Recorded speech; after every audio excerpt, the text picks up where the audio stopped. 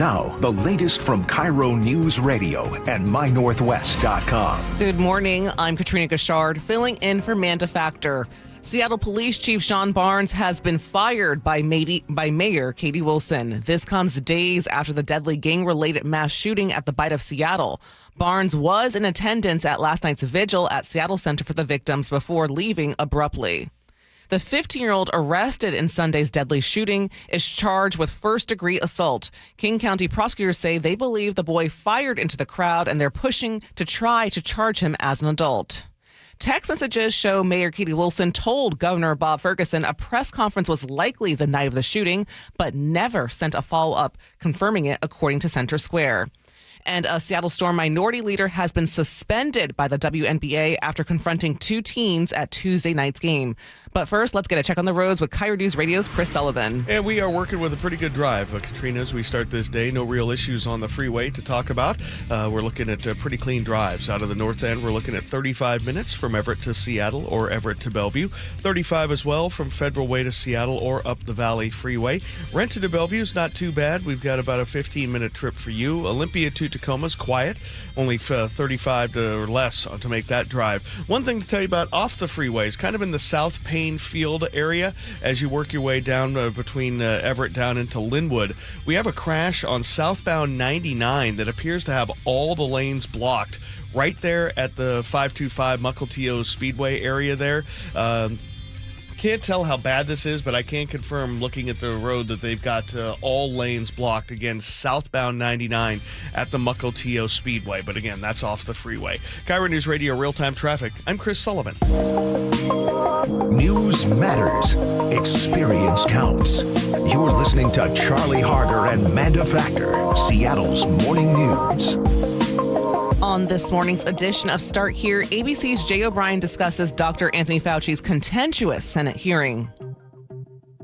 Yesterday on Capitol Hill, Dr. Anthony Fauci was called in to testify before a Senate committee. Do you swear that the testimony you will give before this committee will be the truth, the whole truth, and nothing but the truth? So help you God. Remember, Fauci was perhaps the most closely watched person in the country in the year 2020, as he gave constant updates about the risks of COVID-19. Here, though, he was set to be grilled by Republicans who had long harbored skepticism of his role in the nation's response. When Congress finally asked you in 2024 what science supported that evidence, 6-foot distance rule for COVID, you admitted you were not aware of any studies supporting it. Incredibly, you said the 6-foot rule sort of just appeared. But something interesting happened. Fauci, who was never camera shy, he came on this podcast multiple times at the height of the pandemic, declined to answer questions. He invoked his Fifth Amendment rights throughout. And if he thought that would make this hearing calmer or even boring, that's not what happened. Who the do you think you were for doing that? It is a total disgrace what you did to this country. ABC's Capitol Hill correspondent Jay O'Brien is at the Senate right now. Jay, can you walk me through how this played out? It was not boring, Brad. So Anthony Fauci walks into this hearing room in the Senate Homeland Security Committee. He sits before Rand Paul, Republican senator of Kentucky, the chairman of this committee, who has long criticized Anthony Fauci, who has talked about putting him, in Paul's own words, quote unquote, behind bars. He has said he would like to see that. He's criticized Fauci. He's accused him of mishandling the pandemic, misleading the public about the origins of COVID, all of which Fauci strenuously denies. And so Fauci sits down in front of Rand Paul, and the question is, what is he going to say? And how fiery is this hearing going to get? Because there's no love lost in that room between Fauci and Paul and the other Republicans on the Senate panel and Fauci.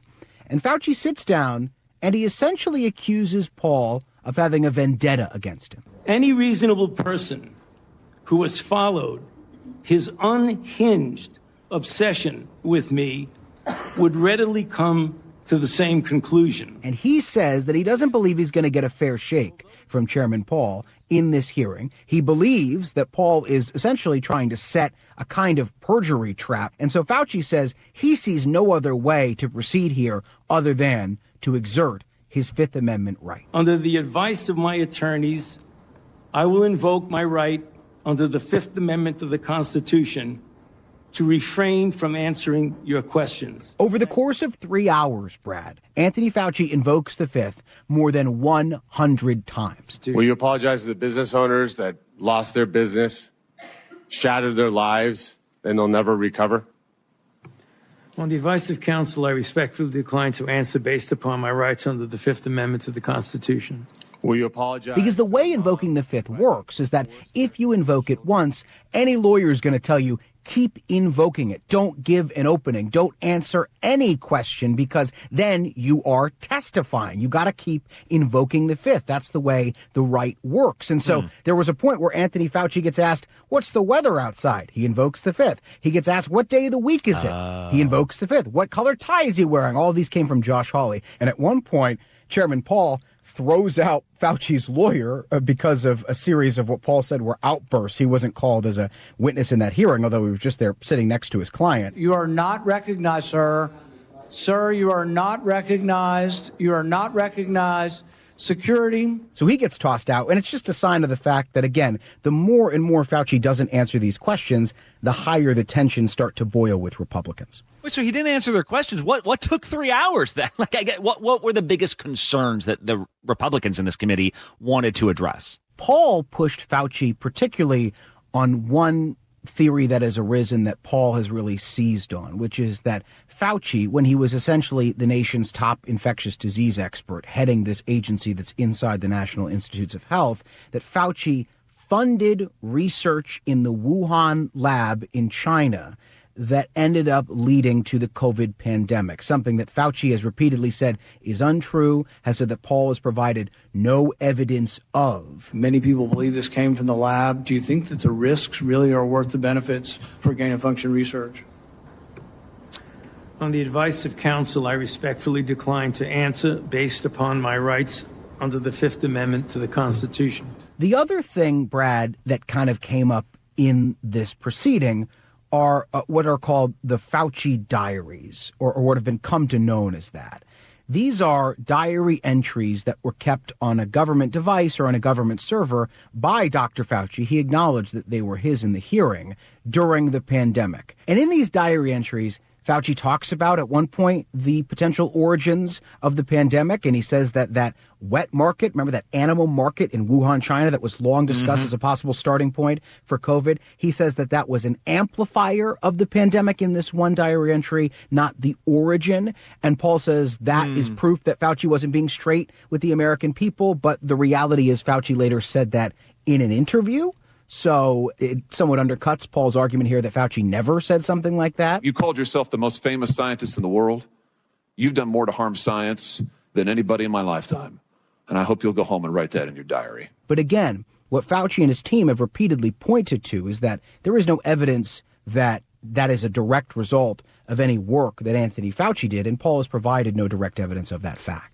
And so, Jay, obviously we didn't learn a lot like from this hearing beyond perhaps like the continued kind of politicization of the COVID pandemic. But I guess if he's worried he could be prosecuted, is that still a possibility, or like other legal pathways that Republicans are exploring with him? And the answer to that is kind of. So first and foremost, Anthony Fauci, remember, has a preemptive pardon from President Biden. It was issued not because of potential criminality, Biden said at the time, but because of concerns about potential political prosecution of Anthony Fauci. And so he's got that preemptive pardon that covers his time in government. Remember, Tony Fauci retired in 2022. And so President Trump even said yesterday that he views that pardon as powerful. The most powerful thing the president has, they say, is the power of pardon.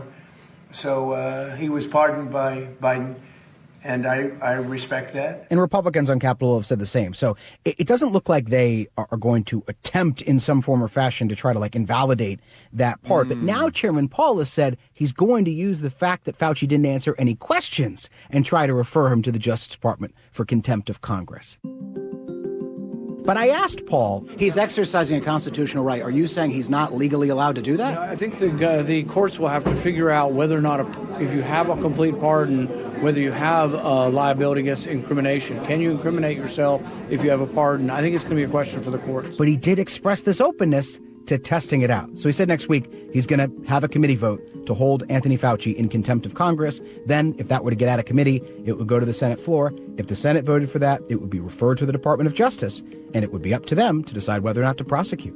And it would be tough for President Trump to argue the Fifth Amendment shouldn't be allowed somehow. Because I remember a case about his business in New York where Trump invoked the Fifth Amendment more than 400 times in a single deposition, so he's no stranger to his rights. All right, Jay O'Brien, thank you so much. Thank you, Brett. Earlier this month, the world seemed to fall in love with BTS once again. The South Korean boy group sang its hit song Dynamite at the World Cup final halftime show. They just released a new album earlier this year, but in many ways, this was their reintroduction to the wider music world. You might remember all 7 members have spent the last few years completing compulsory military service, which might be why they're not backing down from a fight now. You see, for years, the BTS army that comprises its fan base has argued that the group is overdue for a Grammy. They've been nominated several times, but they've never won, which, if you're giving out awards, you might think is a shame. Like, sure, BTS has kind of a sugary pop sound, but it is one of the most popular acts on Earth. You want the Grammys to stay relevant. Well, last month, the Grammys announced they were creating a new category, Best Asian Pop Song. It seemed almost geared toward K-pop fans and BTS's new hit song, Swim. In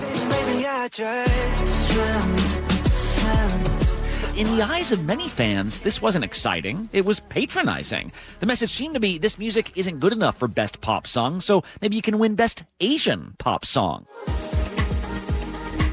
From the point of view of the Recording Academy, this is simply about recognizing the growing landscape of music. There are lots of different genres. Artists would love to win Best Country Album or Best Rap Album. This is why they also just created a Best Latin Song category. Reward the artists.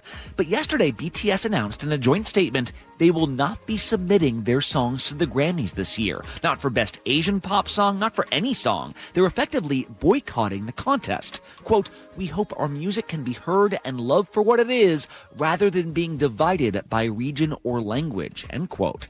It's still an open-ended question as to whether this standoff will spread to other acts or if BTS is now the most battle-hardened among their peers. For your KIRO Newsradio forecast, sunshine and clouds today. Highs will be close to 80. Coming up, a look at the recent interview with Israeli Prime Minister Benjamin Netanyahu. More on ABC's Start Here program next. Your best source for local news, serving Western Washington and the world with a KIRO Newsradio app. Always streaming live on your smart speakers. You're listening to KIRO Newsradio, Northwest News. This hour of Seattle's Morning News is brought to you by Closets by Design Seattle. Choke Points with Chris Sullivan. With Choke Points, we try to answer listeners' questions. It can be as simple as a neighborhood stop sign, or it can be as big as the budget for transportation. I don't care. I'll find the answer for you. It's really easy to get a hold of me at mynorthwest.com. We have a direct link there that gets right to me. You can also do it in the app. You can hit me up on the text line. Choke Points, presented by Carter Subaru. Tuesdays and Thursdays on KIRO News Radio 97.3 FM. Our founders believed that freedom wasn't just a word. It was a way of life. The freedom to move forward, the freedom to pursue what matters most, the freedom to live fully. But aging has a way of taking those freedoms away. That's why there's Longevity Medical Clinic. John Curley here. My best move was becoming a patient of Longevity Medical Clinic years ago, and second best move, getting my wife Nicole to join me this year. Stop guessing and start working with a doctor who knows your goals and get personalized care designed around you, not the average patient. Discover what's holding you back and what can help you thrive with longevity. Aging is natural, but some of the effects are undesirable, and you don't want to have to just accept it. So this year, as we celebrate 250 years of freedom, ask yourself a simple question. Are you living with the freedom you deserve? Get real answers about your health and get your free health analysis at Longevity Medical Clinic. Find out more at lmclinic.com. I like it hot. Beg your pardon? Can you make it hot for me, Dan? I think so. Half heated ain't hot enough. No. That's why I called you. Apollo Plumbing. Yeah, my sorry old water heater. Oh. Ain't getting me the hots anymore. You want hot water. That's what I said. That's what we do at Apollo Plumbing. And you're ready? Right now. When can you? How about today? Same day? We'll have you in hot water tonight. Clever. How about an upgrade? A tankless water heater would mean endless hot water. Now you're cooking. That's just for starters. Starters? How about we make it a worry-free water heater? Worry-free? Wrenchie's worry-free warranty. Which covers? Repair, service, all included. And when it wears out? Apollo replaces it. No extra charge? Nothing. Nil? Nada. As an Apollo A-list member, you're covered. And payments? To fit your budget with approved credit, of course. And I'm hot again. Worry-free. That's for me. We're on our way. Thanks for making it hot. We're ApolloPlumbing.com. Olympic Hot Tub has more ways than ever to achieve total wellness at home. Immerse yourself in a saltwater hot spring spa and let jets melt stress away. Enjoy a refreshing swim in an endless pool swim spa. Retreat to healing warmth and detox in a Tilo sauna. Then awaken mind and body with a cold plunge. You'll be saying, ah, in no time. Your path to wellness starts today at Olympic Hot Tub. Current specials with exciting savings at OlympicHotTub.com. Better you, better life. Hey, how's your money situation? Are you ready for retirement? Well, if you want to know what the pros are doing to make wealth multiply and retire like royalty, then you need to listen to this show, Sound Path Through Retirement, with Ben Koval and Matt Leibarger. Get your money right and tune in every weekend, Saturdays at 10 a.m. and noon on KIRO Newsradio 97.3 FM. Bringing you Seattle's morning news since 1974, this is KIRO News Radio. Back to ABC's Start Here program. ABC's Lindsay Davis recounts a recent sit-down interview with Benjamin Netanyahu. There have been reports this week that President Trump is growing more and more frustrated by the situation in Iran, asking advisors what his options are, only to be told there aren't great ones. In the meantime, Iran is still waging war in whatever ways it can. Earlier this week, they launched strikes on U.S. troops. Last night, the Trump administration threatened to strike back. This is a status quo no leader would be satisfied with. But then, critics say, there's Benjamin Netanyahu. I think there's a common consensus that this regime must not acquire nuclear weapons. The Israeli prime minister championed this war, publicly arguing for American intervention. The president himself said this week that Netanyahu wants the U.S. to stay involved. But what exactly is Netanyahu pressing Trump for? And 5 months into battle, what are his motivations? Well, yesterday, Benjamin Netanyahu sat down with ABC's Lindsay Davis, the anchor of ABC News Live Prime. So let's go to her now. Lindsay, this is such a unique moment for Israel because Netanyahu came to Washington to pay respects to Lindsey Graham, but let's be honest, also to meet with Trump at the White House and perhaps to shore up support from the American public. What is his overall message here? You know, what's interesting, this is the first time that President Trump and Prime Minister Benjamin Netanyahu are actually meeting in person since the war began with Iran. Remember, a war that they both estimated would potentially take 4 to 6 weeks, and now we are in excess of 5 months of this war in Iran without any potential for resolution in sight. And what's really interesting is that what has been clear is that both of them have different assessments of the ultimate outcome and how at least it'll be achieved, right? President Trump has suggested that he's really looking for a diplomatic solution, and he has said multiple times that Iran really wants to make a deal. Mm-hmm. Prime Minister Netanyahu says he's not so sure. In fact, his actual words was he's skeptical. Well, I don't know if it's unlikely, but I'm skeptical about Iran's mode of operandus. I mean, the method of operating. They always lie, they always cheat, and they always play for time. Could that, with sufficient pressure, diplomatic, economic pressure, could that change? Give it a try. But he insists that he wasn't here to try to convince President Trump to resume attacks on Iran. He described that, as a matter of fact, as a caricature of their relationship. When you met with President Trump at the White House, did you try to persuade him to resume attacks on Iran? Actually not. That's the caricature, the cartoon picture. That is not true. We actually analyzed all three possibilities, and I thought we did it in an open way between friends and allies, and it's his decision. he strongly pushes back on critics who say that he in any way misled President Trump just to get the U.S. involved in this war with Iran. In fact, he described it when I asked him, President Trump on July 4th told an Axios reporter that referring to President Netanyahu, who the boss is. But the truth is, we're partners. We're allies. He's the senior partner. It's the United States of America, let's not forget. And I'm the junior partner, but I'm the Prime Minister of Israel. And when I have to stand up for the interests of my country and the security of my country, I do so. So he says President Trump does what President Trump wants to do. Well, and it's one thing for him to say, like, I didn't direct the president on what he should do, but he clearly had a thought of what he wanted to happen and what he thought would happen if the U.S. intervened. Does he think he got those predictions or, those perceptions right? When I asked him, basically, we did have New York Times reporting that suggested that prior to the war, that Netanyahu had said to President Trump, look, they're going to run out of missiles. There is a possibility that we could have regime change, and that the likelihood is that we'll be able to do it without Iran having this chokehold on the Strait of Hormuz. Ultimately, he says, look, I wasn't sure that they would actually play that hand and effectively try to shut down the oil supply for the entire world. But he thinks that that's an issue that can be skirted. After this war is over, I don't think the straits are going to be that powerful a leverage, because people will move the energy pipelines out of the straits to the Red Sea, from there to Israel and the Mediterranean. We can unblock this choke point.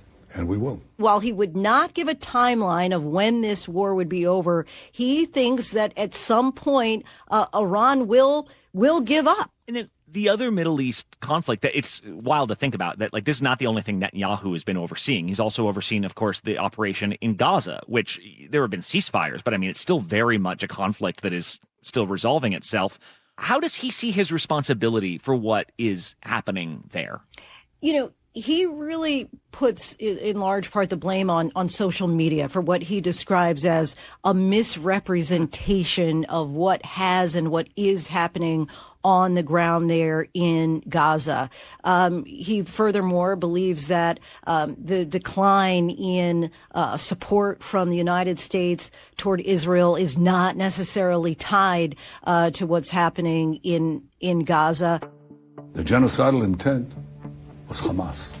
They wanted those civilians killed so they can go on TV or go to the corrupt International Criminal Court and accuse us of war crimes. But that's not us. He said definitively that he doesn't believe in a Palestinian state. He really holds Hamas squarely responsible for the civilian deaths. He holds the condition that Gazans continue to live in. He says that Hamas has to bear that culpability. Really interesting interview. Lindsay Davis, glad you got the chance to sit down with him. Thank you so much. Brad, thank you. For your KIRO News radio forecast, a mix of sunshine and clouds today. Highs will be close to 80. Right now, it's about 55 in downtown Seattle. Coming up, Charlie Harger with a commentary. Seattle's revenue is up 40% since 2019, but your income probably isn't. He has a deep dive on that next. Dear Ursula, I have a group of friends who have bonded over... Hi, I'm Ursula Voitin from The G and Ursula Show, and I'm launching a new podcast called Ask Ursula. This is your space. Real life, real questions, whether it's about family, friendships, love, and yes, even the fun stuff like travel and finding your signature scent. Hit me up and ask your questions at mynorthwest.com/Ursula. I look forward to connecting with you. At mynorthwest.com and the G and Ursula YouTube channel. Holy smokes, I can see. Hey, everybody, it's Rick Riz, and I just had refractive lens exchange from K2 Vision, and it's amazing. K2 Vision RLE means no more readers or glasses for me. Plus, I'll never get a cataract. Now, when I call a game, you won't see those readers dangling from the end of my nose to see the field and then my notes. I only wish I had done it sooner. It's like seeing a whole new ball game. K2 Vision RLE was quick and painless, over in just minutes, and I knew I was in great hands. The K2 Vision RLE team has done over 150,000 lens procedures. You can trust their stuff. K2 Vision RLE is my permanent solution to a lifetime of great vision. It could be yours too. Enjoy life's good years without readers, glasses, contacts, or cataracts. Get your free Zoom consult now at K2VisionRLE.com. Then you can make the same call I did. Goodbye, glasses. K2VisionRLE.com. Bonneville, Seattle, and KIRO News Radio are looking for organizations that regularly distribute information about employment opportunities to job applicants or have job applicants to refer. If your organization would like to receive notifications of job vacancies, please notify Human Resources at 1820 Eastlake Avenue East, Seattle, Washington 98102, or email us at seattlealljobs@bonneville.com or call 206-726-6902. Bonneville is an equal opportunity employer. I'm spending my summer in a new Subaru Forester Touring Hybrid from Carter Subaru, and yes, I am officially spoiled. It is so comfortable, and as my first hybrid, the timing couldn't be better with the high gas prices. And for a limited time, you can also get a 2026 Subaru Crosstrek starting at 1.9% APR. Carter Subaru in Ballard, Shoreline, or cartersubaru.com. On approved credit, subject to vehicle insurance and availability. A documentary service fee may be added to the sale price or capitalized cost. See dealer for details. Valid through 7/31/26. So, how's your research going? Surprising. After I figured out the top-rated TVs in our price range, I went shopping for deals. And who's the best? It wasn't the internet, and it wasn't the warehouse club. But? It was video only. They had better deals on the Samsung, LG, and the Sony TVs that got the highest scores. Better than online and at the club? I know! Video only beat them all. And now we can afford an even better model for the same price. My research really paid off. If we buy it video only. Exactly. Otherwise, we'll be sorry. At Video Only, you won't find huge stores with refrigerators or microwaves, but you will find the best deals on top-rated TVs, soundbars, and monitors. Shop around. Just make sure you visit Video Only, because if you don't, you'll be sorry. In South Center, Bellevue, Linwood, Federal Way, and Tacoma, Video Only. What if you could have the most reliable fiber-powered Wi-Fi? And get this, what if you could keep it at the same price for 5 years guaranteed? Now through August 24th, new Xfinity customers can get our best price on gig Wi-Fi this summer before it disappears. Just $50 a month for 5 years. No annual contracts, no hidden fees, and our best equipment included. Plus, get online in minutes with same-day Wi-Fi. It's Wi-Fi that finds and fixes problems before you even notice them. Like super intelligent Wi-Fi with a sixth sense. Plus, it keeps you protected from online threats. And get Peacock Premium included for 2 years. Lock in your price and unlock the possibilities. Get it now at Xfinity.com. Xfinity. Imagine that. Restrictions apply. Requires paperless billing and autopay with stored bank account. Taxes and fees extra. Speeds vary. Use of fiber coaxial cable. Learn more at Xfinity.com/same-day Wi-Fi. It's the best time of the year at Staples, with back-to-school supplies as low as 25 cents, up to 40% off select tech and more at staples.com/back-to-school. KIRO News Radio is giving you a shot at 4 tickets to see the Seahawks in their preseason home opener, Saturday, August 15th. To enter, open the KIRO News Radio app or visit mynorthwest.com/win for details. You can enter once per day, so the more you enter, the better your chances. Enter daily from July 28th through August 3rd. Full details and rules at mynorthwest.com/win. That's mynorthwest.com/win.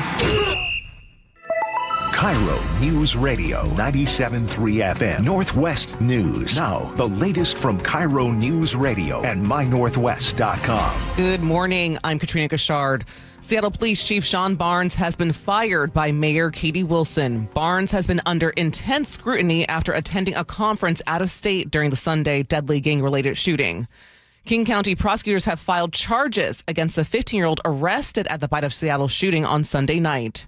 He's charged with first-degree assault. Casey McNerthney in the King County Prosecuting Attorney's Office says police believe they can show that he fired shots into the crowd.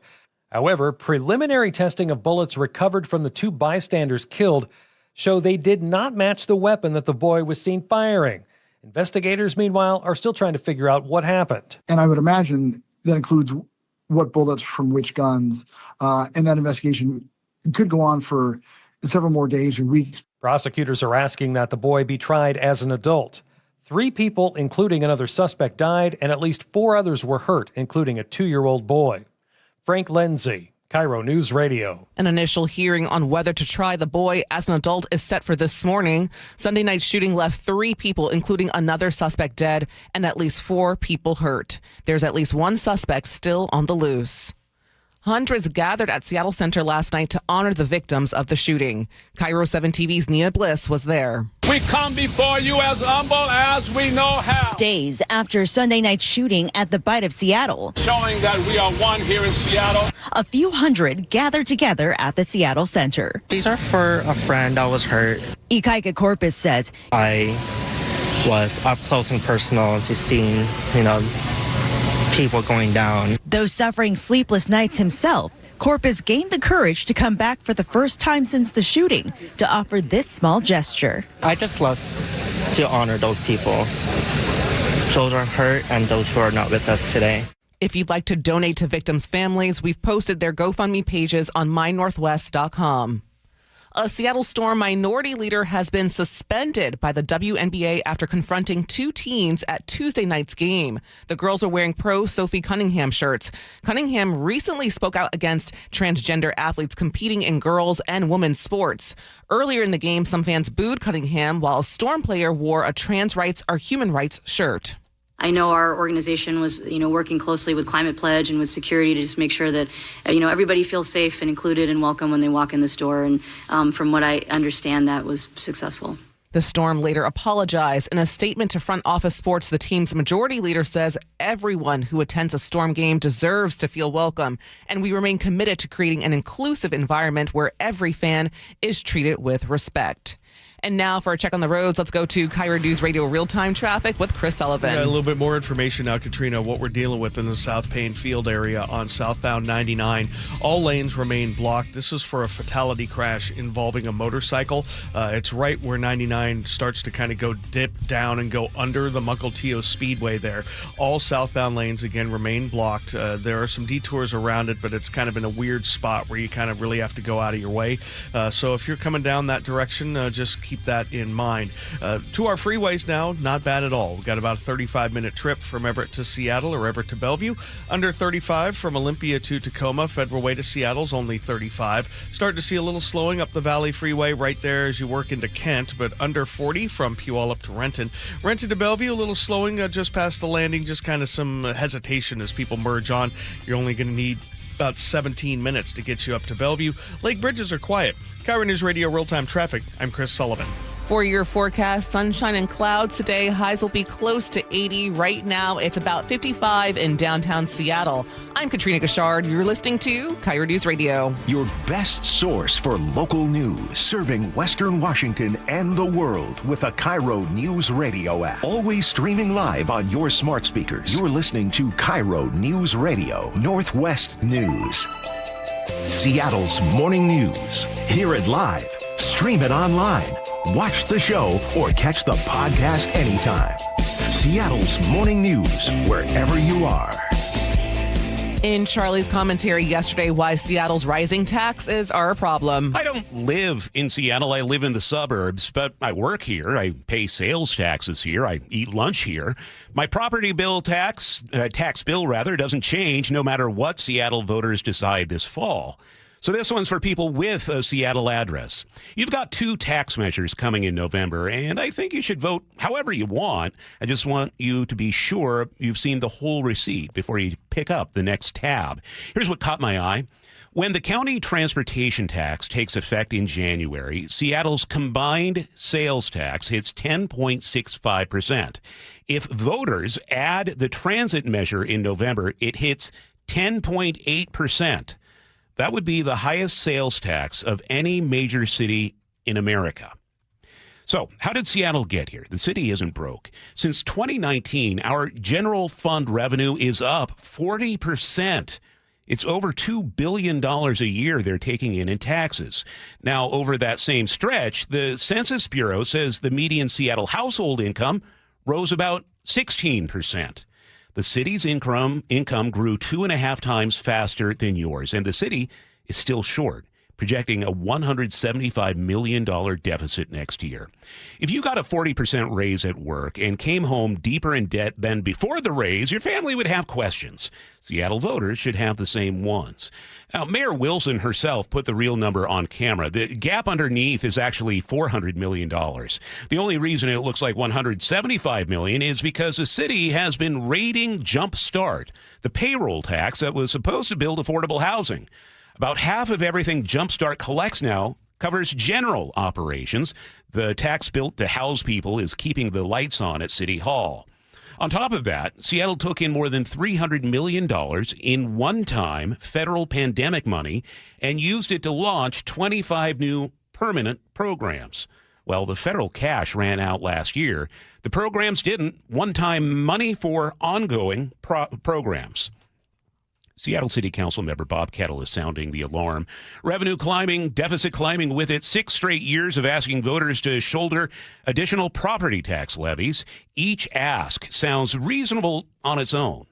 Kettle proposed fixes, budget from priorities instead of rolling over last year's spending, ask whether the city needs to be in every line of business it's currently in, rework the payroll tax so it stops sending employers to Bellevue. Now, look at two Tuesdays this month. On July 14th, the council unanimously expanded utility discounts to 31,000 more low-income households. A week later, though, the council unanimously approved back-to-back city light rate hikes, 9.5%. It'll go up 2 years in a row, about $20 more a month than $20 more a month once both take effect. You raise the price for everyone, hand a coupon to a few, and file it under affordability. The transit measures defenders make a fair case. About $29 a year is all it will cost for the median household. Tens of thousands of additional bus trips. Councilmember Rink says good transit lets families skip car ownership. Well, she's got a point. But $29 for transit sits on top of new electric rates, on top of a new library levy, on top of 6 straight years of property tax levies, on top of the highest sales tax of any major city in America. And all of this lands on a household where groceries are up 33% since 2019. The rent keeps climbing, and the paycheck hasn't kept pace. Each one is a little. Together, it's a lot. Again, vote however you want. I mean that. But nobody at City Hall is going to hand you a calculator.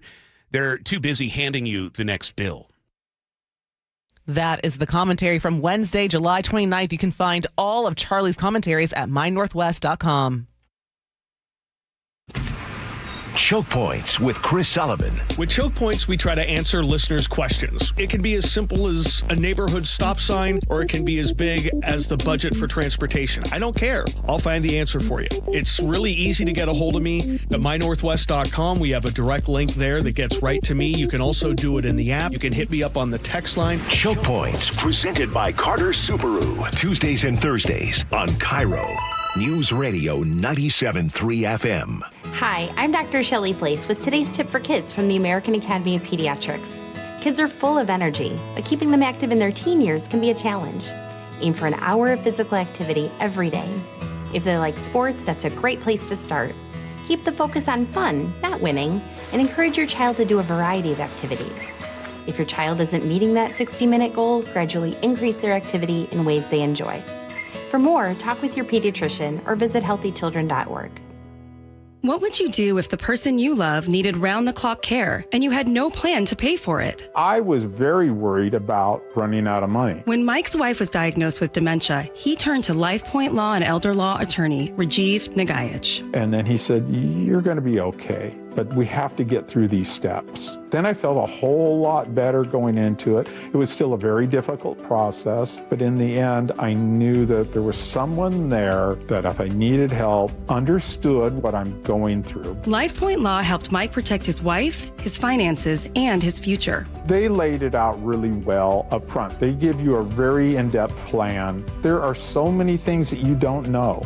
I could never have done it on my own.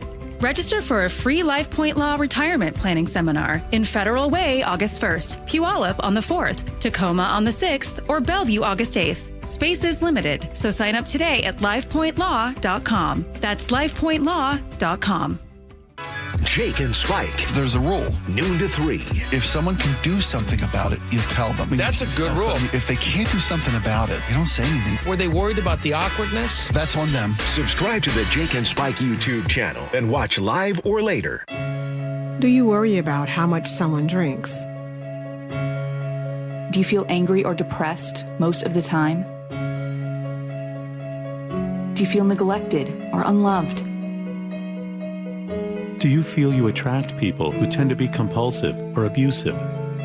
Do you have money problems because of someone else's drinking?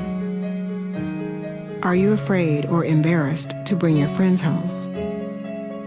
Do you feel that if the drinker loved you, she or he would stop drinking?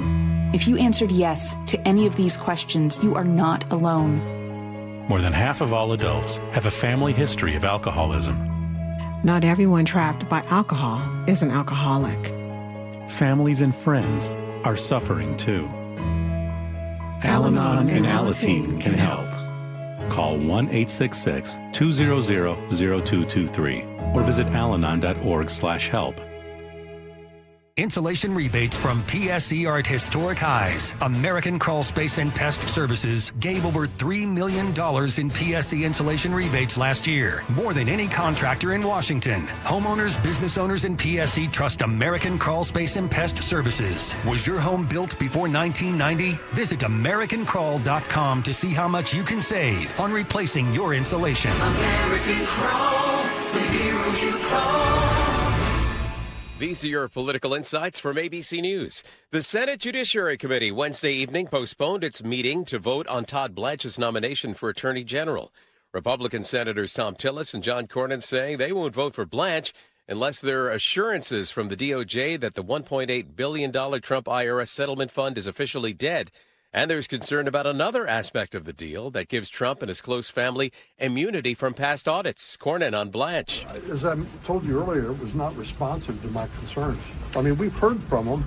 It's just that they refused to commit to writing what he testified to under oath. While it lacks enforcement power, the Senate unanimously approved a resolution expressing the Senate's belief that Ghislaine Maxwell, the convicted co-conspirator of the late sex offender Jeffrey Epstein, should not receive a presidential pardon or any form of clemency. President Trump has not signaled he plans to pardon Maxwell, although he has not categorically ruled out clemency. Dave Packer, ABC News.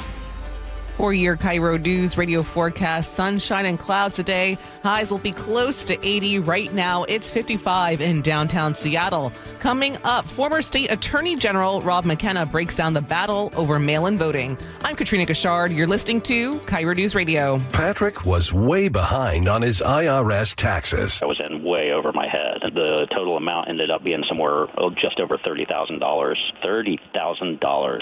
Then the IRS came to collect. Started getting letter after letter. A lien had been filed against me. They were going to basically hang me completely out to dry. He had to do something. That's when I reached out to Optima Tax Relief. Patrick's life quickly got a lot easier. It was very easy, pretty much hands off. They picked up the ball and ran with it. And how'd it go? I couldn't believe it. I had to ask 2 or 3 times. I saved an incredible amount of money. How does Patrick feel about Optima? Couldn't be happier. They definitely helped me. Optima Tax Relief, the best place to call. They're the best in the business. Do what Patrick did and call Optima Tax Relief for a free consultation. Call 800-343-6460. 800-343-6460. 800-343-6460. Optima Tax Relief.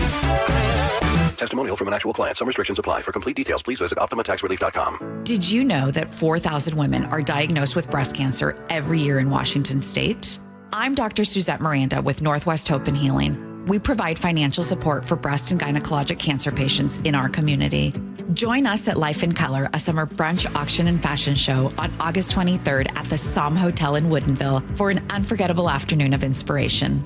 Get your tickets now for Life in Color on August 23rd at nwhopeandhealing.org. That's nwhopeandhealing.org. Are you curious about who offers the best deals on top-rated Samsung, LG, and Sony TVs? The answer is surprising. It's not online, and it's not the warehouse clubs. The best deals on top-rated TVs are at Video Only. Don't believe it? Then check out the trade-in deals at Video Only. How about $500 for your old TV? Try doing that online. Before you buy that new TV, drop into Video Only. If you don't, you'll be sorry. For more than 50 years, the voice Seattle trusts. This is Seattle's Morning News on KIRO Newsradio.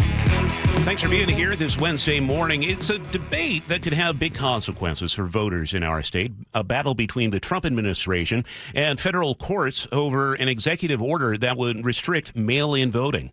Multiple courts ruling that President Trump's executive order is unconstitutional. But yesterday, a federal appeals court ruled that the Trump administration can implement the order. So a lot to unpack here.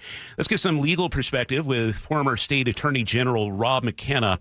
Rob, bring us back. What is this order all about, and what is the controversy?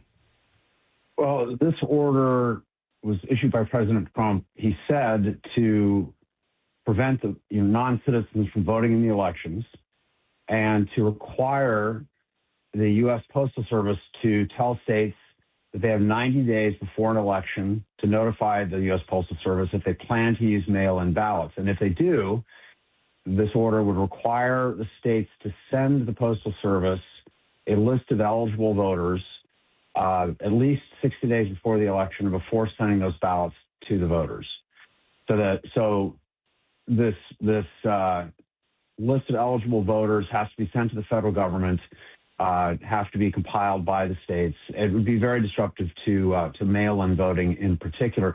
And also, this is the executive order that would require the Department of Homeland Security to compile lists of voting-age citizens living in each state and then provide that information to state officials 2 months before the federal election. So, this is an attempt to ensure election integrity according to the administration, but it's an attempt to suppress votes according to the order's opponents. And so this has gotten a mixed reception from courts. What have the rulings been? Well, we've just had a three-judge panel on the first U.S. Circuit Court of Appeals agree with the lower court ruling that you and I discussed last month that blocked the order because the U.S. Constitution gives states, not the president, authority to administer elections. So, this reminds me of the case we talked about from Louisiana, where the issue is whether mail-in votes have to be, received by the voting officials on election day or earlier. And there, a majority of the courts sided with the states, saying, no, you can have mail-in ballots arrive after the election as long as they're postmarked by the election.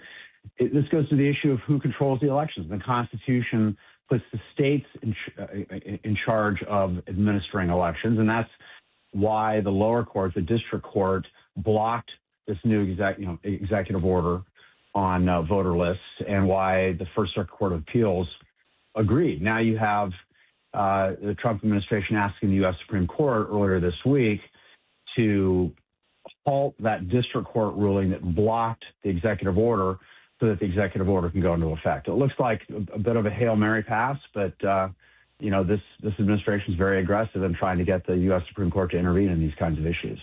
When there was that discovery, I think this was in New Jersey a week ago, that there were hundreds, if not like 1,000 or so, people who were not citizens who were mailed ballots, and some had illegally cast ballots. Does that complicate things, Rob?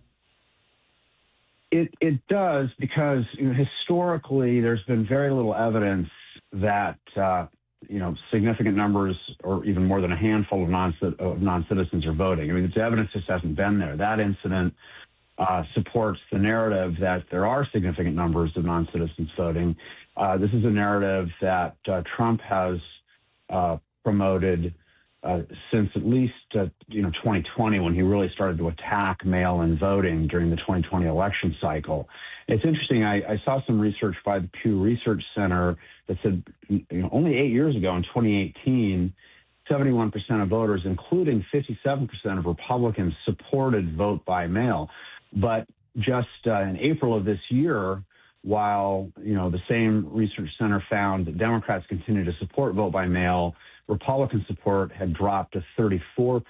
So the president's narrative, and then bolstered by, that story out of New Jersey and similar stories when they exist, definitely undermines, at least Republican support for vote by mail. Now, I've talked to plenty of campaign strategists over the years. Your buddy Randy Pepple tells me everybody who is an eligible voter, they are certainly on a list that is available to the public. Is that right? Yes, because, states maintain voter registration databases that are public records.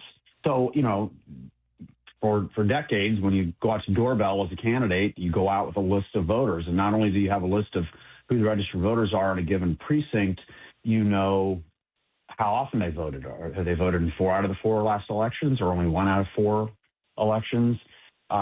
You've got their name, you've got their address, you have the date they first registered to vote. That's all public information. We don't hide that information. So, what the administration wants to do is match voter registration lists against federal lists that would indicate whether someone is a citizen or not, in order to try to identify people who are registered to vote, but according to the federal government anyway, are not eligible to vote because they're not citizens. That's the goal of this the executive order. Okay, this will be something to watch. Is this going to wind up? We've talked about the shadow docket on the Supreme Court. Is this something they might do in the off season? Very shadowy, yes. No, it is going to be on the shadow docket. Right? We're talking about, basically an emergency appeal to the Supreme Court to block a district court restraining order, an injunction, and to lift it. Now, that will leave the underlying constitutional question of whether the executive order is constitutional, to a full-on trial at the district court and then appellate process. But, that'll take at least a year. And the administration is trying to get this new regime in place by, this fall's midterms for obvious reasons. So I guess the lesson today is, if at one point in your life you had Rob McKenna knocking on your door and asking for a vote, he knew that you had voted before and was really eager to try to earn your vote this time around. Exactly right. Yeah, a lot of people would be surprised that that information was public, but it is. When you register to vote, that is information that is a public record because voting is supposed to be at least in terms of who's voting, is supposed to be public. Not how they vote, but who they vote and how often they voted. Absolutely. You never knocked on my door, Rob. I was too shy. I was the famous Charlie Harger. I can't bother Mr. Harger. You were busy in the shadows. Exactly. I was out in the hot sun. Let me tell you, and a lot of, like all of us who've gone out doorbelling will tell you, we all have war stories about dogs, including the dog that came running full tilt at me and slammed into a screen door. That's the only thing that stood between me and the dog. And we all have stories like that, but no shadows, just a lot of sun and a lot of Gatorade. All right. Former State AG Rob McKenna. We'll check in with you next week, Rob. Thanks. Thanks, Charlie. Take care. For your KIRO News Radio forecast, we've got some low clouds over us this morning, but sunshine is on the way for this afternoon. Highs will be close to 80. Right now, it's 55 in downtown Seattle. Coming up, KIRO News Radio's Luke Ducey reports on the push from state Republicans to lower the price of gasoline. You're listening to Seattle's Morning News. I'm Katrina Gashard. Choke Points with Chris Sullivan. With Choke Points, we try to answer listeners' questions. It can be as simple as a neighborhood stop sign, or it can be as big as the budget for transportation. I don't care. I'll find the answer for you. It's really easy to get a hold of me at mynorthwest.com. We have a direct link there that gets right to me. You can also do it in the app. You can hit me up on the text line. Choke Points, presented by Carter Subaru. Tuesdays and Thursdays on KIRO News Radio 97.3 FM. At the Boy Scouts of America, our oath remains. A Scout pledges to be kind, helpful, and brave. We're committed to providing a safe and welcoming environment where Scouts can establish the foundations of character that will last a lifetime. Our approach ensures the Boy Scouts of America is building the youth of today into the leaders we'll turn to tomorrow. The Boy Scouts of America. Building character is in our nature. Visit scouting.org to learn more about Scouting. KIRO FM and HD1 Tacoma, Seattle. Your best source for local news. KIRO Newsradio Northwest News. How sweet it is! 50 seasons of moments. 50 seasons of legends. A once-in-a-lifetime event. Join Mariners past and present at T-Mobile Park August 7th through 9th for 50 Season Celebration Weekend. The festivities begin Friday with a post-game slugfest, the Alumni Home Run Derby featuring Ichiro and other former Mariners sluggers, presented by Muckleshoot Casino Resort. Saturday will be a showstopper. 50 Season Celebration Night presented by Daktronics. Arrive early to witness the biggest gathering of franchise icons ever assembled as the 50 greatest Mariners from across all 5 decades are revealed. It just continues. The weekend wraps up on Sunday with a collectible 50 Seasons pin giveaway thanks to KeyBank. Seats are going fast. Get yours at mariners.com/tickets. Not completing high school is more of a social thing than it was an academic thing. Even though all these years have passed, I still had that longing to have my diploma.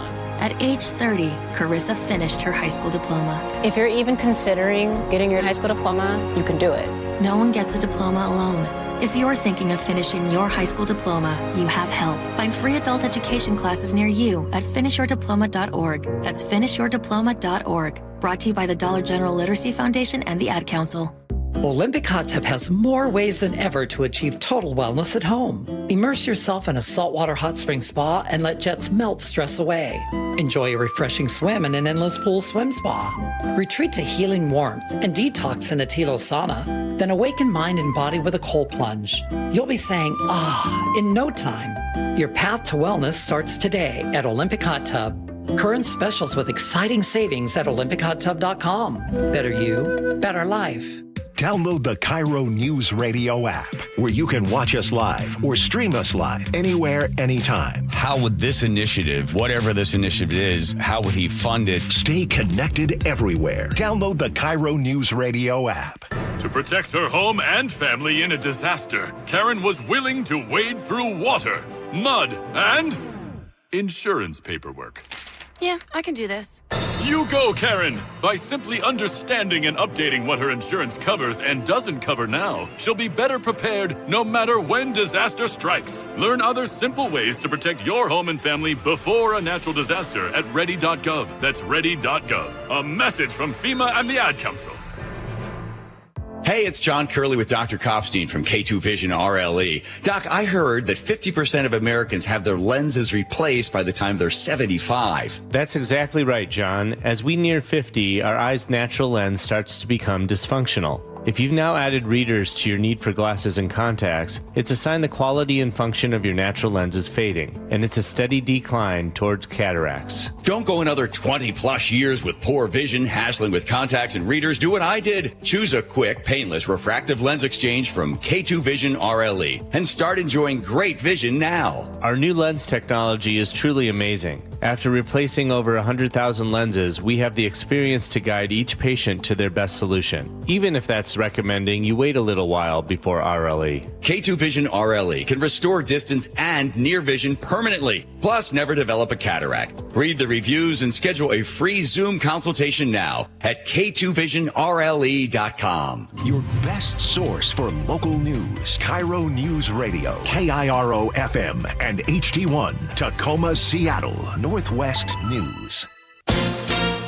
ABC News, I'm Sherry Preston. Attacks from both sides in the Middle East, with the U.S. striking Iranian targets and Iran hitting back. ABC News senior political correspondent Rachel Scott is at the White House. The U.S. launching retaliatory strikes against Iran. The Pentagon calling it a powerful response after the regime targeted American forces in the region. We're going to be hitting them very hard because it's our turn to hit them. They know it's coming. They're asking us not to do it. The war only escalating across the Middle East.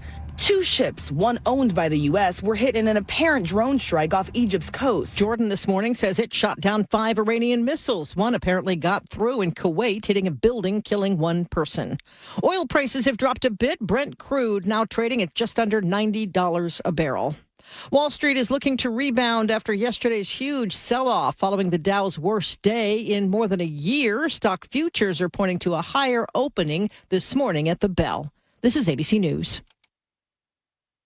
With just weeks until the fall semester begins, hundreds of prospective students at Howard University remain in limbo. The school says it unenrolled more than 500 freshmen who missed tuition and financial aid deadlines last week. Many of the incoming students say they never received notifications of the critical July 10th deadline until it had already passed. However, interim Howard president Dr. Wayne Frederick says, I can imagine the enormous pressure it puts everyone under. The reality is, though, over 2,200 students and families did exactly what we expected them to do and followed the policies and procedures and met the deadline, which means that I feel that our communication was pretty comprehensive. A public library in coastal Australia has had a book returned 150 years late. A man recently found it during home renovations. If they had charged the fine, which they won't, it would have been more than $19,000. Sherry Preston, ABC News. 6:02 Thursday morning. Here's what's happening. Seattle Police Chief Sean Barnes is out. Multiple sources tell KIRO Newsradio Mayor Katie Wilson fired Barnes last night, just days after the Bite of Seattle gang shooting. Luke Ducey will have more in a moment.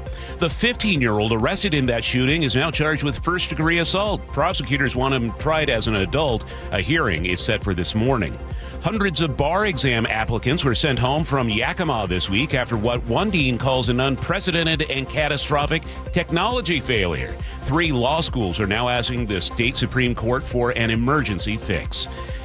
Time to check traffic. We do that every 10 minutes, and we start off with a tough note in the north end, Sully. Yeah, we've actually had 2 fatal crashes overnight, but this one is still active. This is southbound 99, right there where it dips under the Mukilteo Speedway. They're kind of in the South Payne Field area in the transition between Everett and Linwood.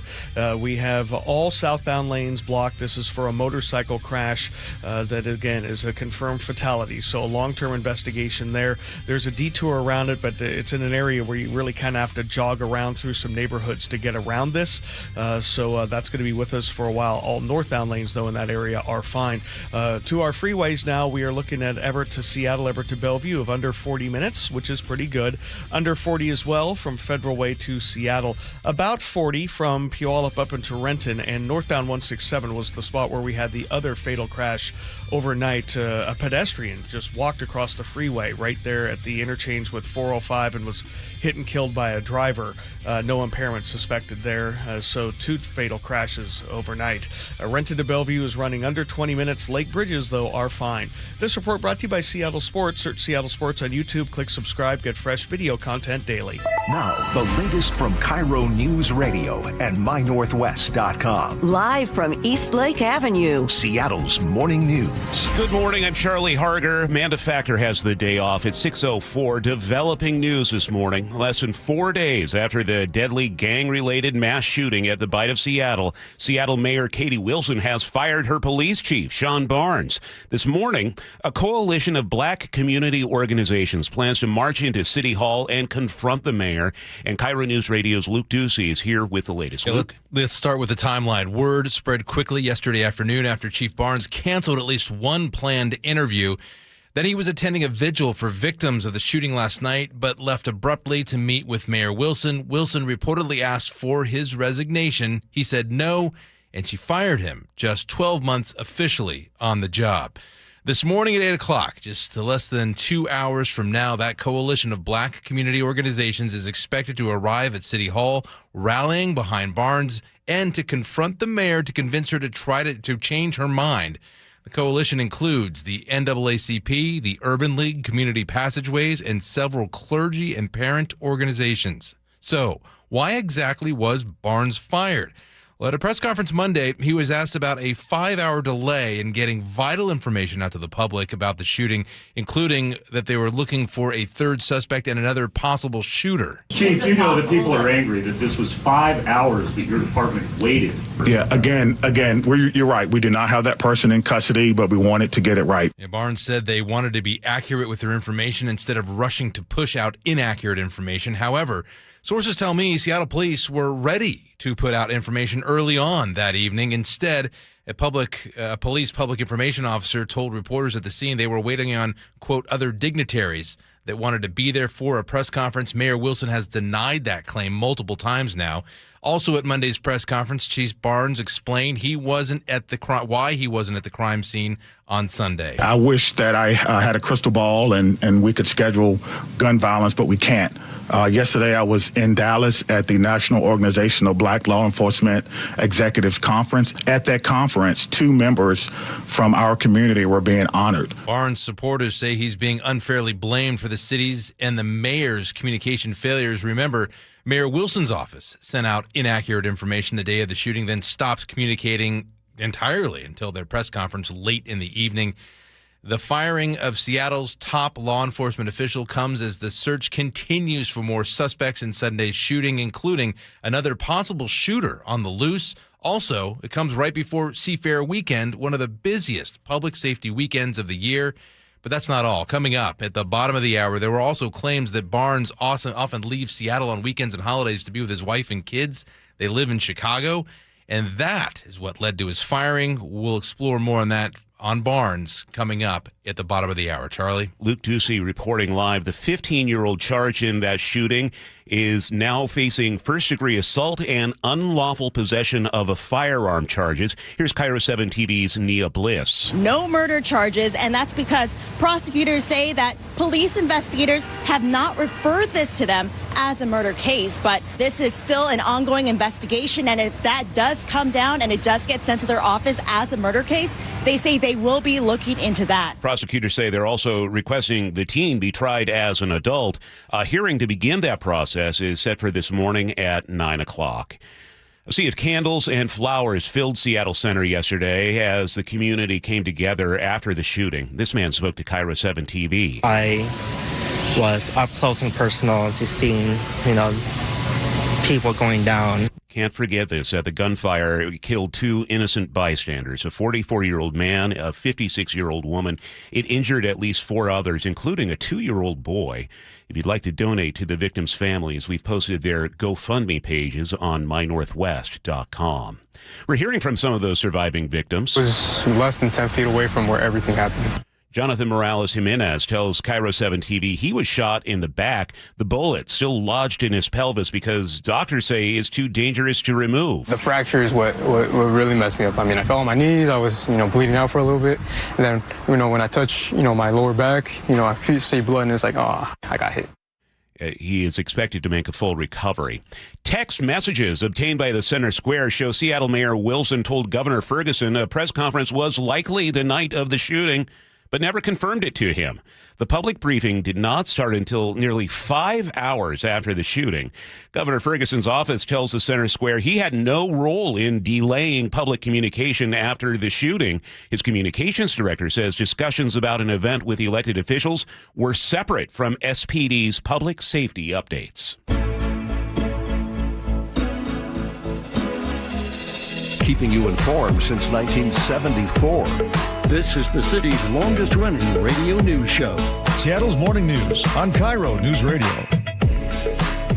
Always a tough one, Chris, making a judgment call on whether to announce the SPD chief has been fired. There is no official announcement from City Hall. Nothing from Seattle Police Department. And so we have several sources who have confirmed this with us. You'll note other news organizations are kind of being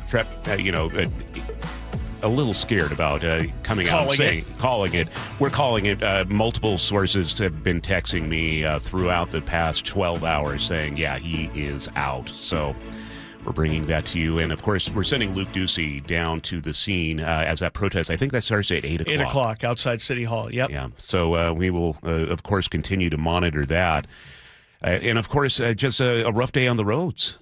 Yeah, 2 fatal crashes in the last 12 hours. One still active. The one on 167, the person was driving northbound going to the transition to 405, and a person just walked out of the bushes right in the person's path. The pedestrian died, and then this one up in the Payne Field area is a motorcyclist. Don't have a lot of information on that. Just a tragic night on the roads, too. It's been a rough month. Yeah, it sure has. And it's only been 4 days. Yeah. Well, this hour of Seattle's Morning News is sponsored by American Crawl Space and Pest Control. And you do have a choke point, a lot lighter note. Yeah, we're going a little light. It's Seafair weekend. A couple people, they keep asking me about the road closures for the Blue Angels that don't happen anymore. So I thought I'd give a little history lesson and maybe an idea of how to catch the Blues if you're really quick at looking your head around on the swivel really quickly. So we'll bring that up here in a couple minutes. Okay, and we'll also have Jim Ryan from ABC News on the national pushback on flock cameras. Speaking of the Blue Angels, they are flying those FAA Super Hornets over Lake Washington Friday through Sunday. I think they'll be doing training flights starting today. Melissa Burns is an aerobatic pilot and 22-year air show veteran. She got a ride along with the Blues yesterday. By sharing that flight experience, we're getting to really inspire that next generation of aviators, which is what I am all about. You will see them and hear them starting a little later today. A Seattle Storm minority owner has been suspended by the WNBA after confronting two teenage fans at Tuesday night's game. The girls were wearing pro-Sophie Cunningham shirts. Cunningham recently spoke out against transgender athletes competing in girls' and women's sports. Earlier in the game, some fans booed Cunningham, while a Storm player wrote, "Trans rights are human rights" on a shirt. Here's Storm head coach Sonia Rahman. I know our organization was, working closely with Climate Pledge and with security to just make sure that, everybody feels safe and included and welcome when they walk in this door. And from what I understand, that was successful. Storm later apologized. In a statement to Front Office Sports, the team owner, the majority owner, says everyone who attends a Storm game deserves to feel welcome, and we remain committed to creating an inclusive environment where every fan is treated with respect.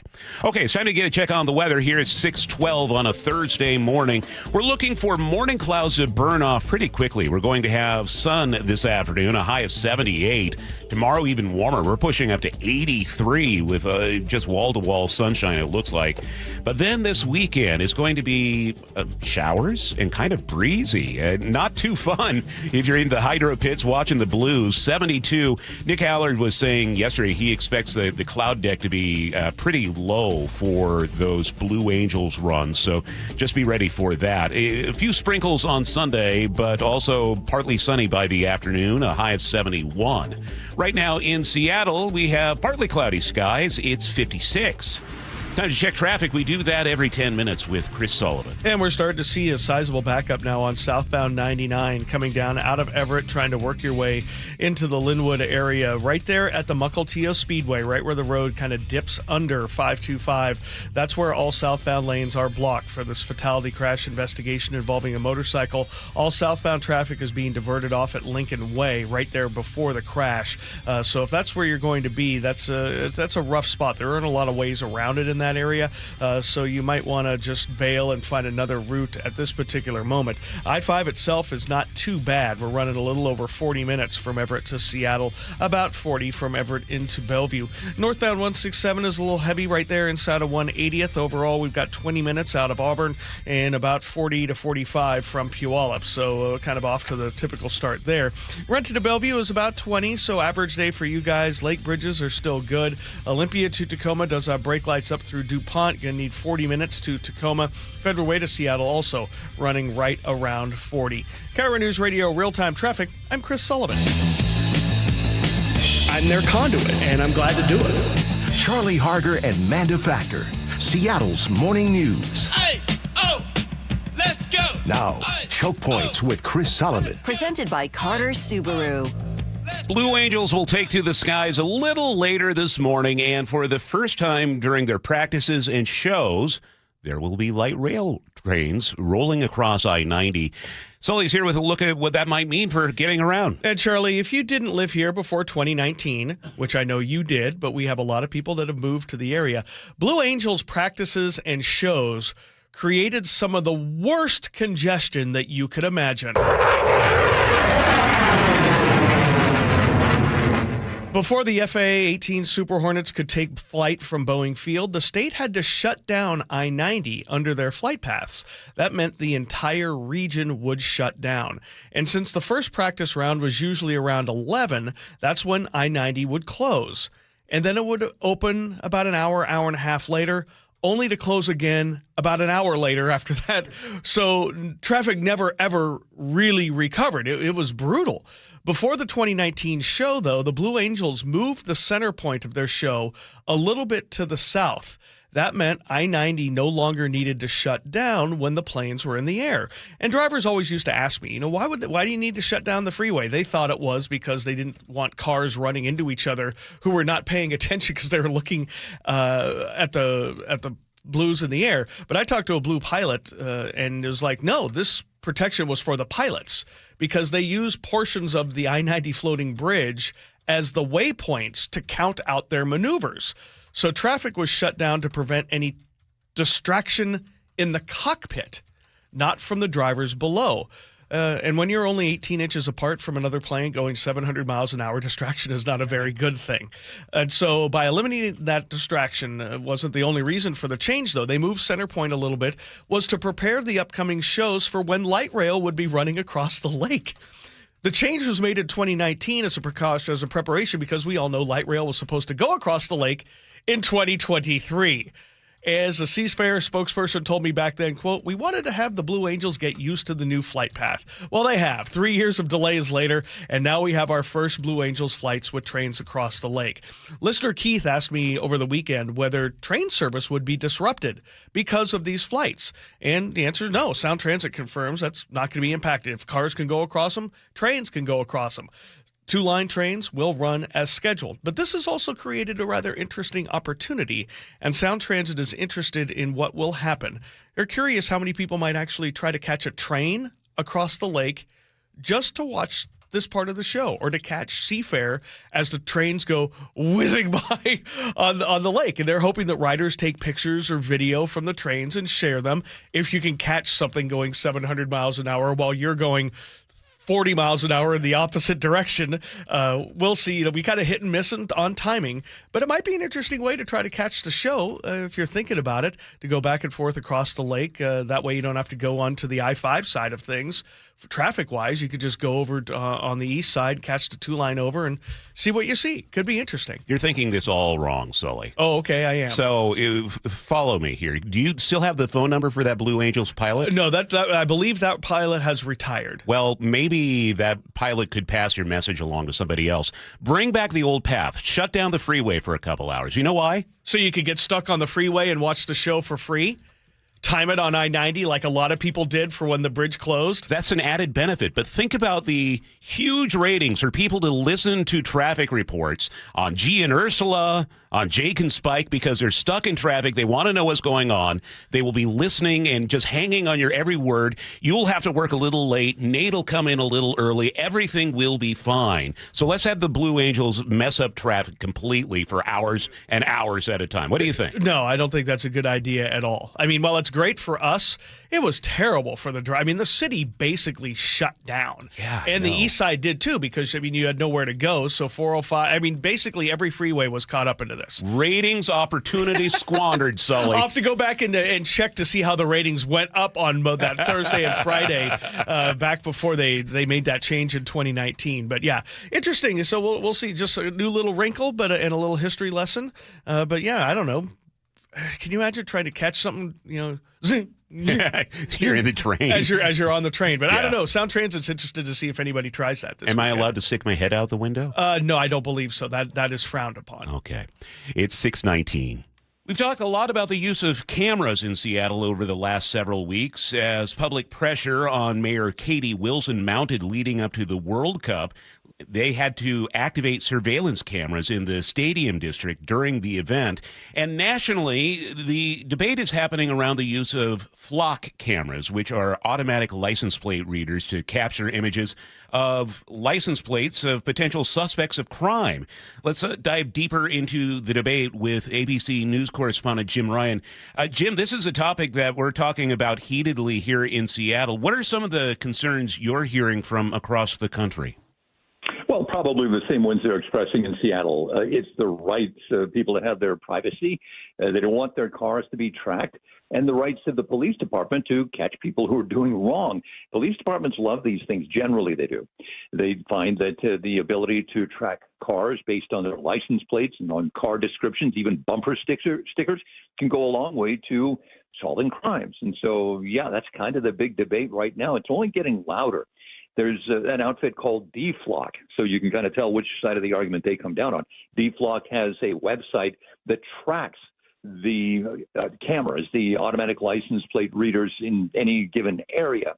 And in the Seattle area, you've got something like 570 of them that run the gamut, many of them alongside the freeways where people, where police departments try to track people. But and Flock, we should be clear about this, Charlie.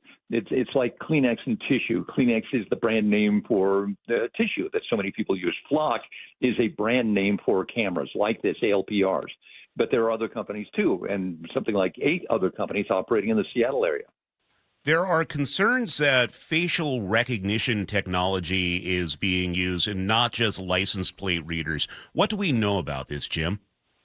Well, that's true. And the head of Flock, the CEO, insists that is not the case, at least not with his cameras. He says that they don't have the ability to tell who's driving a car. The only thing those cameras can do is track a license plate and give a description of the vehicle, the make, the model, any body damage it might have, paints that is a different color on one fender maybe, and again, bumper stickers. So, yeah, they're trying to allay that concern that these are facial recognition cameras. But in a lot of places, facial recognition is up and running as well. So, yeah, it's a big debate, only getting bigger. And here's another wrinkle into the whole thing. Thomas Massey, the congressman from Kentucky, is proposing legislation which would defund any police department or sheriff's office, any law enforcement agency that uses these cameras, these Flock cameras or ALPRs. So we'll see where that goes. The debate is not going anywhere, Charlie. That's ABC's Jim Ryan. This morning, around 2,000 homes and businesses in Seattle are in the dark. Seattle City Light says it's investigating an outage. It started around 5 this morning. It impacts customers in South and West Seattle. Right now, the estimated time for power to be restored is around 11:30. Keep you updated as we learn more. That number was closer to 4,000 just about 30 minutes ago, so they are slowly but surely getting things back online. 6:23 now. We check traffic every 10 minutes with Chris Sullivan. And that for the biggest part of that outage, Charlie, is kind of on the northern tip of the West Seattle area, kind of where Admiral Way kind of ducks into the neighborhood and points north. That seems to be the biggest impact. So we got some dark signals to deal with there. Looking at the roadways right now, we're definitely seeing a lot more braking, especially on southbound I-5 past the forced merge in Northgate. Already up to 45 minutes now from Everett to Seattle, 40 from Everett to Bellevue. Sticking up in the Snohomish County area, if you use 99 southbound to get out of the South Everett area by south of Payne Field down towards the Mukilteo Speedway, you're going to run into a closure. All southbound lanes of 99 are blocked right before the dip underneath 525 there, the Mukilteo Speedway. Everyone's being detoured off at Lincoln Way. This is a fatal crash investigation involving a motorcycle. So we are seeing some backups in that area and around that particular neighborhood. Northbound 167, close to 50 minutes now overall from end to end. Not only is it heavy into and through Auburn, but from 180th on into 405. And then 405 itself, about 22 minutes to get you up to Bellevue. By the time you're up to SR 900, things definitely start cooling off. 45 minutes, Federal Way to Seattle, off and on slowing under the speed limit stuff, but nothing super stop and go past the Kent Des Moines Road. But by the West Seattle Bridge, you're going to see a little bit more stop and go. So a little bit behind there. Olympia to Tacoma's running right around 40 minutes. This report brought to you by Seattle Sports. You can always listen to your favorite local sports content on the FM dial 97.3 HD2. Forecast calls for sunshine this afternoon, a high of 78, 83 tomorrow. Kicking off the 2026 Seahawks season with the preseason home opener August 15th. We want to send you and 3 friends to watch in person. All you need to do is open the KIRO Newsradio app and find out how. If you don't have the app, easy enough. Simply text app, APP, to 888-973-5476. We'll send you a link to download, and you can enter every day to increase your chances to win. Contest runs through Monday. Coming up, more of the day's top stories, including the firing of Seattle Police Chief Sean Barnes. This is Seattle's Morning News. Dear Ursula, I have a group of friends who have bonded over... Hi, I'm Ursula Voitin from the G and Ursula Show, and I'm launching a new podcast called Ask Ursula. This is your space. Real life, real questions, whether it's about family, friendships, love, and yes, even the fun stuff like travel and finding your signature scent. Hit me up and ask your questions at mynorthwest.com/Ursula. I look forward to connecting with you. At mynorthwest.com and the G and Ursula YouTube channel. We all hear the radio ads about the IRS. They tell you to be afraid, to be scared, and they try to frighten you into calling. I'm not here to do that. Tax Relief Advocates is different. TRA is here to tell you that if you owe money to the IRS, whether it's $5,000, $50,000, or $500,000, we have a solution. It doesn't matter if you're sitting in your car, at work, or with your kids. No matter where you are, call now. 800-575-8157. Don't lose hope. TRA can eliminate or reduce what you owe to the IRS. Generous programs are now available that can give you a fresh start. Our passion is taxes and helping individuals fix their IRS problems. We have over 1,000 5-star reviews on Google and an A+ with the Better Business Bureau. You don't need to be afraid of the IRS any longer. End your tax nightmare today by visiting us online at TRA.com or call 800-575-8157. That's 800-575-8157. Tax Relief Advocates. Real solutions for real people. Santana, Oneness Tour 2026. The power, the energy. Come celebrate your favorite hits from Woodstock to Supernatural and beyond. With very special guest, the Doobie Brothers. August 6th, White River Amphitheater. On sale now at livenation.com. Santana and Doobie Brothers, Oneness Tour 2026. Life, liberty, and the pursuit of happiness. Those words weren't written for history books. They were written for you. But it's hard to pursue happiness when aging is part of everyday life. John Curley here. Longevity Medical Clinic was created to help people with overall wellness and longevity, including diabetes management, heart health, weight management, inflammation reduction, nutrition, cognitive health, hormone therapy, and more. I can tell you from personal experience, being a patient for 17 years, I have a richer, fuller life, and I'm better able to pursue my own happiness. As America celebrates 250 years of independence, give yourself the chance to reclaim yours. Independence from aging. Take control of your health before small issues become big problems. Experience a smarter, proactive approach to aging, backed by decades of experience with longevity. Do what I did and feel like yourself again.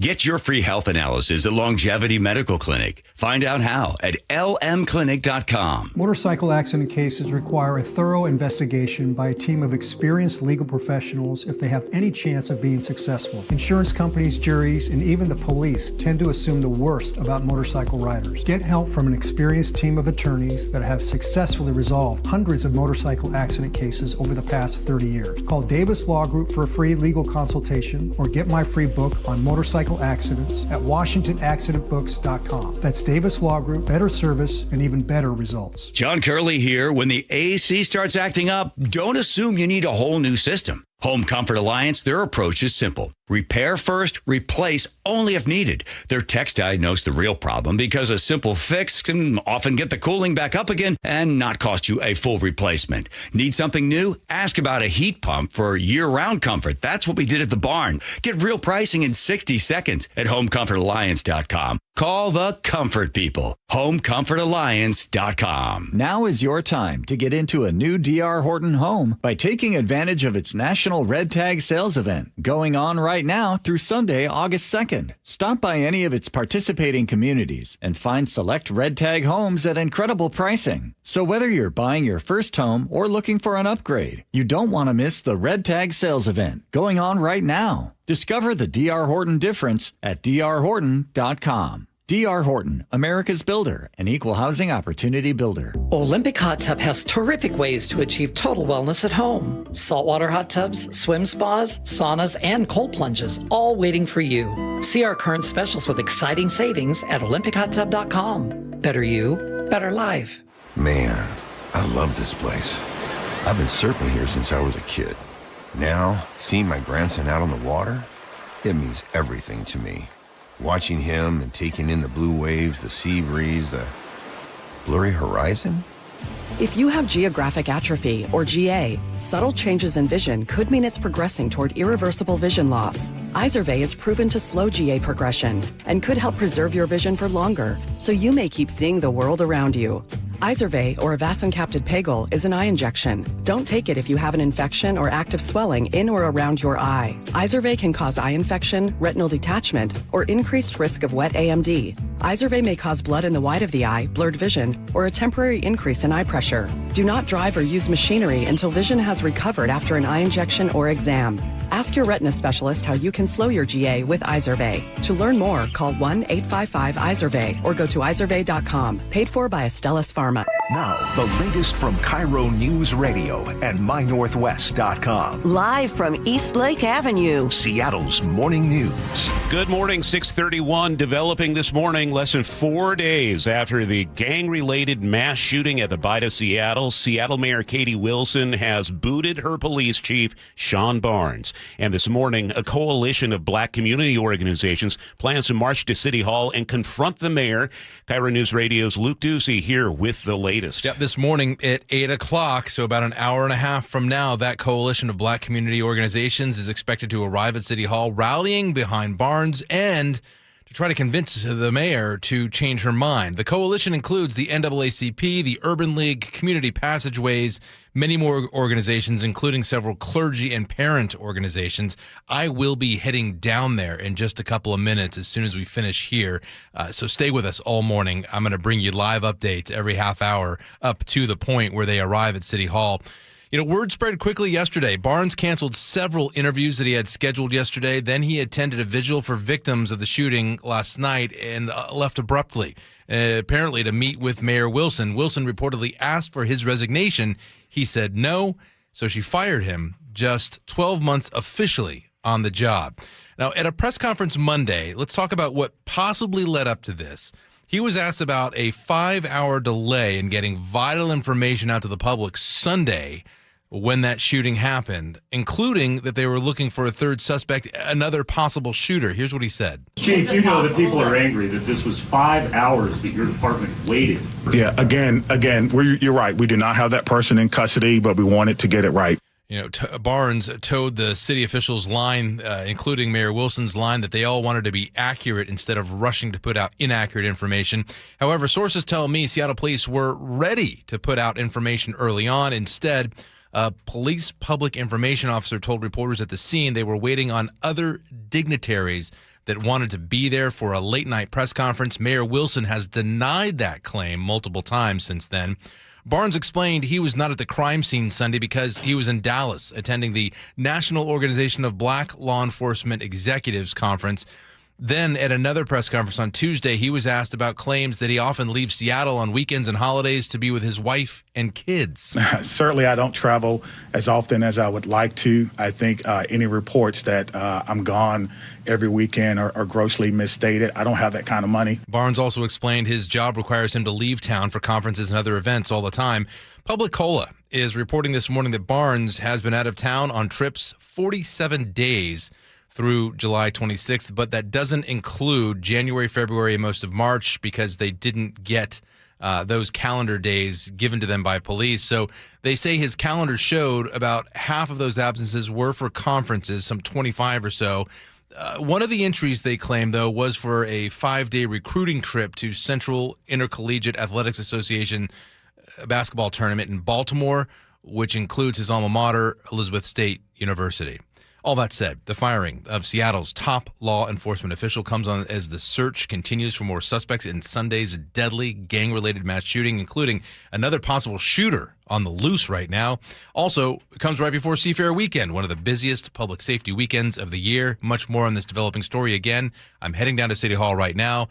I'll see you in a half an hour on the air, and I'll give you the latest and let you know what's going on. Appreciate the update. And the 15-year-old in custody in connection with that shooting has officially been charged with assault, also faces a weapons charge because it's illegal for someone under 18 to have a gun.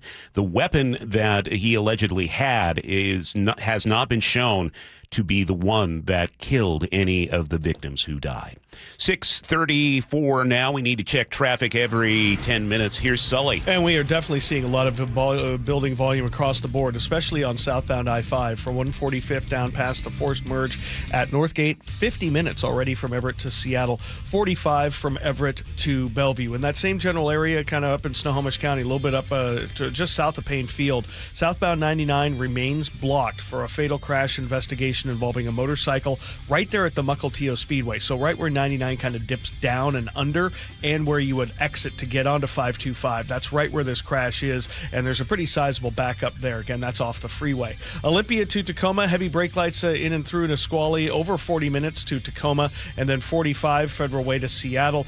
Valley Freeway, looking at 50 minutes from end to end. There's also really heavy braking on the 410 westbound drive getting through Sumner. Looking at Renton to Bellevue at about 25. The Lake Bridges are good. KIRO News Radio Real-Time Traffic, I'm Chris Sullivan. We're headed for a high of 78 today. Sunny this afternoon. Sunny tomorrow as well, 83. The weekend looks like we might have some showers, though. 72, the forecast high on Saturday and Sunday. 54 right now downtown. From ABC News, Wall Street Now. The ebbs and flows of the U.S.-Iran war have driven up gas prices for consumers. They've also pushed up the bottom line at Shell. The oil giant posted adjusted second quarter earnings of $9.8 billion, comfortably beating analysts' expectations. eBay has settled a lawsuit involving an alleged harassment campaign that included stalking, threats, and mailing of live cockroaches. A Massachusetts couple claimed that eBay employees targeted them because they posted negative comments about the e-commerce giant. And DoorDash is a step closer to flying deliveries right to your door. The company says it's earned FAA certification to build its own custom-made delivery drones and to put them in the air. Jim Ryan, ABC News. Starbucks shares soared yesterday after they reported better than expected quarterly revenue and profit, and they raised their financial outlook for the year. Same-store sales in the fiscal third quarter rose 7.9%, well above the 5.7% increase Wall Street was expecting. Here's CEO Brian Niccol. Our operational discipline and cost savings work are making us a more focused, nimble company that prioritizes better, spend smarter, and invest with intent. Starbucks shares up more than 5% in after-hours trading yesterday. Microsoft posted strong results for its earnings and beat expectations, showing strong growth in cloud computing platform and a boost in paid AI users. The company earned only $90 billion, $4.81 per share in the April through June quarter. That's up 18% from the same period a year ago. It was a very strong close to what was a record fiscal year for us. CEO Satya Nadella. Microsoft shares rose nearly 3% in after-hours trading. For the fifth meeting in a row yesterday, the Federal Reserve decided to leave interest rates unchanged. New Fed Chairman Kevin Warsh says he disagrees with what some economic analysts are saying about the steady rates. So I wouldn't characterize what we did as anything like a pause. I would characterize what we did as a rigorous review of the economic situation. A new survey finds Washington's employers are more than twice as likely to expand outside the state than within it. The Association of Washington Business surveyed more than 375 business owners. A third of them said they plan to grow another state or country, compared to just 14% looking to expand in Washington. Nearly 4 in 10 rate the state economy as weak, with only about 7% citing the overall tax burden as their biggest challenge. 16% say they plan to relocate their business or out of state entirely. Let's take a look at the opening numbers on Wall Street. After the big losses yesterday, the Dow is up 227 points this morning. The S&P 500 is up as well, 65 points. That's almost 1%. And the NASDAQ is ahead by 401 points. That's 1.6%.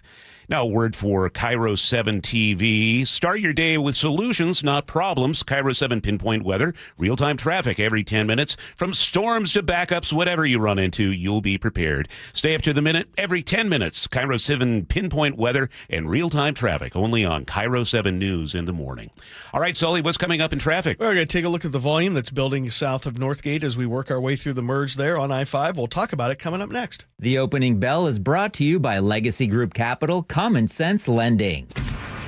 Choke Points with Chris Sullivan. With Choke Points, we try to answer listeners' questions. It can be as simple as a neighborhood stop sign, or it can be as big as the budget for transportation. I don't care. I'll find the answer for you. It's really easy to get a hold of me at mynorthwest.com. We have a direct link there that gets right to me. You can also do it in the app. You can hit me up on the text line. Choke Points, presented by Carter Subaru. Tuesdays and Thursdays on KIRO Newsradio 97.3 FM. What if you could have the most reliable fiber-powered Wi-Fi? And get this, what if you could keep it at the same price for 5 years guaranteed? Now through August 24th, new Xfinity customers can get our best price on gig Wi-Fi this summer before it disappears. Just $50 a month for 5 years. No annual contracts, no hidden fees, and our best equipment included. Plus, get online in minutes with same-day Wi-Fi. It's Wi-Fi that finds and fixes problems before you even notice them. Like super intelligent Wi-Fi with a sixth sense. Plus, it keeps you protected from online threats. And get Peacock Premium included for 2 years. Lock in your price and unlock the possibilities. Get it now at Xfinity.com. Xfinity. Imagine that. Restrictions apply. Requires paperless billing and autopay with stored bank account. Taxes and fees extra. Speeds vary. Use of fiber coaxial cable. Learn more at Xfinity.com/same-day Wi-Fi. Don't wait. Insulate. Last year, American Crawl Space and Pest Services gave over $2 million in insulation rebates from PSE, more than any provider in the state. If your home was built before 1990, you're eligible for recouping up to 95% of insulation replacement costs. Insulate with American Crawl Space and keep your home warm during the winter and cool during the summer. American Crawl, the heroes you call. KIRO News Radio. Get on the YouTube channel. We're live all day on YouTube. Every show, every day. Hang out with us. The whole gang's there. And you never know what you might see. Back up the camera. Oh, my God. Just search KIRO News Radio, then subscribe. The Mariners are lighting up the sky all summer long with fireworks nights thanks to T-Mobile. Next up is the 50 season celebration show on July 31st after the team takes on the Minnesota Twins. Get your tickets and check out the complete lineup at mariners.com/fireworks. There are 6 markets you can place your money in. Research suggests it's better to have exposure to all 6 markets. Don't miss a potential opportunity because you didn't strategically diversify your assets. Hi, Jeff here with Madrona Financial and CPAs. Request your no-cost Madrona analysis today and discover what you may be missing in your portfolio. Call 833-673-7373 right now to request your analysis. That's 833-673-7373. 6:43 now. We check traffic. We get great text line messages sometimes at the Muckleshoot Casino Resort text line. Sometimes they're inexplicable. Yeah. It's a spectrum. But the thing is we line. need that because the news has been so heavy. And like our listener Lori is like, come on, guys, lighten it up. I'm like, we got a responsibility here to keep everybody informed, and it's heavy, heavy, heavy. But we appreciate that. We understand it. We'll try to lighten it up when we can. But maybe someone has some Jimothy pictures they want to text us. I don't know. We'll try. But we appreciate the fact that we've been ridiculously heavy. Yeah. But we're a news program.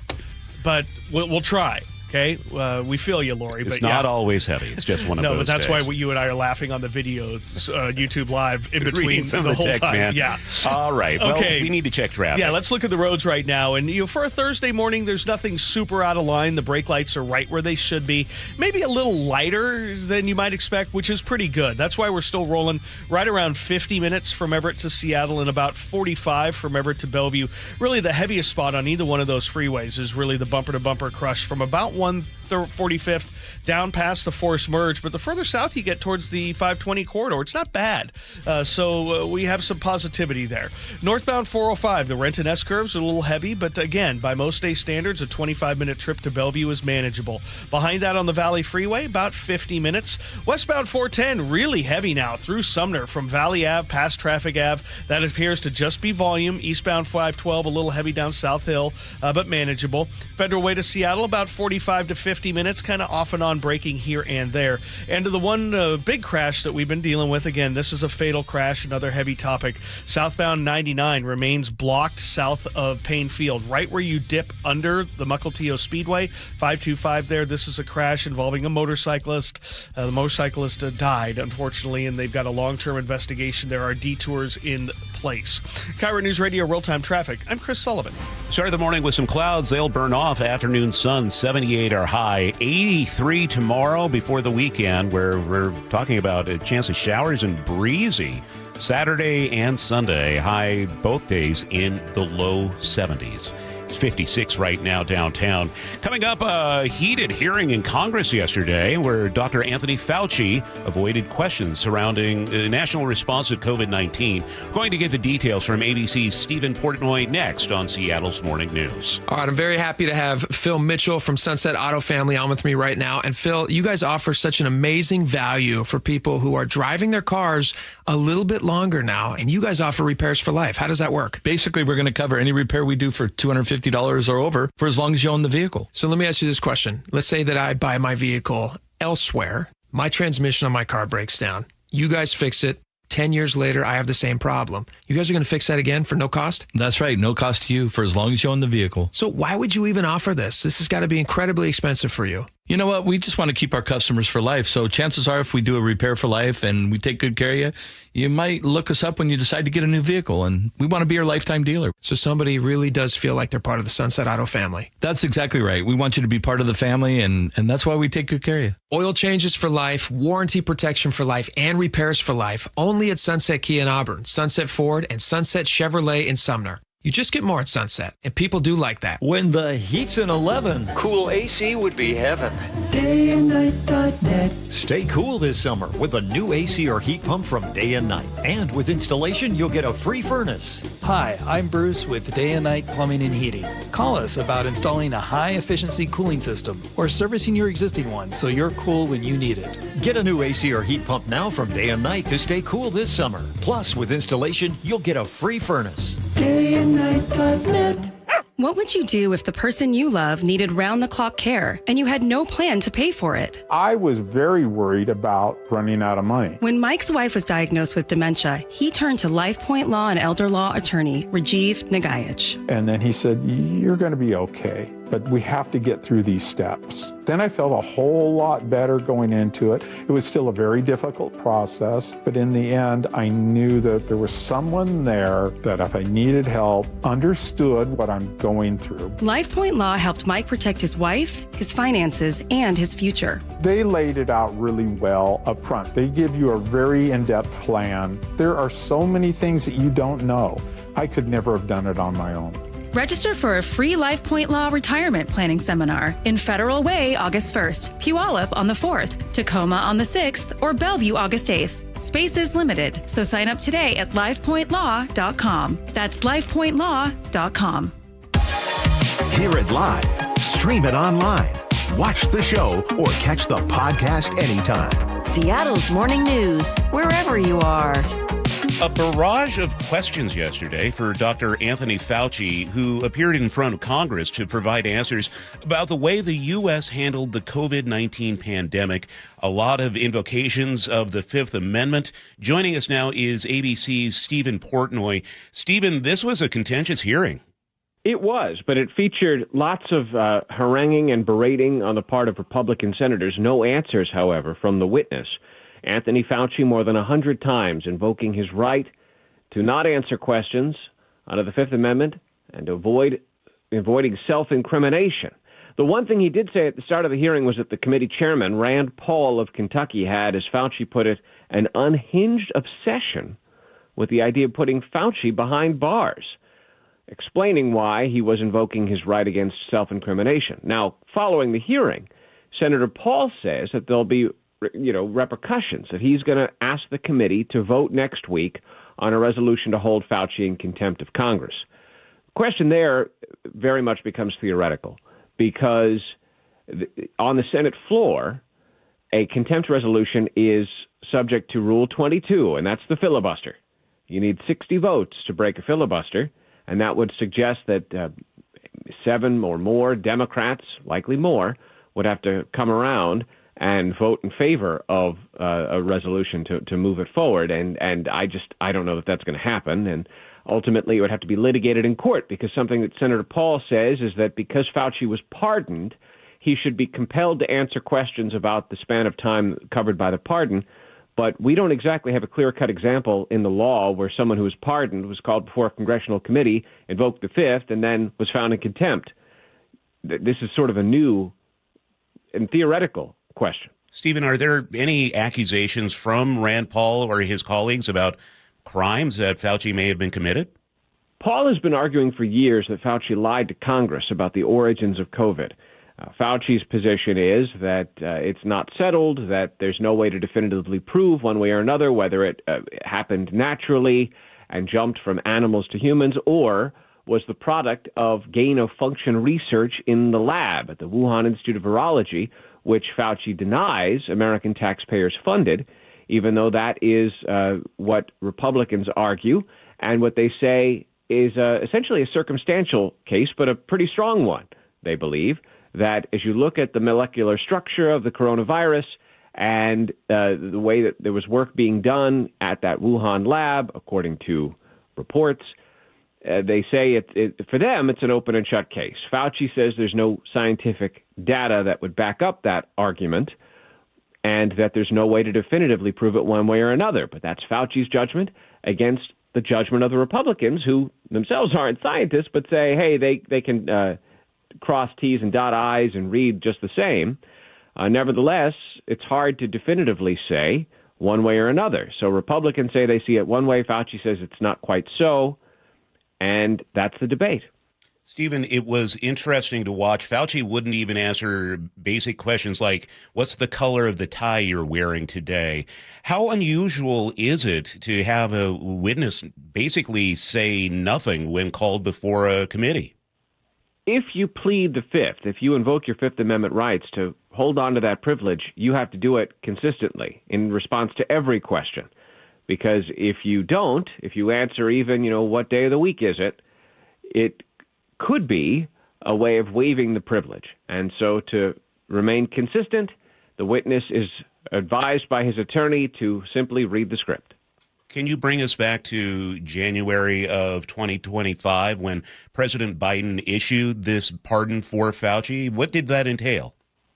Well, it was a pardon, a blanket preemptive pardon, covering any potential crimes against the United States from 2014 all the way through Biden's final days in office. And it was never fully explained, other than just the general idea, and it came at the time that Biden pardoned other people, such as Mark Milley, the former Joint Chiefs Chairman, his son Hunter Biden, who, of course, Hunter Biden was actually accused of and ultimately convicted of federal offenses.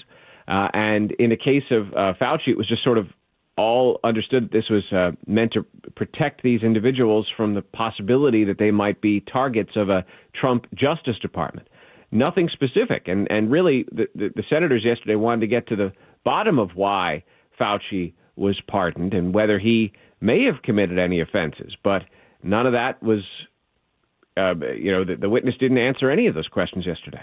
Stephen, we will be watching to see what happens next in the Senate. And if they try to bring this to a contempt vote, we will be watching for that. Stephen Portnoy from ABC News. Stephen, thank you. You bet.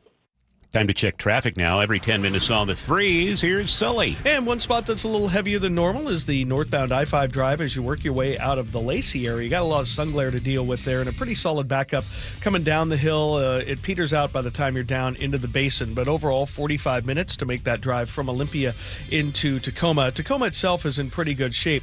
16 looking really good between Bremerton and Port Orchard all the way down into the Tacoma core. Highway 3 looking really good, too, on the backside of Bremerton up to Silverdale, so not bad. The Highway 167 corridor, maybe a little lighter than a typical Thursday. I mean, we're running 45 to 48 minutes, maybe plus or minus a couple minutes where we should be. So all in all, not too bad. And then Renton to Bellevue is only 28 to 30 minutes, so not too bad up that corridor today. Federal Way to Seattle, 45 minutes. That's 5 minutes faster than a typical Thursday. The brake lights we do see there past the Kent Des Moines Road are manageable. The heaviest spot right there as you work your way past the West Seattle Bridge. Coming down from the north, north end, 55 minutes now from Everett to Seattle, and all of the slowing as you would expect, right there from 145th past the forced merge in Northgate, meandering down to about the Lake City Way on-ramp. About 10 minutes faster on 405. It's 45 minutes there, though we are starting to see a lot more braking south of Canyon Park, primarily right at 522. And for those of you trying to come down from the Everett area on 99, remember, all southbound lanes of 99 are blocked right as you dip under the Mukilteo Speedway there. This is a fatal crash investigation involving a motorcycle, all traffic being detoured off at Lincoln Way. Have a pretty sizable backup. KIRO News Radio real-time traffic. I'm Chris Sullivan. Sun this afternoon, a high of 78, 54 in Seattle right now. Coming up, KIRO News Radio's Luke Ducey is headed down to City Hall where protesters are speaking out about the firing of Seattle Police Chief Sean Barnes. 1877 Cars for Kids. KARS Cars for Kids. Ready to get rid of that old car? Donate it to Cars for Kids. Call 877 Cars for Kids to reach a friendly live agent. Donation is super easy, and your car can be picked up as soon as tomorrow. Call us now or go to carsforkids.org. 1877 Cars for Kids. Donate your car today. Did you know you can donate real estate too? KIRO FM and HD1 Tacoma, Seattle. Guys, did you know your testosterone affects everything in your system, including how you feel and perform every day?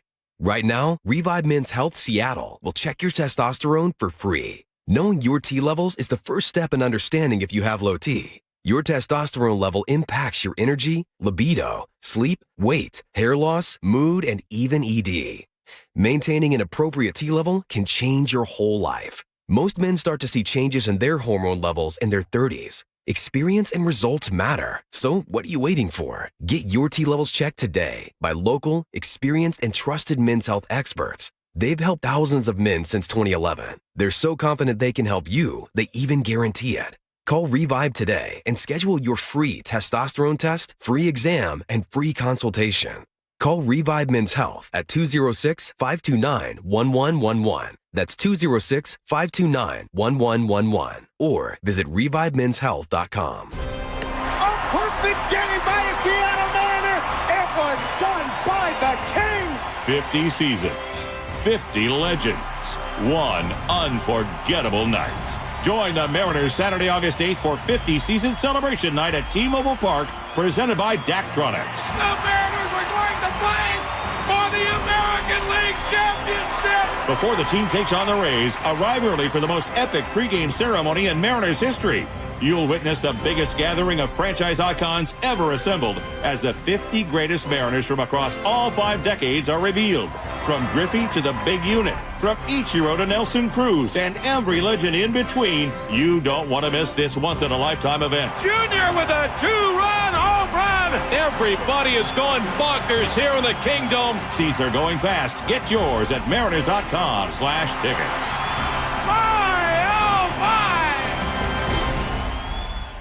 All right, I'm very excited to be speaking with Phil Mitchell. He is a new advertiser on the show. He owns Sunset Auto Family. Phil, welcome. Thanks, Jake. I want to talk about something that I cannot stress enough, how valuable this is for anybody who's looking for a car.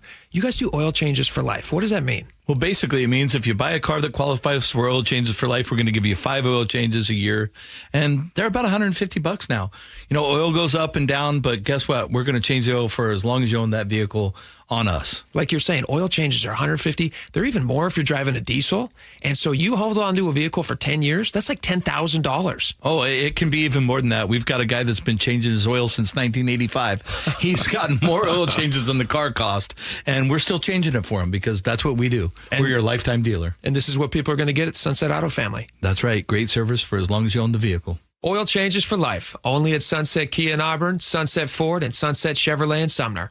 You just get more at Sunset, and people do like that.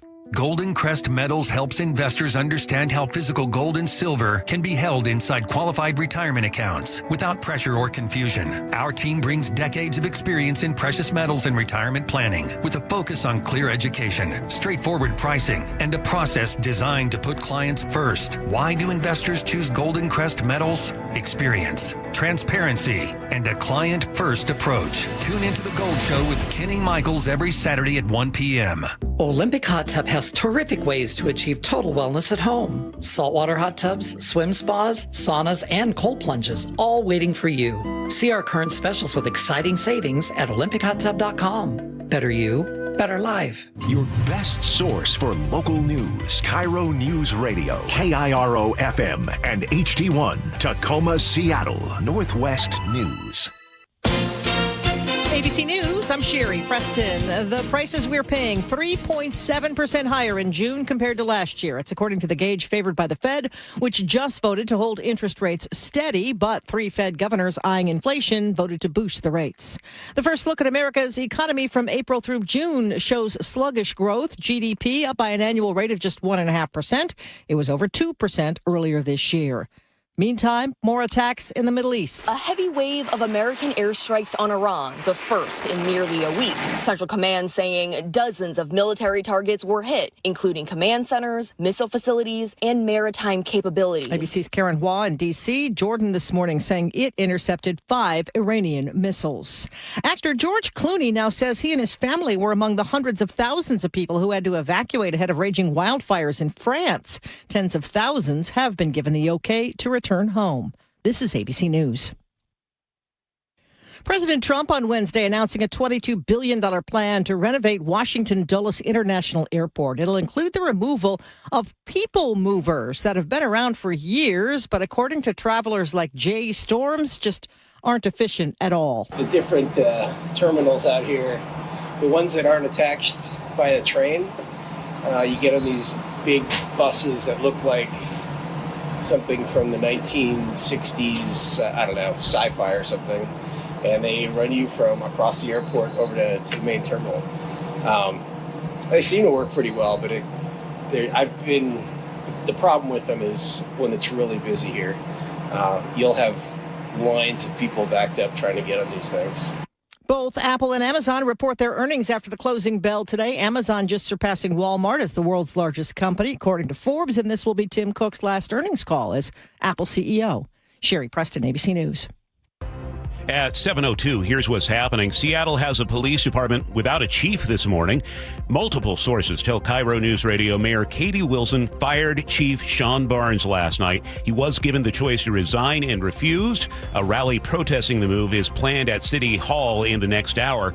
That's where we'll find KIRO Newsradio's Luke Ducey in just a moment.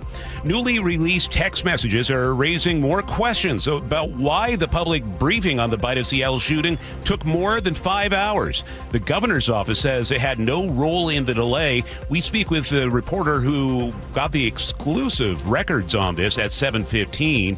And after 23 years in Pioneer Square, Collins Pub has closed for good. No warning, no explanation.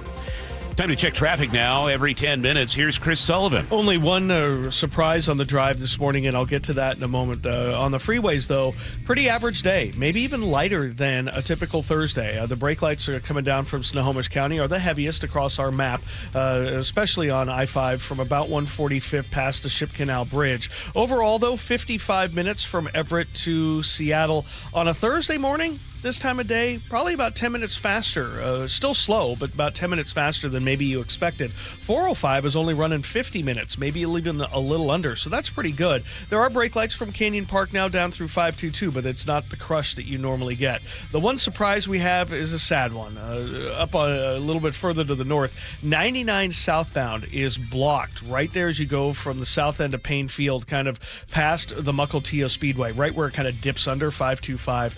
All southbound lanes of 99 are closed. This is for a fatality crash involving a motorcycle. We've got about a mile back up behind it. So if you can avoid that area, you will save yourself a ton of time.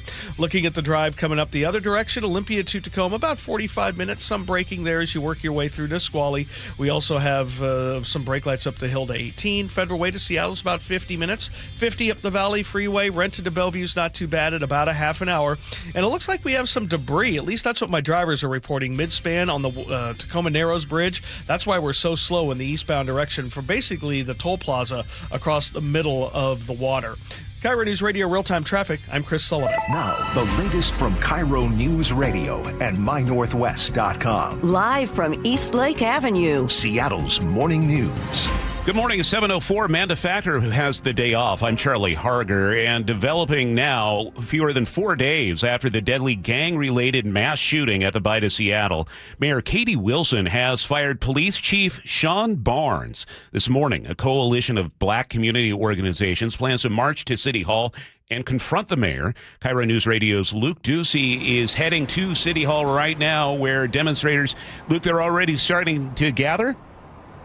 Charlie, I'm here outside City Hall. I'm up the block right now, just got here, so I haven't seen them gathering yet. However, they're expected to be here this morning. You know, word spread quickly yesterday afternoon about this firing after Chief Barnes canceled several interviews yesterday. He attended a vigil also for the victims of the shooting last night, but left abruptly, apparently, to meet with Mayor Wilson. Wilson reportedly asked for his resignation.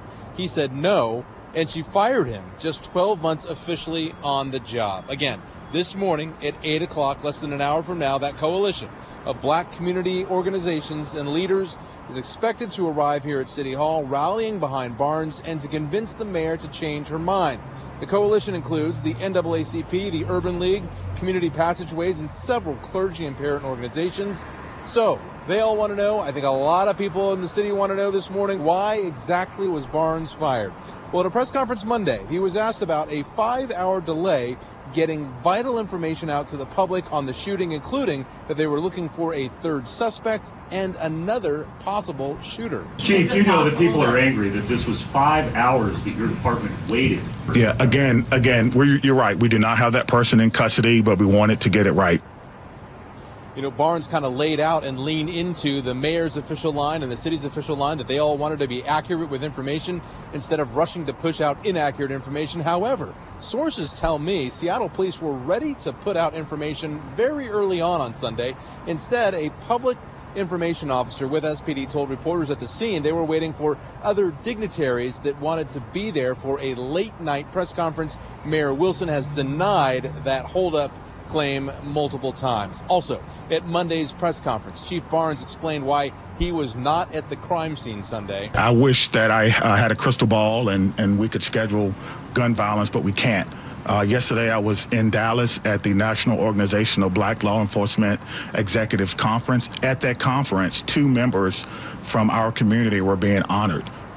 Now, there's more to that in just a second, but first, Barnes supporters say he's being unfairly blamed for the city's and the mayor's communication failures on Sunday.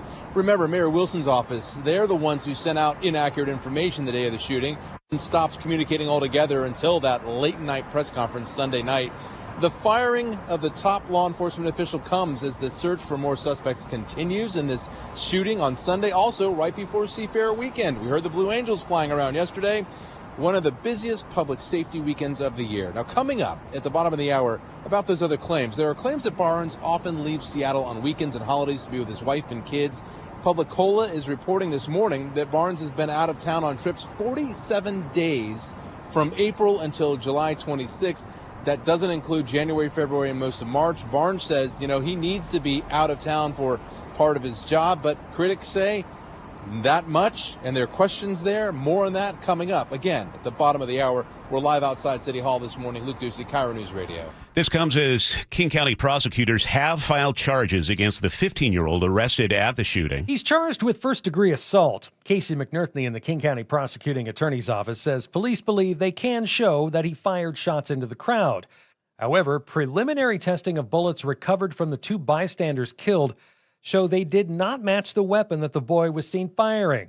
Investigators, meanwhile, are still trying to figure out what happened. And I would imagine that includes what bullets from which guns, and that investigation could go on for several more days or weeks. Prosecutors are asking that the boy be tried as an adult. 3 people, including another suspect, died, and at least 4 others were hurt, including a 2-year-old boy. Frank Lindsay, KIRO Newsradio. An initial hearing on whether to try the boy as an adult is set for later this morning. Hundreds gathered at Seattle Center last night to honor the victims of the shooting, and KIRO 7 TV's Nia Bliss was there. We come before you as humble as we know how. Days after Sunday night's shooting at the Bite of Seattle, showing that we are one here in Seattle. A few hundred gathered together at the Seattle Center. These are for a friend that was hurt. Ikaika Corpus says, I was up close and personal to seeing, people going down. Though suffering sleepless nights himself, Corpus gained the courage to come back for the first time since the shooting to offer this small gesture. I just love to honor those people, those who are hurt and those who are not with us today. Some important perspective here. The King County Prosecutor's Office says youth gun crime is at its lowest level since 2019. Casey McNerthney tells KIRO 7 TV the office has handled 23 cases so far this year involving teen gun violence. That's compared to 59 last year and 68 in 2024. The numbers are down, but it's not that everything is fine. There's not a spike in gun violence, but there is still a problem when you have a 15-year-old kid who's accused of shooting up the Bite of Seattle. Prosecutors say many teen violence cases involve similar warning signs, including chronic school absences and access to firearms. And they add the goal is preventing young people from reaching the point where a single decision changes lives forever. That's KIRO 7 TV's Jason Sloss. Seattle Mayor Katie Wilson says she will bring in a consultant on gun violence reduction and prevention and work with agencies to help stop gun violence. But the city is being accused of not paying the agencies it works with currently. Here's KIRO News Radio's James Lynch. Dr. Jacqueline Bowles, clinical director at Redeemed Wellness Center, attended Tuesday's news conference and demanded to know why her agency that focuses on violence intervention and prevention has not been paid since April. Dr. Bowles says the city owes her $65,000.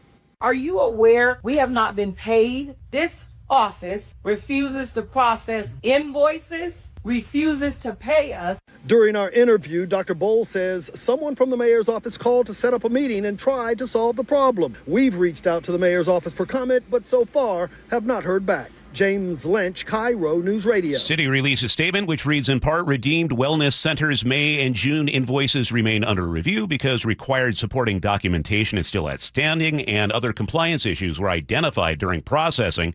City adds is working with the Wellness Center to resolve the issue.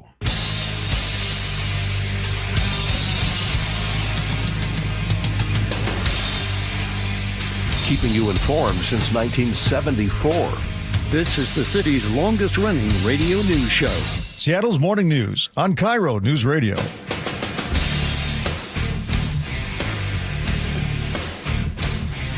Feeling good, Sully? I'm sad, Yeah. but true. Sully. It's a rough week, man. It Great has job, been. Nick. Yeah, Nick, sometimes you come up with just the perfect song to turn things around in Sully's mind. And we all appreciate that, Nick. Needs to be done. Yeah, 7:12 now. So here's the deal. We've got a busy hour of the show in front of us. In the aftermath of that shooting, we're learning more about the communication between the mayor and the governor. We're going to dive into the text message exchange with TJ Martinell from the Center Square. He is coming up at 7:15. And in the 7:35 commentary, it's time to address our state's catch and release policy with violent teenage criminals. In fact, it's way past time to address it. I will explore more coming up in the 7:35 commentary. It's time to check weather now as we look at a nice couple sunny days. A high of 78 today after morning partly cloudy skies burn off. Tomorrow sunny, 83 the high. But this weekend, check this out. Some showers and maybe a little breezy on Saturday. A high of 72, 71 with some sprinkles on Sunday. Bounce back to more sun on Monday. Right now in Seattle, it's partly sunny and 56. 7:13, we check traffic on the threes. And Sully, where do we start? Well, we're going to start with the drives out of Snohomish County, which have kind of normalized into a typical to lighter than typical Thursday. It's an hour from Everett to Seattle or Everett to Bellevue. Brake lights right where they should be, 40 minutes away from Linwood. So no real surprises for you guys as you make your way down out of Snohomish County. It's not too bad in Marysville. The Trestle's not too bad, and it's not too bad past the Boeing Freeway. Now, in that same general area, a little bit to the north by Payne Field, for those of you who use southbound 99 to, say, get down from the Everett area through Linwood, right there where you dip underneath the Mukilteo Speedway, right there at 525, southbound 99 is closed. This, unfortunately, is a fatal crash investigation involving a motorcycle. We have about a mile back up there, and there are detours around this. This is also impacting the speedway itself, as a lot of people are now at those intersections. They're trying to jockey their way around. So I'll be watching that one closely for when we might be able to open a lane or two. Looking at Federal Way to Seattle of about 50 minutes. No real surprises. The brake lights at the north end of Boeing Field, past the West Seattle Bridge. Renton to Bellevue's got about a 28-minute trip. It's really not too bad past SR 900 as you work your way further north towards the VMAC. Behind that, the Valley Freeway, about 50 minutes from end to end. We're easing through Nisqually on northbound 5 from Olympia to Tacoma. And whatever they were dealing with across the Narrows Bridge in the eastbound direction, that backup has disappeared. So we're looking really good on 16 out of Gig Harbor. This report brought to you by the KIRO Newsradio app. Text app to 888-973-5476. Download the KIRO Newsradio app. Listen to your favorite shows. Get the latest news and updates sent right to your phone. Seattle's morning news on KIRO News Radio. 7:15 now. An exclusive report from the Center Square yesterday reveals a text message exchange between Mayor Katie Wilson and Governor Bob Ferguson in the hours after the deadly shooting at the Bite of Seattle. Sharp criticism surrounding the city's response in the wake of that shooting, with the text highlighting a breakdown in communication between the city and state leadership. Let's bring in TJ Martinell from the Center Square to break it all down. TJ, I'll do the reading so you don't have to. These are text messages after all, but here's what it says. It says, Wilson, we are pulling together a conference call now and likely a press conference later, to which Governor Ferguson responds, I could be there by 9 p.m. Then at 10:12 p.m., Ferguson again, please call. So what are your takeaways from this, TJ? I mean, I think what we're witnessing is people in leadership fighting over who's going to take the blame for the delayed conference. I think the thing that's I feel like is not being emphasized enough in a lot of comments that I've gotten is that Katie Wilson said likely a public conference later tonight, which meant there might have been no public conference. And my question is, does that mean there would have been no police briefing? Like the public would have had no idea what had happened and gotten no update until potentially the next day. So the other thing is, this is the fastest public record I've ever gotten. I submitted the public record on Monday and got this yesterday. So I'm interpreting this as Governor Ferguson's office trying to dispel any thought that he asked them to delay, which obviously the text messages don't show. But we still don't. I mean, there's so many questions left to be asked. Like, why was it delayed? You know, who was that? You know, was it the police are saying it was some dignitaries? Well, who's the dignitary? So, yeah, it's a very interesting situation. And I think the thing that's getting conflated here is the police briefing and a press conference. You know, they could have done a media availability thing the next morning. So the question remains is, would they have also delayed a police briefing to inform the public about what was going on? Because as you know, everybody or people who've been following the story knows, the suspect was still at large. So that, you know, people might have encountered this person and not known. TJ, I think I'm among many who go, wait, what? In terms of how quickly you got that response, could you actually hear the sound of the bus being about to go over Katie Wilson when you received that back so quickly? That is actually my instant reaction when I saw the record. I opened it up and it was this photo of this cell phone text messages, and I was like, okay, I know exactly what's going on here. I mean, when I opened the email and saw that they'd had responsive records, I knew I had a very strong suspicion that this was the governor's office putting out a fire, because I think there was people making accusations that he had ordered them to delay until he got there. So, you know, this is, and what's interesting is I reached out to Katie Wilson's office, I reached out to the Seattle Police Department, and then neither one of them responded. So I think, you know, they're of course scrambling. I believe from what I've heard, the police chief has been let go. That's just based on preliminary news. But I mean, I think that there's probably total mayhem and chaos in Katie Wilson's office. And honestly, this is going to be this is going to be difficult for her to explain, that particularly that we'll likely have a public conference. I mean, what does that mean? What would cause you to not do one that night? So we have a couple things, right? So our reporting also confirms that the chief has been fired, and it really does look like there's this rift, right, between the governor and the mayor and the SPD. How unusual in your reporting experience is it to see such a rift between all those three entities? I mean, I haven't really covered this area of Seattle as much, but I think that this is what you're seeing is a lot of different things going on. You have a police chief who didn't even live in the city. You have a mayor who has no prior background experience in leading even a small town. You know, she wasn't even the mayor of a town as small as Roslyn or you know, any kind of place like that.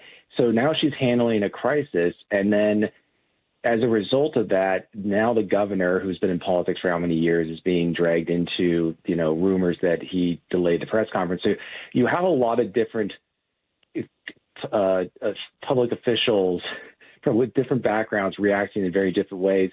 And it seems like Governor Ferguson's background experience in politics, he's responding very quickly to protect himself. And, you know, and if it's at T.D. Wilson's expense, you know, so be it. Yeah, it's one of those big old metro buses, it sounded like. Let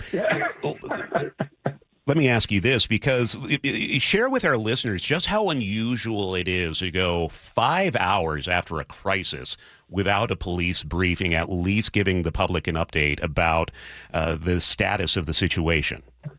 Yeah, that is really unusual. That's why there was so much controversy, and there's been so many questions raised of why did it take so long for them to provide information? I mean, did they find something out about one of the suspects that they were trying to keep a tight lid on? Was it somebody who had connections with somebody in the police department? Again, these are all questions we don't know, and that's part of the problem. And so, and again, you had an active suspect on the loose, and so people need to be informed. And so there was just a total breakdown in communication between the police department and the public. And then you have the mayor not sure if they're going to do a press conference or a public conference later that evening. And so a lot of people in Seattle could have gone to bed that night not knowing what had happened or what was going on. And I think more importantly, saying what's their response, what actions are being taken. And I think that's the other thing that got missed out is there's, you know, what are they doing to track down this ongoing suspect? Yeah. Chris Sullivan, our traffic guy, is sitting right across from me right now, TJ. His son was at the bite. He goes to bed early. Sully, you went to bed without knowing. Right, and I would love to have been able to tell my son, hey, there's a shooter on the loose here. You need to stay hunkered down where you are. And in my 25 years of breaking news before transitioning to this transportation role, I've been to so many mass events like this, and never once has there not been a police briefing. Even the PIO coming out 40 minutes later is like, hey, here's what we know. This is what we know. I don't have much, but just get this out there. I'll be back in an hour. I think of the Lakewood 4 police officers murdered down in the coffee shop on Thanksgiving. We were informed instantly and constantly. It's just unconscionable, the lack of information that was given out and why it was being held back, or if it was. It's just baffling. Yeah, I think I have all these different theories and speculations, and so obviously it's going to be an ongoing story that we're obviously all pursuing, because I think that I wonder if this is really going to be a turning point for the city where people just have decided we're not dealing with this anymore. You know, we're not having 2-year-olds getting shot and wounded at a food festival in downtown Seattle, you know, near the Space Needle. And so we'll see what happens. But you're right. I've covered a lot of incidents like these, like crime incidents, and the PIO are usually very responsive. And what's interesting is that I think it was Kate Wilson who was putting out information that turned out to be factually inaccurate. So they can't even get their facts straight. So I think we witnessed just a combined breakdown in structural leadership at government and public safety. Yeah, and the governor letting those entities hang out to dry, not wanting to get this political stink on him. TJ Martinell with the Center Square. TJ, thank you, and I encourage you, check out the Washington State Center Square with just those text messages and a lot of background. TJ, thanks for your time this morning. All right, thanks for having me on. Time to check traffic every 10 minutes, Sully. I just see Bob Ferguson's head on Homer Simpson's body disappearing into the hedges. Yeah. It's okay. Roads now. Typical Thursday out of the north end. Rest of the map, manageable. We're going to look at our drives, probably faster than you might have expected, even on that drive from Everett to Seattle or Bellevue. 405 is now probably worse. It's backed up from before Canyon Park down through 522. For I-5, it's really the standard stuff from 145th on down. Northbound I-5 is still about 50 minutes. I mean, the heaviest part of that drive right by the Kent-Des Moines Road, a little bit at the north end of Boeing Field, and then a little bit past the West Seattle Bridge. Renton to Bellevue, about a half an hour. Valley freeways, 50 minutes. Lake bridges are still doing really well. And the one problem that we have is still we're dealing with this sad situation up in the Mukilteo Speedway areas of South Everett. 99 southbound remains blocked for a fatal motorcycle crash right there at 525, the Mukilteo Speedway, and there are delays in and around that corridor. KIRO News Radio real-time traffic. I'm Chris Sullivan. Sunny with a high of 78 today. Right now it's 56. Kicking off the Seahawks season with a preseason home opener on the 15th. We want to send you and 3 friends to watch. All you need to do is open the KIRO Newsradio app to find out how. Simply text app to 888-973-5476. We'll send you the link to download it if you don't have it. And you can enter every day to increase your chances to win. The contest runs through Monday the 3rd. More on the firing of Chief Sean Barnes, and today's commentary is also about the bite. We'll have that coming up on Seattle's Morning News. This hour is brought to you by CM Heating. Choke Points with Chris Sullivan. With Choke Points, we try to answer listeners' questions. It can be as simple as a neighborhood stop sign, or it can be as big as the budget for transportation. I don't care. I'll find the answer for you. It's really easy to get a hold of me at mynorthwest.com. We have a direct link there that gets right to me. You can also do it in the app. You can hit me up on the text line. Choke Points, presented by Carter Subaru. Tuesdays and Thursdays on KIRO News Radio 97.3 FM. Summer is for letting it rip. Swung on and missed, ripped it right by it. 7 scoreless innings. Marvelous Miller again. Summer is for showing out. Swing and a miss. Woo, 6 up and 6 down. Summer is for Mariners baseball. Logan Gilbert, he's knocked down a dozen in a row. So pump your fist, call your favorite Walter, and head to T-Mobile Park, because our pitchers are rolling. From George Kirby to Senor Smoke. Up in the attic at 101. Nothing but the express tonight for Andres Munoz. Matilda would be proud. Mariners baseball. Tridents up. The Mariners are back in town tomorrow, and the fun gets started with 50 Seasons Fireworks Night, presented by T-Mobile. Then don't miss Aloha Shirt Day Saturday, presented by Fred Meyer, and Super Mario Day Sunday, featuring a Julio Rodriguez bobblehead giveaway. Thanks to Nintendo. Get your tickets at mariners.com. I love days like these at the pool, but my moderate to severe plaque psoriasis can sometimes take me out of the moment. I'm ready to make a splash with clearer skin thanks to Skyrizi, Risankizumab Riza. Skyrizi is a prescription-only injection for adults who are candidates for systemic or phototherapy. At 4 months, most people saw 90% clearer skin when measured from head to toe, and many were even 100% plaque-free. People also saw significant improvement in psoriasis symptoms of pain, redness, itching, and burning. Don't use if allergic to Skyrizi. Serious allergic reactions, increased infections, or lower ability to fight them may occur. Before treatment, get checked for infections and tuberculosis. Tell your doctor about any flu-like symptoms or vaccines. Now there's nothing on my skin thanks to Skyrizi, and that means everything. Ask your doctor about Skyrizi, the #1 dermatologist-prescribed biologic in psoriasis. Visit skyrizi.com or call 1-866-SKYRIZI to learn more. This is a special alert to all Americans who own a vehicle with less than 200,000 miles with an auto warranty about to expire or with no warranty coverage at all. Due to a decline in the economy, CarShield is announcing a low-cost month-to-month vehicle protection plan that is now available to the public to save any driver out-of-pocket expenses on future auto repairs. Call now to find out how you can pay almost nothing for covered auto repairs. Yes, you heard that correctly. Pay almost nothing for covered auto repairs. An open phone line has been established for all drivers to call for a free quick quote. Call 800-478-6430 now. Drivers who are covered will not have to pay for covered repairs again. This protection plan is at an all-time low. Additionally, drivers who activate this vehicle protection today will also receive free roadside assistance, free towing, and car rental options at no additional cost. Call us for your free quick quote today. 800-478-6430. That's 800-478-6430. What do you have to lose? Call 800-478-6430. Again, 800-478-6430. What if you could have the most reliable fiber-powered Wi-Fi? And get this, what if you could keep it at the same price for 5 years guaranteed? Now through August 24th, new Xfinity customers can get our best price on gig Wi-Fi this summer before it disappears. Just $50 a month for 5 years. No annual contracts, no hidden fees, and our best equipment included. Plus, get online in minutes with same-day Wi-Fi. It's Wi-Fi that finds and fixes problems before you even notice them. Like super intelligent Wi-Fi with a sixth sense. Plus, it keeps you protected from online threats. And get Peacock Premium included for 2 years. Lock in your price and unlock the possibilities. Get it now at Xfinity.com. Xfinity. Imagine that. Restrictions apply. Requires paperless billing and autopay with stored bank account. Taxes and fees extra. Speeds vary. Use of fiber coaxial cable. Learn more at Xfinity.com/same-day Wi-Fi.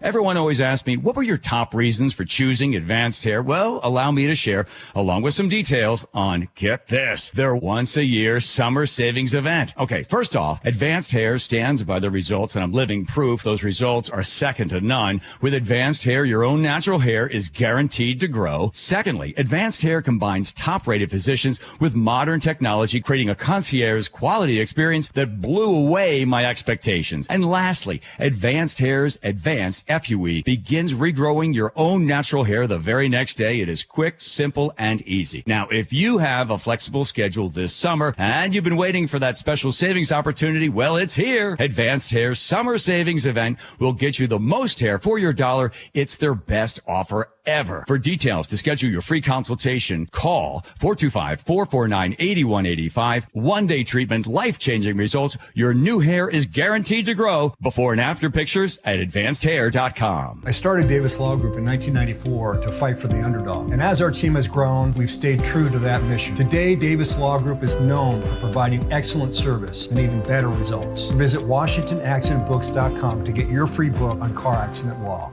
Now, the latest from KIRO Newsradio and MyNorthwest.com. Live from Eastlake Avenue, Seattle's morning news.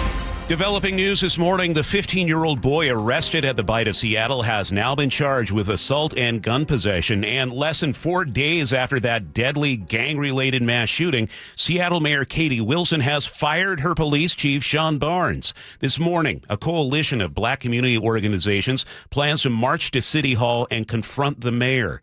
KIRO News Radio's Luke Ducey is at City Hall now. Luke, are we starting to see anyone arrive? Not yet. Charlie, I'm outside City Hall looking inside and no sign yet. There's plenty of media out here, though, waiting, including myself. This morning at 8 o'clock, that's when we expect this coalition to be here. That's when they said they'd be here. This is a coalition of black community organizations, including the NAACP, the Urban League, Community Passageways, and several clergy and parent organizations planning to rally behind Barnes, formerly Chief Barnes, and to convince the mayor possibly to change her mind. You know, let's talk about the timeline of Barnes firing. Word spread quickly yesterday. Barnes canceled several interviews that he had scheduled yesterday afternoon. Then he attended a vigil for the victims of the shooting, but left abruptly to meet with Mayor Wilson, apparently. Wilson reportedly asked for his resignation. He said no, and she fired him after just 12 months officially on the job. At a press conference Monday, he was asked about a 5-hour delay in getting vital information out to the public about Sunday's shooting, including that they were looking for a third suspect, another possible shooter. Chief, you know that people are angry that this was 5 hours that your department waited. Yeah, again, you're right. We do not have that person in custody, but we wanted to get it right. Barnes said at the time that they wanted to be accurate instead of rushing to push out inaccurate information, but could that be one of the reasons or the reason for the firing? Sources tell me at the time on Sunday evening, police were ready to go out with information early on. Mayor Wilson apparently is denying claims that a public information officer told reporters at the scene she and the mayor's office were waiting for other dignitaries that wanted to be there, and that's why there was a delay in communication. Barnes explained he was not at the crime scene Sunday because he was in Dallas attending the National Organization of Black Law Enforcement Executives. A lot of people point to his absences, that possibly that was why he was fired. Then at another press conference on Tuesday, he was asked about claims that he often leaves Seattle on weekends and holidays to be with his wife and kids. Certainly, I don't travel as often as I would like to. I think any reports that I'm gone every weekend are grossly misstated. I don't have that kind of money. Barnes also explained that his job requires him to leave town for conferences and other events. This morning, though, Publicola is reporting that Barnes has been out of town on trips some 47 days from about April through July 26th. Does not include January, February, and most of March, they say.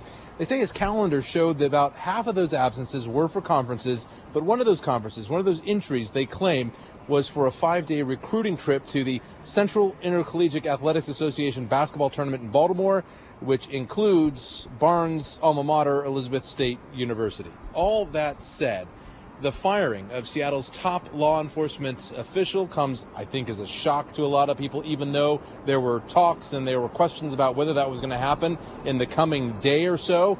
But here we are as the search for that suspect on the loose, and maybe more suspects after Sunday's shooting, is still happening. There's no chief in charge right now, as far as we know. Also, right before Seafair weekend, this is one of the busiest public safety weekends of the year. And as far as we know, because we have not heard anything from the mayor's office, there is no chief of police at the moment. Charlie, back to you.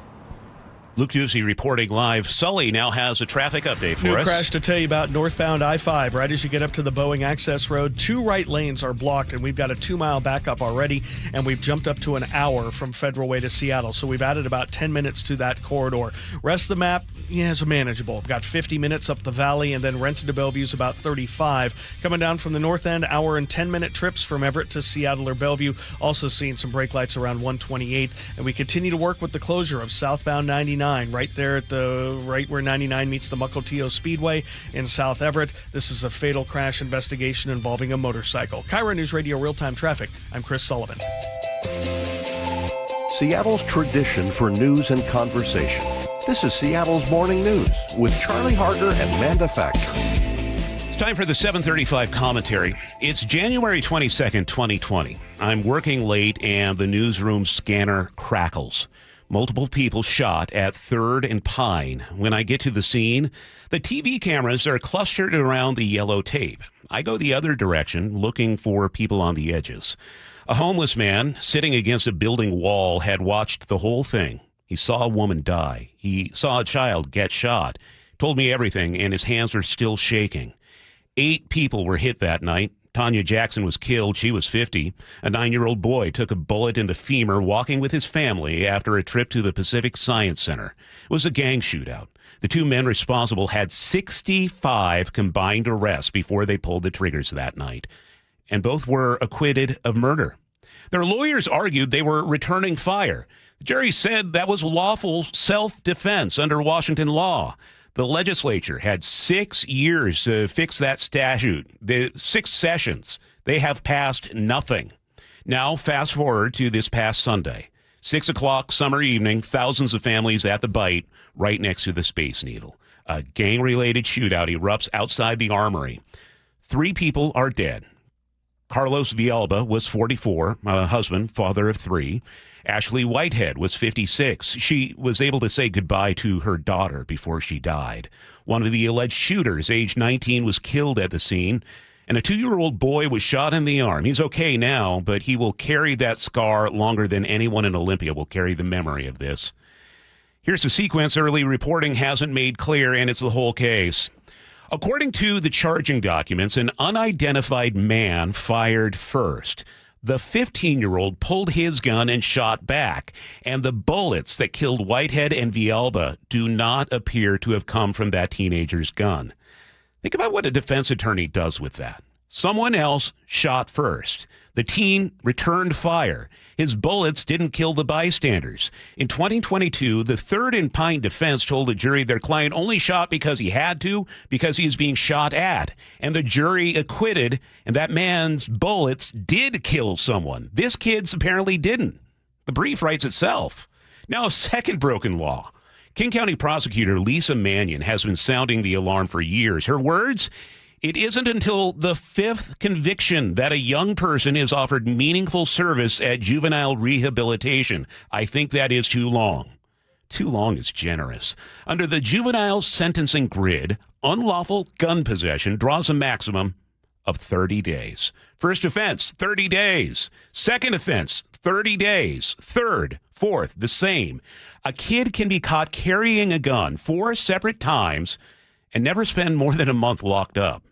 Prosecutors have filed the charges they can against the kid: assault and illegal gun possession. So I'll say what nobody else in Seattle media is saying.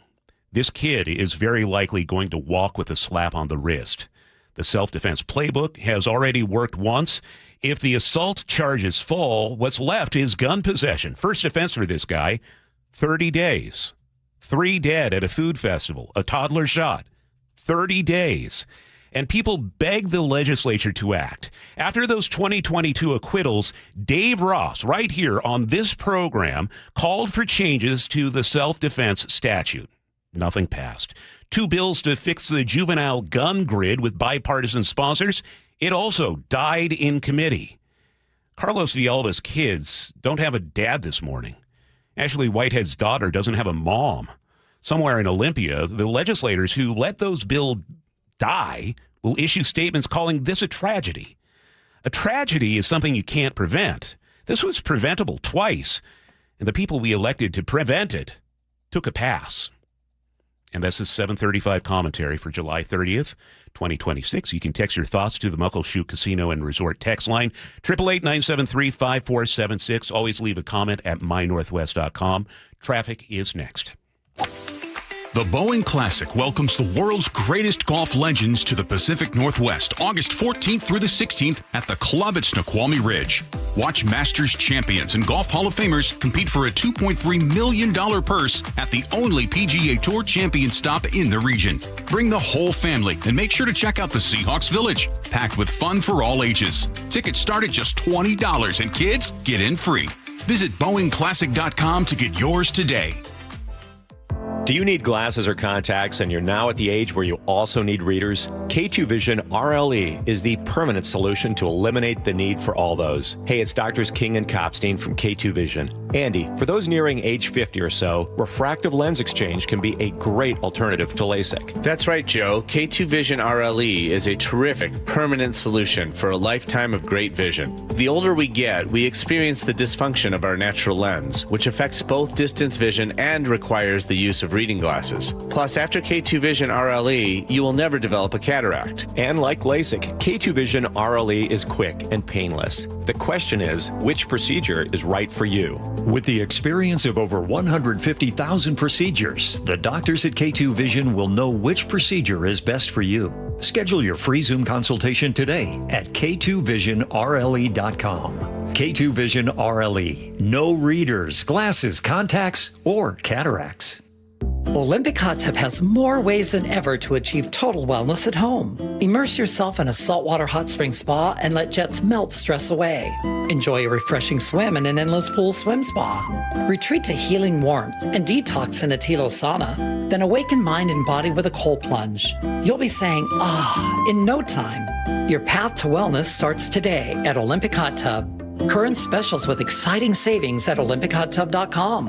Better you, better life. This summer, I'm driving my first hybrid, the 2026 Subaru Forester Touring Hybrid, which I got at Carter Subaru. It's a beauty and has excellent safety features. Carter Subaru is Seattle's only Subaru dealership with over 800 in stock, including the 2026 Subaru Outback for 0.9% APR. Carter Subaru in Ballard, Shoreline, or cartersubaru.com. On approved credit, subject to vehicle insurance and availability. A documentary service fee may be added to the sale price or capitalized cost. See dealer for details. Valid through 7/31/26.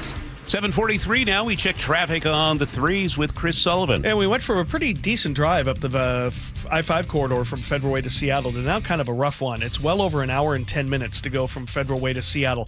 Two problems. First one, up by the Boeing Access Road. The two right lanes have been blocked for this crash for about 20 minutes now. They just reopened both lanes. There's still a semi and state trooper over on the right-hand shoulder, but the lanes have reopened. But we have about a 2-mile backup there. We've added a new stall in a center lane of northbound I-5 right around 272nd as you come up out of Federal Way. So we have two distinct problems there. Hour and 10, as I said, from Federal Way to Seattle. Behind schedule by about 20 minutes from what we had. Also looking at very heavy slowing on eastbound 18 as you work your way up the valley all the way to I-5, looking to see if we might have something on that ramp. Valley Freeway, not bad. I mean, 50 minutes to go with the heaviest drive from Puyallup to Renton, right there in Auburn and at the north end. Renton to Bellevue, though, up at 40. Lake bridges are still fine. Coming down from the north end, a little over an hour and 10 minutes from Everett to Seattle or Bellevue. Hour drive alone from Linwood as we continue to deal with the heavy braking there. Southbound 99 continues to be closed right at the Mukilteo Speedway as you work your way from Everett down to the Linwood area. This is for a fatal crash investigation involving a motorcycle, and so there's a lot of detours around the area. And we also had a crash just recently on 525 itself, right in the same location at Lincoln Way.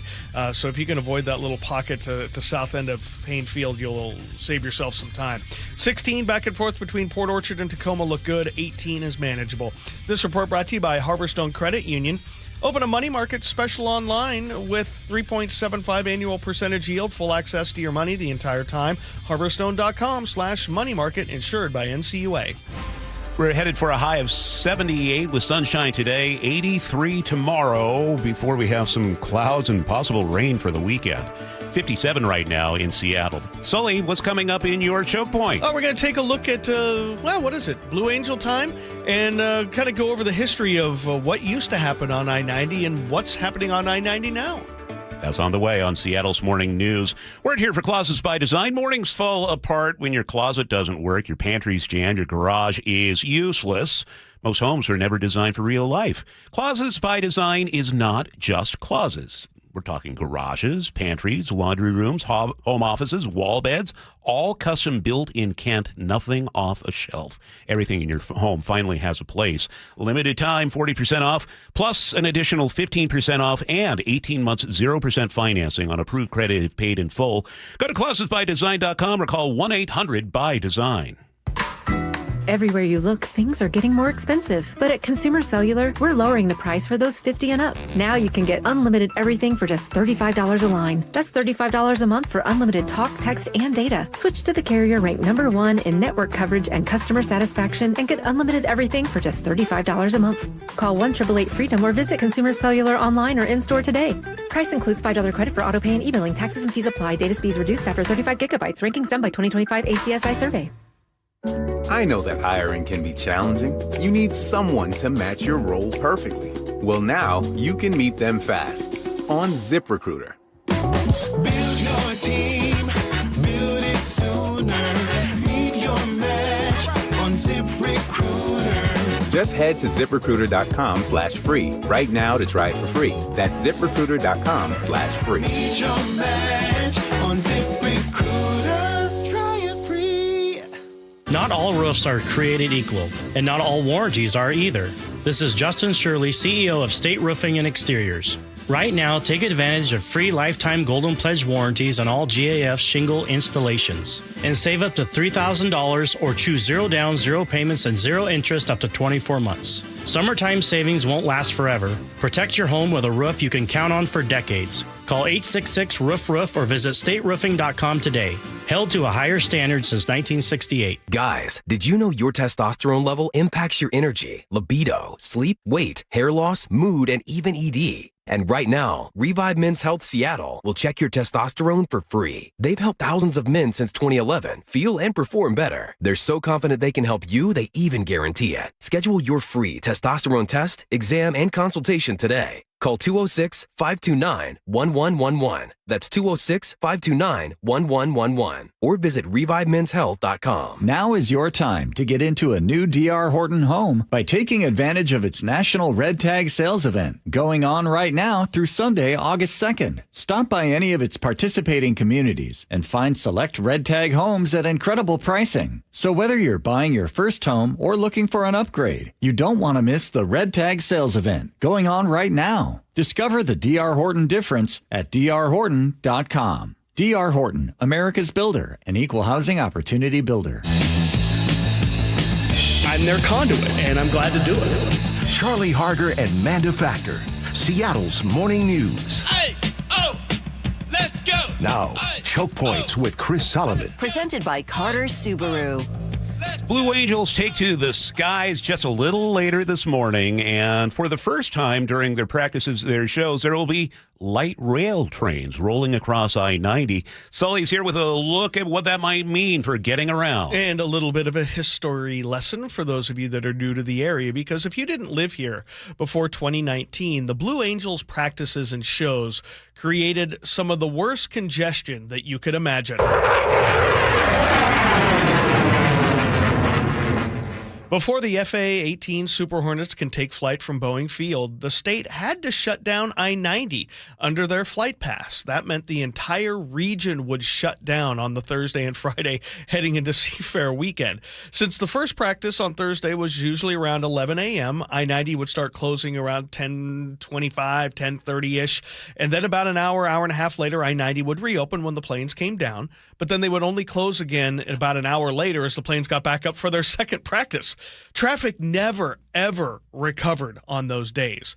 But before the 2019 show, the Blue Angels moved the center point of their show a little bit to the south. That meant the box over I-90 no longer needed to shut down the freeway when the planes were in the air. But drivers would always ask me, why'd they shut down the freeway?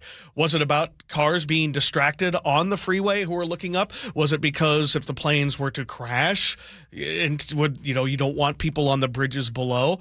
Well, it turned out that it was for the pilots, because they used portions of the bridge as waypoints to count out their maneuvers. So traffic was shut down to prevent distraction in the cockpit, not for those people below. And when you're 18 inches apart from another plane at 700 miles an hour, distraction's probably not a good thing.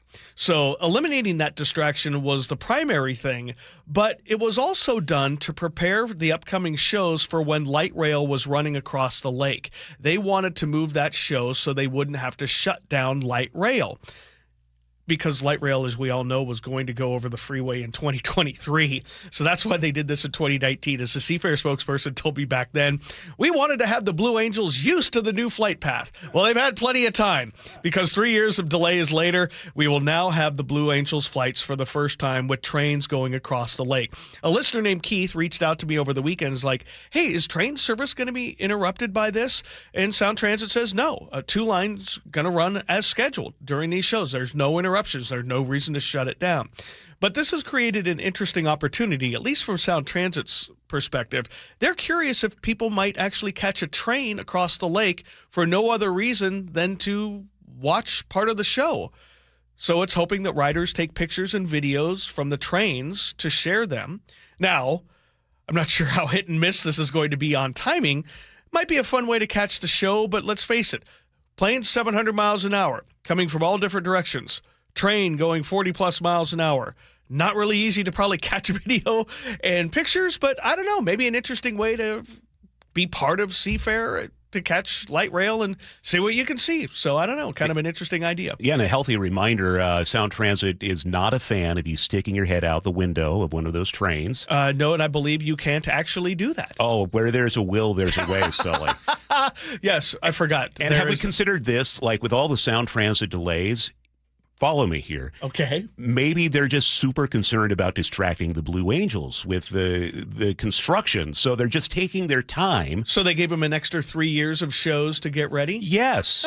It's possible. I mean, we could do a public records request on this. I think so. But in all my reporting on this, I can pretty confidently say it had nothing to do with the Blue Angels.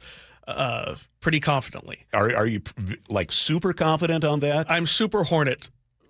Confident. There you on that. go. The concrete plinths that failed in the ripping up of the track, I don't think had anything to do with Pensacola, Florida. Are you allowed to say plinth on the radio? I believe I can if used appropriately. Okay, all right. Well, Nick is and standing. not for comedic effect. He's got the dump button ready just in case we can't. We'll have to look that up. We need to check traffic every 10 minutes on the threes. Where do we start? Well, just so you know, in case you don't know what a plinth is, it's a piece of concrete that is raised up from the floating bridge where the tracks are actually laid on top of. So they're not attached to the bridge, they're attached to these plinths that give them a little bit more ride with the wave action, if you were curious. But there you go. Okay, well, now I got to start down at Federal Way because this crash that I talked about briefly 10 minutes ago, right at 272nd, is now gotten a lot worse. We now have 3 out of 5 lanes blocked on northbound I-5 at 272nd. The 3 right lanes are blocked, so only the left general purpose and the HOV lane are getting by.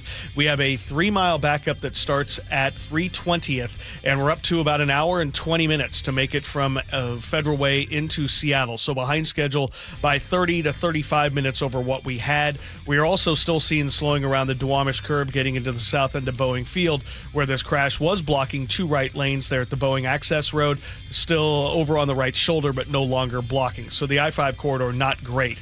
The Puyallup to Renton Drive, about 50. Renton to Bellevue's up over 40 now. The Lake Bridges themselves are fine. Hour and 10-minute trips from Everett to Seattle or Bellevue with the brake lights right where they should be. And we continue to work with the closure of southbound 99, getting out of the South Everett area, kind of south of Payne Field, where this crash involving a motorcycle fatality crash investigation, right where 99 dips under 525 there at the Boeing, or the 99 there at the Mukilteo Speedway. This report brought to you by the KIRO Newsradio App. Text app to 888-973-5476. Download the KIRO Newsradio App, listen to your favorite shows, get the latest news and updates sent right to your phone.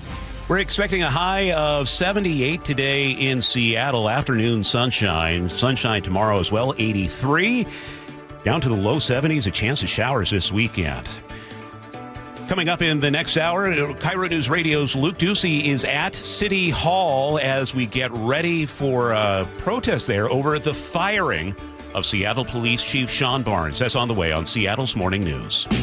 Join the conversation and text your favorite show on the KIRO News Radio text line at 888-973-KIRO. That's 888-973-5476. Powered by Muckleshoot Casino Resort. KIRO FM and HD1, Tacoma, Seattle. KIRO News Radio is giving you a shot at 4 tickets to see the Seahawks in their preseason home opener, Saturday, August 15th. To enter, open the KIRO News Radio app or visit mynorthwest.com/win for details. You can enter once per day, so the more you enter, the better your chances. Enter daily from July 28th through August 3rd. Full details and rules at mynorthwest.com/win. That's mynorthwest.com/win.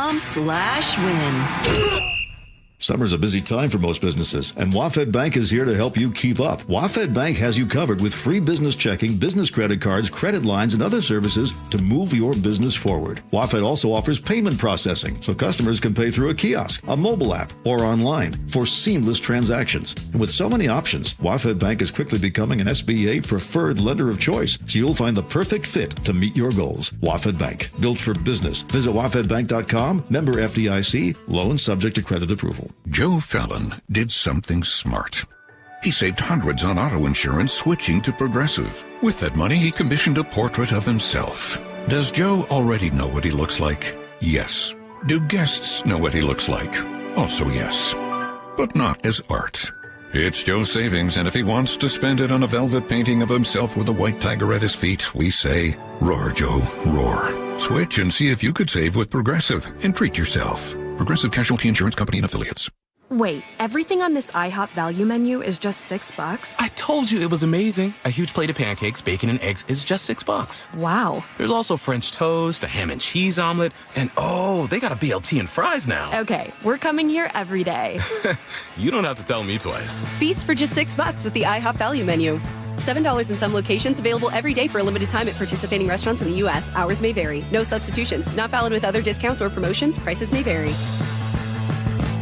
I'm spending my summer in a new Subaru Forester Touring Hybrid from Carter Subaru, and yes, I am officially spoiled. It is so comfortable, and as my first hybrid, the timing couldn't be better with high gas prices. And for a limited time, you can also get a 2026 Subaru Crosstrek starting at 1.9% APR. Carter Subaru in Ballard, Shoreline, or cartersubaru.com. On approved credit, subject to vehicle insurance and availability. A documentary service fee may be added to the sale price or capitalized cost. See dealer for details. Valid through 7/31/26. Here's the deal. The government is over $38 trillion in debt, which means the IRS isn't slowing down. And the tax code is complex and unforgiving. So it's not surprising if you're one of the millions of Americans that owe back taxes to the IRS. Unfortunately, they're the world's most powerful collection agency, with the ability to garnish your wages, seize your bank accounts, and even take your home or business. But don't be stressed or worried any longer. We're Optima Tax Relief, America's most trusted tax resolution firm. We have resolved over $3 billion in tax debt for our clients. Our award-winning professionals deal with the IRS every single day, protecting our clients and preparing them for the best possible resolution. For tax help you need, for tax help you can trust, give Optima a call today. Call 800-343-6460. 800-343-6460. 800-343-6460. Optima Tax Relief. Some restrictions apply. For complete details, please visit OptimaTaxRelief.com. At Uline, they know firsthand the road to success is an uphill climb. Uline started in the family basement, and through hard work is now North America's most trusted shipping and industrial supplier. They get what it means to have the support of reliable, hardworking partners. So they keep 41,000 items ready to ship. Whether your company is still in a basement office or expanding cross-country, Uline will be there on your road to success. Visit uline.com. Your best source for local news. KIRO Newsradio, KIRO FM and HD1, Tacoma, Seattle, Northwest News. ABC News, I'm Sherry Preston. The United States and Iran firing barrages of missiles at one another as hopes for a quick resolution to the war dim. Sources say the president initially held off on a massive attack to pursue diplomatic talks, repeatedly claiming Iran wanted to make a deal. But all of that was upended when Iran launched an attempted surprise attack on U.S. forces based in Jordan. ABC's Rachel Scott. A new estimate from Moody's Analytics shows a typical American household has spent an extra $672 in gas, diesel, home heating, and jet fuel expenses since the start of the Iran war. Last month, the Fed's preferred gauge on inflation, the personal consumption expenditure, shows a 3.7% jump in prices year over year. The U.S. economy expanding at a sluggish 1.5% pace from April through June. France giving the go-ahead for 84,000 evacuees forced out of their homes from a monster wildfire to return. This is ABC News. Public mistrust about privacy is growing against automated license plate readers, or ALPRs, and one of the companies that runs them. ABC's Jim Ryan has more. Flock is the biggest of the ALPR companies, and its CEO understands the public's privacy concerns. But once they understand what the technology actually does, Flock's Garrett Langley says, most people go, this makes a lot of sense. I want my kids to be safe. The latest headwind facing his company is coming from Washington. Congressman Thomas Massie of Kentucky plans to introduce legislation to defund any police department that uses license plate reading cameras. Jim Ryan, ABC News. The sentencing hearing is now underway for Colin Gray, who was convicted of second-degree murder and involuntary manslaughter for giving his son the semi-automatic weapon used to kill 4 people at Appalachia High School in Georgia 2 years ago. Gray is one of a handful of American parents who've been criminally charged after their children carried out school shootings. His charges, the most serious. I'm Sherry Preston, ABC News. At 8:02, here's what's happening. Seattle Police Chief Sean Barnes is out. Multiple sources tell KIRO Newsradio Mayor Wilson fired Barnes last night. We'll have a live report from Luke Ducey straight ahead. The 15-year-old arrested in that shooting is now charged with first-degree assault, and prosecutors want him tried as an adult.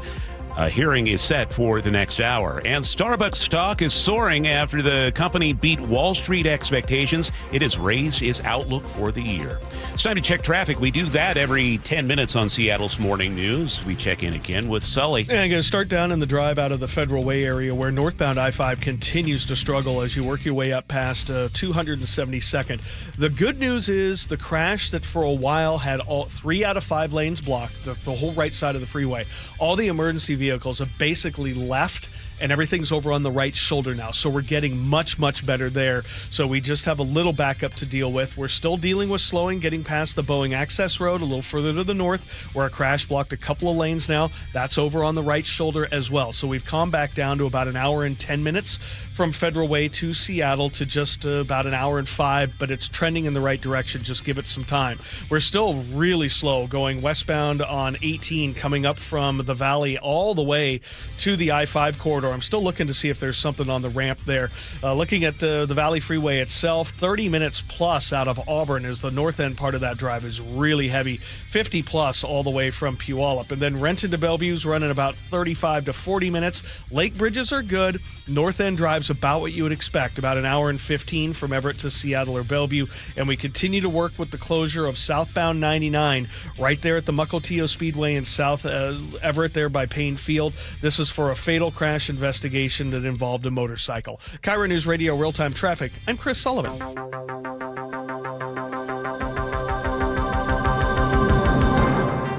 Good morning. It's 8:04. We are at an inflection point after the deadly gang-related mass shooting at the Bite of Seattle. Seattle Mayor Katie Wilson has fired her police chief, Sean Barnes. This hour, a coalition of black community organizations plans to march into City Hall and confront the mayor. KIRO News Radio's Luke Ducey is there right now. And can you tell us what the scene's like at City Hall, Luke? Hey, Charlie. Good morning, everyone. Yeah, I'm inside City Hall right now where about a dozen people or so are here with that coalition. I'm joined by one. Could you give me your name again and tell me who you're with? I'm with First AME, and my name is Brother Alton Fields, and I'm an elected trustee under the leadership of Pastor Terry Anderson. Mr. Fields, just really briefly, tell me, why are you here? What do you want to accomplish today? What I want to accomplish is what we set out to do, and that is to support Chief of Police Sean Barnes. And how do you feel about the word? What was your reaction to the news that he was fired abruptly yesterday? He was asked to resign. He said no, and the mayor fired him. Yes, I think it's just too quick. She's just really too quick on the draw there, because I just feel in my heart that he hasn't got a chance. You just can't fire, I feel, a police chief within a year. He hasn't even been on the job a year. And he's doing the best he can. And, there's mass shootings all around the country. And police chiefs aren't fired like that. Does it give you pause that this particular shooting on Sunday here in Seattle is not solved? There are other suspects perhaps on the loose, and now there's no police chief. We don't know who's in charge. Absolutely. He hasn't gotten the chance to even finish the job in this investigation. I think she just moved this a little bit too hasty. And that's just my personal opinion. Thank you very much. And you're here part of the rally that's going to be starting shortly, soon as more people gather. Thank you very much for talking with us. Word spread quickly yesterday afternoon after Chief Barnes canceled several interviews yesterday. He attended a vigil for the victims of that shooting last night, but then left abruptly to apparently meet with Mayor Wilson. Wilson reportedly asked again for his resignation. He said no, and she fired him. He's been on the job officially just 12 months. This coalition that's meeting here, Charlie, it's a group of black community organizations that includes the NAACP, Urban League, Community Passageways, many others, several clergy and churches, as you heard from Mr. Fields, and parent organizations as well. So the big question, why exactly was Barnes fired? Well, at a press conference Monday, you'll remember, he was asked about a 5-hour delay in getting vital information out to the public, including that they were looking for a third suspect and another possible shooter. Chief, you know that people are angry that this was 5 hours that your department waited.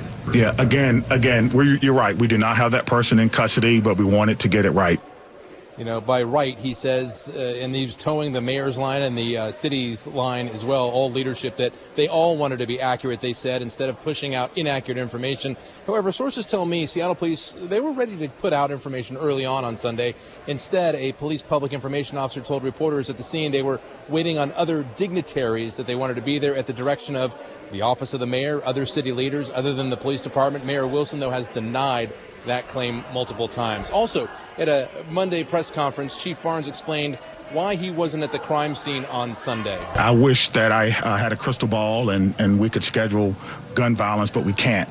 Yesterday, I was in Dallas at the National Organization of Black Law Enforcement Executives Conference. At that conference, 2 members from our community were being honored. So the firing of Seattle's top law enforcement official comes yesterday and today. No word on if anyone has filled that void. We haven't heard from the mayor's office at all. We don't know if anyone's in charge of Seattle police right now, but it comes as, again, the search for more suspects continues, another possible shooter on the loose. Also, right before Seafair weekend, one of the busiest public safety weekends of the year. Coming up, though, at the bottom of the hour, we're going to touch on this, other claims that Barnes often leaves Seattle on weekends and holidays to be with his wife and kids. Publicola reporting this morning that Barnes has been out of town on trips 47 days from April through July 26th. More on that. But for now, again, we're live here at City Hall, where that coalition of black organizations is forming, and they will hold that rally within the hour. Charlie, back to you. Luke, one of your signature pieces online on My Northwest is The Spin, talking about what communications professionals do and mistakes they sometimes make. How unusual is it for a mayor to not communicate something so important as the firing of a police chief? Here we are, more than 12 hours later. I've talked to a couple different experts in the field who work in corporate communications on a global scale with large companies, and they tell me both the same thing, that in this last few days, what they're looking at are mistakes that rookies make, in their words, that this is PR 101 kind of stuff, beginner stage kind of PR missteps that the city has made, that in particular the Seattle mayor's office has made. And that's not just one step, that's several steps along the way. And when it comes to firing a police chief but not communicating who's in charge, or if anyone is in charge, it leaves people to wonder, and it leaves people to create that narrative and run with it themselves, that perhaps no one is in charge. Who's running the police department? It's a big mistake, according to everyone I've talked with. All right, Luke Ducey reporting live from City Hall. 15-year-old charged in that case is facing charges of first-degree assault and unlawful possession of a firearm. Here's KIRO 7 TV's Nia Bliss. No murder charges, and that's because prosecutors say that police investigators have not referred this to them as a murder case. But this is still an ongoing investigation, and if that does come down and it does get sent to their office as a murder case, they say they will be looking into that. Prosecutors want to try the teen as an adult. A hearing to begin that process set for this morning in the next hour. Sea of candles and flowers filled Seattle Center yesterday as the community came together after the shooting. This man spoke to KIRO 7 TV. I was up close and personal, just seeing, people going down. Gunfire killed 2 bystanders, a 44-year-old man, a 56-year-old woman, injured at least 4 others, including a 2-year-old boy. If you'd like to donate to the victims' families, we've posted their GoFundMe pages on mynorthwest.com. We're actually hearing from one of the survivors. It was less than 10 feet away from where everything happened. Jonathan Morales Jimenez tells KIRO 7 TV he was shot in the back. The bullet still lodged in his pelvis because doctors say it's too dangerous to remove. The fracture is what really messed me up. I mean, I fell on my knees. I was, bleeding out for a little bit. And then, when I touch, my lower back, I see blood and it's like, I got hit. He's expected to make a full recovery. Text messages obtained by the Center Square show how Mayor Wilson told Governor Ferguson a press conference was likely the night of the Bite of Seattle shooting, but she never confirmed it with the governor. The public briefing didn't start until nearly 5 hours after the shooting. Governor Ferguson's office tells the Center Square he had no role in delaying public communication. His communications director says discussions about an event with elected officials were separate from SPD's public safety updates.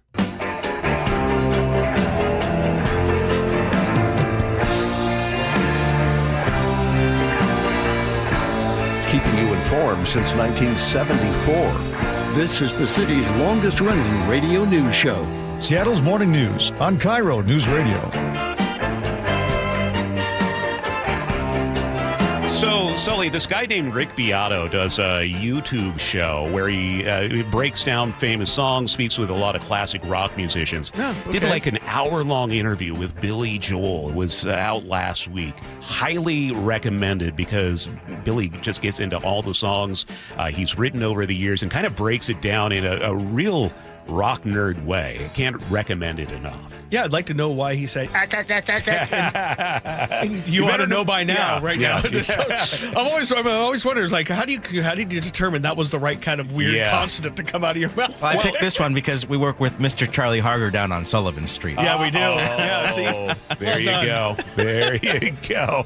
That voice you hear is Nick Krasha. He is running the board and playing the music for us today. Chris Sullivan is here. David Burbank is trying to keep us all in line, and we have Katrina Gishard out in the newsroom. Okay, coming up this hour, just when you thought you'd seen enough online betting everywhere, people are now using prediction markets to bet on wildfires. I'm going to speak with journalist Kylie Moore about that and more on the communication breakdown between Seattle and Washington state leaders. We hear from TJ Martinell of the Center Square, who obtained exclusively those text messages between the governor and mayor. Time to take a look at the weather forecast now. We expect to have a high of 78 in Seattle today, 83 tomorrow, but the weekend, you know, when you're out and at the hydros or watching the Blue Angels, cloudy, chance of showers, highs both days in the low 70s in Seattle. Right now, it is 58 downtown. Time to check traffic. Every 10 minutes, we check in with Chris Sullivan. By the way, Allie in Tacoma has a pretty good idea on our text line of how Billy Joel came up with the Yeah. I thought she was talking about soda, but apparently I misread. Check it out. Okay. Looking at the drive now, we're coming down from the north end, and we're seeing a drive of about an hour and a half now from Everett into Bellevue.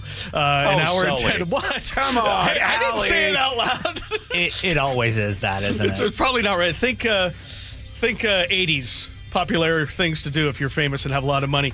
Looking at the drive now from Canyon Park down through 522 and then struggling through Totem Lake. So not a pleasant drive. An hour and 10 from Linwood on down. About 10 minutes faster on I-5. About an hour from Linwood on down. Looking at northbound Federal Way to Seattle, we're definitely improving past 272nd, where we had the brake lights for an earlier crash. Also getting better by the Boeing Access Road, where we had another crash there. The travel time back under an hour, which is great. Valley Freeway still struggling, about 55 minutes for you. Rented to Bellevue's about 40. Lake Bridges are okay. 16 looking pretty good from Port Orchard all the way to Tacoma. Olympia to Tacoma is not bad. And I won, that's a sad story we've been talking about all morning. A motorcyclist lost his life this morning. His or her life, don't know. But southbound 99 remains blocked right there at Lincoln Way as you get towards the Mukilteo Speedway, kind of right before you would go down that dip. If you know the landmarks, the U-Haul facilities over on your left-hand side there, but got about a mile back up there for you guys. KIRO Newsradio Real-Time Traffic. I'm Chris Sullivan. This is the city's longest-running radio news show. Seattle's Morning News on KIRO Newsradio. While families in Los Angeles were running from wildfires, strangers on the internet were placing bets on how bad the flames would get. Kylie Moore is a correspondent for High Country News. She broke the story on wildfire gambling and what she has found across the West with people demanding answers. Kylie, thank you for being here with us this morning. I had no idea this was going on, and I'm ticked. Maybe you tell us what wildfire gambling is. Yeah, absolutely. So thanks for having me. And yeah, I think your reaction of being ticked is pretty common across the board for people when they read this story. Basically, there are these prediction markets. People might know them as Polymarket or Kalshi. And it's basically an online gambling website where you can place bets on future outcomes of things. So anything from, who would win the World Cup to who would go to Taylor Swift's wedding. And during the Los Angeles fires in 2025, there were also almost 20 questions about fire growth, fire behavior, which communities would burn down by which dates, how far the fire would grow in certain time periods. And that's kind of really where my story starts. And you spoke with survivors. What did they say when you told them their whole lives are being bet on by strangers? Yeah, they were horrified. They found it morally reprehensible. They were disgusted. I mean, any kind of negative word that you can think of is what they told me. And I think for some, it really added insult to injury because they already felt like, in the case of the fire that was, started by a downed power line, they already felt like their lives had been gambled with by that company, and now they felt like strangers were also, just gambling on their fate. So, in general, not a very good feeling to have when your home might have burned down, when your community burned down, maybe when people that you knew died. Just a lot of kind of horribleness all around. How in the world is this legal? What did your research find? Right. So prediction markets in general are in this really weird legal space in the US right now. So there's kind of this turf war going on between states who want to rein in the prediction markets. Washington is one of those. They're actively suing Kalshi right now.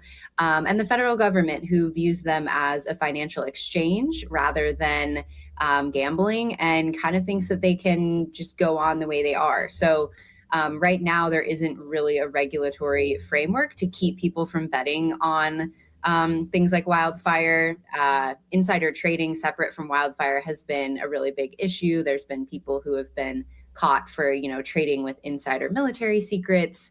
I think slowly the tide is turning. States are starting to ban their own employees from using prediction markets.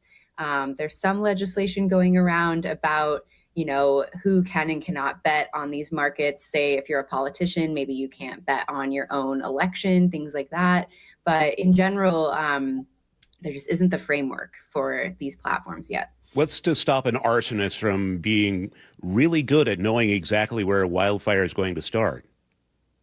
Right. I mean, that's one of the primary concerns, right? So ethicists and fire experts who I spoke with for this story, said, look, betting on something like a hurricane or betting on another natural disaster, sure, there might be similar human impacts, property impacts, but the key difference here is that you can't start a hurricane, right? You can't influence a hurricane's growth, but you can with a fire. And obviously, we know, living in the West, you're in Washington, I'm in Montana, it's dry out there, and it doesn't take that much to start a fire. And so, there are concerns that these kind of platforms could provide perverse financial incentives for people with, bad intentions. You found out about this website, I think it was called Wildfire, spelled with a Y. What happened there? Yeah, so wildfire purports to be the first California-specific prediction market for wildfire. They don't use real money right now. They use kind of this play money that doesn't have any real-world value. But it's fascinating. It's this whole website where you can bet on like a county-by-county basis of fires. And after I reported the story, well, I should back up. When I reported the story, it was very opaque. I couldn't figure out who owned the website. I couldn't figure out any IP address linkage, anything like that. And then after my story published, and I think people started visiting the site more, they took it down briefly. And then they actually brought it back up. And hidden at the very, very bottom in really dark print on a dark background is this new terms of service that has a whole bunch about how this is not an this is not an information source. Don't use this if you're trying to evacuate. Don't hold us responsible if you start a fire. So clearly there's been some kind of behind the scenes going on there as they receive increased scrutiny. So we have a Washington state judge who ruled that Kalshi is likely considered gambling and illegal in Washington. Where's this all headed as you look toward the future, Kylie? Yeah, I mean, I think as we learn more about how people are using these platforms, as states try to assert their control over platforms, I wouldn't be surprised if some sort of challenge of prediction markets made it to the Supreme Court. I wouldn't be surprised if there's more regulation of these markets in the future, just because, you can't regulate what you don't know, right? And since the publication of my story, I've seen politicians, especially in California, saying, I want to make this illegal. I want to make sure you can't bet on wildfire. And I'm sure there are plenty of other people with their own issues that they don't want people to bet on, right? So there's been talk of, should we make assassination something that you can't bet on? Should we make warfare something that you can't bet on? And so I think as people kind of show us the dark underbelly of these platforms, and as there's more examples of people misusing them, and, you betting on a sports game is one thing, but you betting on a wildfire is another. So I do think there will be more regulation in the future, but I don't necessarily think it will go smoothly because the current administration is pretty pro prediction market. I believe one of Trump's sons is involved with one of the companies. And so it's a pretty favorable landscape for them right now. But I think the general public the tide is kind of starting to turn against the prediction markets, or at least certain elements of them. Yeah, truly playing with fire. Kylie Moore with High Country News. Kylie, thanks for your time this morning. Yeah, thank you for having me. Thanks for reading the story. It's 8:22 now. Hey, we're kicking off the 2026 Seahawks season with a preseason home opener August 15th. We want to send you and 3 friends and watch it in person. All you need to do is open the KIRO Newsradio app and find out how. Now, if you don't have the app, it's easy enough. You just need to text APP to 888-973-5476. That's APP to 888-973-KIRO. We'll send you a link to download. You can enter every day to increase your chances to win. The contest runs through Monday the 3rd. It's 8:23. We check traffic now. Sully, where do we start? Well, we're going to start with the drive out of Snohomish County, which is really struggling today. Earlier this morning, I'd said maybe a little bit lighter than, but that just isn't the case. It's just a late arriving crowd, especially on 405. I mean, we're bumper to bumper from before Canyon Park all the way down with just a little bit of a break before you hit Totem Lake, and it's really slow there approaching Kirkland. So we've jumped up to about an hour and 35 minutes now from Everett to Bellevue, an hour and 15 alone from Linwood. So that's probably 20-25 minutes slower than you probably expected. For I-5, about an hour and a half total, maybe a little under from Everett to Seattle. So it's actually worse than 405. We do have brake lights through the Alderwood Mall area. 99 southbound is its normal self as you work your way from the Woodland Park Zoo down across into South Lake Union. Now to the problem on 99 southbound that we've been talking about all morning up in the South Everett, North Linwood area. For those of you who use that kind of in the Payne Field area, all southbound lanes of 99 remain blocked at 525, the Mukilteo Speedway, kind of right there where it goes underneath 525. Motorcycle fatal crash investigation continues, and all those southbound lanes are blocked there. Coming the other direction, Olympia to Tacoma looks good. Pierce County has cleared out nicely. 16 looks good. 18 over Tiger Mountain is manageable. Federal Way to Seattle back to 50 minutes after we had 2 crashes on that corridor, which have cleared. Valley Freeway back under 50. Rented to Bellevue about 40. The lake bridges are good. KIRO News Radio real-time traffic. I'm Chris Sullivan. We're headed for a high of 78 in Seattle today. Afternoon sunshine. Tomorrow, 83. We're down to the low 70s with clouds and a chance of showers on Saturday and Sunday for a seafair weekend. Right now, it's 59 downtown. Coming up, KIRO News Radio's Luke Ducey is live at City Hall, where demonstrators are gathering to protest the firing of Seattle Police Chief Sean Barnes. That's on the way on Seattle's Morning News. Dear Ursula, I have a group of friends who have bonded over... Hi, I'm Ursula Voitin from the G and Ursula Show, and I'm launching a new podcast called Ask Ursula. This is your space. Real life, real questions, whether it's about family, friendships, love, and yes, even the fun stuff like travel and finding your signature scent. Hit me up and ask your questions at mynorthwest.com/Ursula. I look forward to connecting with you. At mynorthwest.com and the G and Ursula YouTube channel. At Seattle Children's Hospital, 1 in 3 patient families can't afford the food their kids need to heal. A child recovering from surgery and the family struggling to put nutritious food on the table. That's why Seattle Children's, Safeway, and Seahawk, Jackson Smith and Jigba launched the Food First Project to fight pediatric food insecurity by providing grocery cards, produce vouchers, and food as medicine programs for families. No barriers, just help. 12s, we need you. Learn more at Safeway.com. Again, that's Safeway.com. Olympic Hot Tub has more ways than ever to achieve total wellness at home. Immerse yourself in a saltwater hot spring spa and let jets melt stress away. Enjoy a refreshing swim in an endless pool swim spa. Retreat to healing warmth and detox in a Tilo sauna. Then awaken mind and body with a cold plunge. You'll be saying, ah, in no time. Your path to wellness starts today at Olympic Hot Tub. Current specials with exciting savings at olympichottub.com. Better you, better life. Earth, Wind, and Fire. And Lionel Richie. The tour continues. Seattle, you're invited to sing a song all night long. Lionel Richie and Earth, Wind, and Fire. Climate Pledge Arena, August 3rd. Get tickets starting at $34 at livenation.com. Are you curious about who offers the best deals on top-rated Samsung, LG, and Sony TVs? The answer is surprising. It's not online, and it's not the warehouse clubs. The best deals on top-rated TVs are at Video Only. Don't believe it?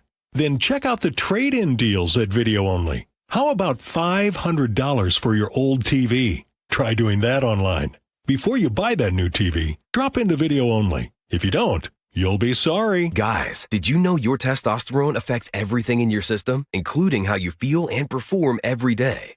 Right now, Revive Men's Health Seattle will check your testosterone for free. Knowing your T levels is the first step in understanding if you have low T. Your testosterone level impacts your energy, libido, sleep, weight, hair loss, mood, and even ED.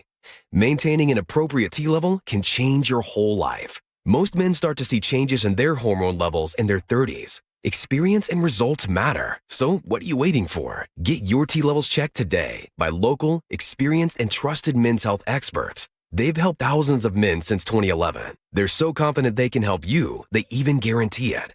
Call Revive today and schedule your free testosterone test, free exam, and free consultation. Call Revive Men's Health at 206-529-1111. That's 206-529-1111. Or visit ReviveMen'sHealth.com. When the heat's an 11, cool AC would be heaven. DayandNight.net. Stay cool this summer with a new AC or heat pump from Day and Night. And with installation, you'll get a free furnace. Hi, I'm Bruce with Day and Night Plumbing and Heating. Call us about installing a high-efficiency cooling system or servicing your existing one so you're cool when you need it. Get a new AC or heat pump now from Day and Night to stay cool this summer. Plus, with installation, you'll get a free furnace. DayandNight.net. Did you know that nearly half the homes in Western Washington are not properly insulated or not insulated at all? That may be the reason why your home is way too hot in the summer and way too cold in the winter. It may also be the reason that your energy bills are sky high. Right now, Insulation Northwest is offering a free inspection of your home's insulation. This is a $199 value and it's absolutely free, no obligation. Just call today and Insulation Northwest will arrange a time that works with your schedule. We'll perform a thorough exam of your home's insulation and give you the advice you need to start saving thousands. Everyone who calls today will also receive a free infrared screening of your home using the latest technology. This will help reveal any hidden flaws in your home's protective energy blanket. What do you have to lose? It only takes about an hour and it's absolutely free. Call Insulation Northwest today, the real insulation company.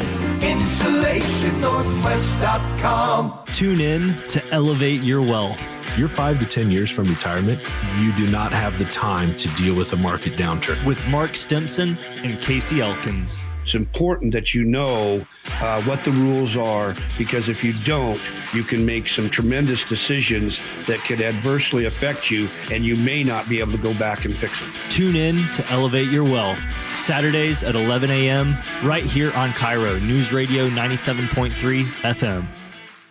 Now, the latest from KIRO News Radio and MyNorthwest.com. Live from East Lake Avenue, Seattle's morning news. Good morning. We have developing news because less than 4 days after the deadly gang-related shooting at the Bite of Seattle, Mayor Katie Wilson has fired Police Chief Sean Barnes. Right now, a coalition of black community organizations are at City Hall trying to confront the mayor. KIRO News Radio's Luke Ducey is at City Hall. Luke, what are you seeing? Good morning, Charlie. Good morning, everyone. Yep, I'm in City Hall where you can hear cheers and applause from the coalition that they're forming here. More people to come later, but about 20 people right now. They're kind of rallying the group, speaking to the group, waiting for a media press conference to begin with the group as well, with representatives. I spoke with one representative, Bishop Reggie Witherspoon with Mount Calvary Christian Center moments ago, and I asked him several questions, but he tells me he's really worried Mayor Wilson made the wrong decision here, and it shows. One, her inexperience. Two, you have to be careful of ego in these kinds of situations. Three, not looking at the big picture. It doesn't seem to demonstrate wisdom at all when you look at seafarers coming. We just brought them in a year ago. And that's one of the worries here that the coalition has, but a lot of people have, that, we haven't heard from the mayor's office who's in charge of Seattle police with Seafair, one of the busiest safety events, for people of the year. There's high security there now, but people are worried about that. Also, with this investigation after Sunday's shooting at Seattle Center, there are suspects still at large, according to Seattle police. That's the last we heard from Sean Barnes, who is no longer chief, and that there's a possible shooter still at large, and we don't know who's in charge of the police department in a major city. Bishop Witherspoon also says that he wants to speak directly with the mayor. We know he was the best choice. We searched the country. So what are we doing? Then you got to go through that process all over again. The city of our magnitude doesn't make sense to me. And so now we don't know who's in charge. That's a scary proposition. We're just kind of swimming without blinders on. Yeah, this coalition includes not only church members and members of the community and parent organizations, but the NAACP, the Urban League, Community Passageways, and many other organizations. Let's go through the timeline really quickly. Word spread quickly yesterday afternoon. Barnes canceled several interviews yesterday, and then he attended a vigil for the victims of the shooting, but left abruptly, apparently, to meet with the mayor, as you hear chants in the background here at City Hall. Wilson then reportedly asked for his resignation. He said no, and she fired him after just 12 months officially on the job. Now, at a press conference Monday, Barnes was asked about a 5-hour delay in getting vital information out to the public, including that they were looking for, again, a third suspect, but also a possible other shooter. And he said that they were trying to get out accurate information, kind of towing the city's line at the time, instead of rushing to put out possible inaccurate information, and that's why they didn't communicate. However, sources tell me Seattle police were ready to put out information early on. It was Mayor Wilson and the office of the mayor and city officials who wanted to push hold and wait until later in the evening until other dignitaries, according to police, could get there for that conference. Also, at another conference on Tuesday, Barnes was asked about claims that he often leaves Seattle on weekends and holidays to be with his wife and kids, that he travels too much, that it's excessive. That said, Public Cola is reporting this morning that Barnes has been out on out-of-town trips some 47 days from April through July 26th. He said they say that his calendar shows about half of those absences were for conferences. Others were unaccounted for, didn't have a list of why he was out. Barnes addressed that too, saying he doesn't travel as much as the reports say, that he doesn't have the money to do that, that he loves being here in Seattle, loves being police chief. But again, Chief John Barnes, no longer chief, has been terminated, and we are here in City Hall, where a coalition of black organizations is ready to address the mayor and get an audience with her if she's willing, they say. And also, we don't know who's in charge of the police department, one of the largest cities, the largest city in the state, one of the largest cities in the country. Charlie, back to you. All right, Luke Ducey reporting live for us. It's going to be a very busy day at City Hall as we await that official announcement. Time to check traffic with Sully. And we're picking up the pace coming out of Snohomish County. We kind of popped out at 1 hour and a half. We're back under that now from Everett to Seattle or Bellevue, probably about an hour and 15 to 20. So we're getting there. Northbound I-5 still struggling past the West Seattle Bridge. We still have about a 50-minute trip for you guys. Rented to Bellevue, we're looking at about 35 minutes, so we're getting there. Valley Freeway is back down to about 45 minutes, which is great. Lake bridges are manageable. I'll have much more for you on this in a few minutes, but I just got an update from the State Patrol. This fatal crash involving that motorcyclist up on 99 southbound in the South Everett area. Hit and run with a semi, so they're looking for a truck. I'll break it down coming up next. KIRO News Radio Real-Time Traffic. I'm Chris Sullivan. Reliable, refreshing, and ready every morning. Seattle's Morning News. Continuing our coverage here, King County prosecutors have filed charges against a 15-year-old arrested at the Bite of Seattle shooting. He's charged with first-degree assault. Casey McNerthney in the King County Prosecuting Attorney's Office says police believe they can show that he fired shots into the crowd. However, preliminary testing of bullets recovered from the two bystanders killed show they did not match the weapon that the boy was seen firing. Investigators, meanwhile, are still trying to figure out what happened. And I would imagine that includes what bullets from which guns, and that investigation could go on for several more days or weeks. Prosecutors are asking that the boy be tried as an adult. 3 people, including another suspect, died, and at least 4 others were hurt, including a 2-year-old boy. Frank Lindsay, KIRO News Radio. You may recall Mayor Katie Wilson said she would bring in a consultant on gun violence reduction and prevention to work with agencies to help stop gun violence. But the city is being accused of not paying the agency it works with currently. Dr. Jacqueline Bowles, clinical director at Redeemed Wellness Center, attended Tuesday's news conference and demanded to know why her agency that focuses on violence intervention and prevention has not been paid since April. Dr. Bowles says the city owes her $65,000. Are you aware we have not been paid? This office refuses to process invoices, refuses to pay us. During our interview, Dr. Bowles says someone from the mayor's office called to set up a meeting and tried to solve the problem. We've reached out to the mayor's office for comment, but so far have not heard back. James Lynch, KIRO News Radio. City has released a statement which reads in part, Redeemed Wellness Center's May and June invoices remain under review because required supporting documentation is still outstanding and other compliance issues were identified during processing. City adds it's working with the Wellness Center to resolve the issue.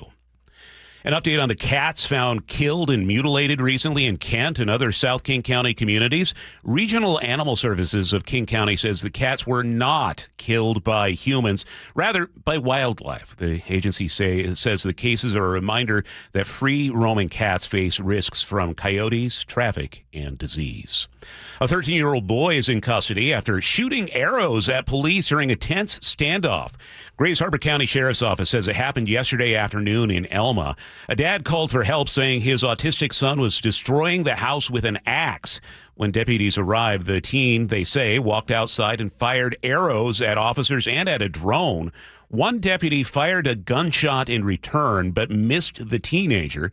They eventually used less lethal rounds to safely take the boy into custody. Speeding motorcyclists in Skagit County learned that running and even swimming wouldn't outrun the Washington State Patrol. Troopers say they tried to stop the rider for speeding more than 20 miles an hour over the speed limit on State Route 9. The motorcycle later developed mechanical problems with the rider using his feet to push it down the road before ditching the bike. Get on the ground right now! You're under arrest! He tried swimming away, was arrested and booked into the Skagit County Jail.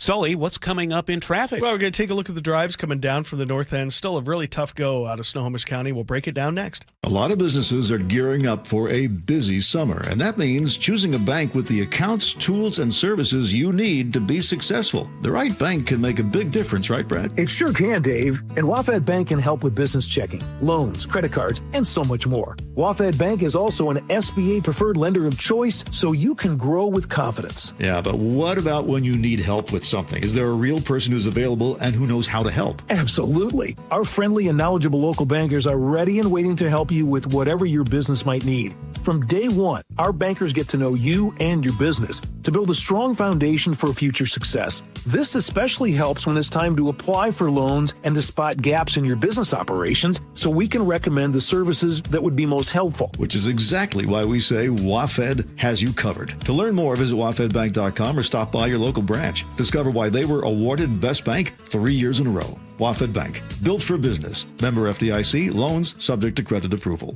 I know that hiring can be challenging. You need someone to match your role perfectly. Well, now you can meet them fast on ZipRecruiter. Build your team, build it sooner.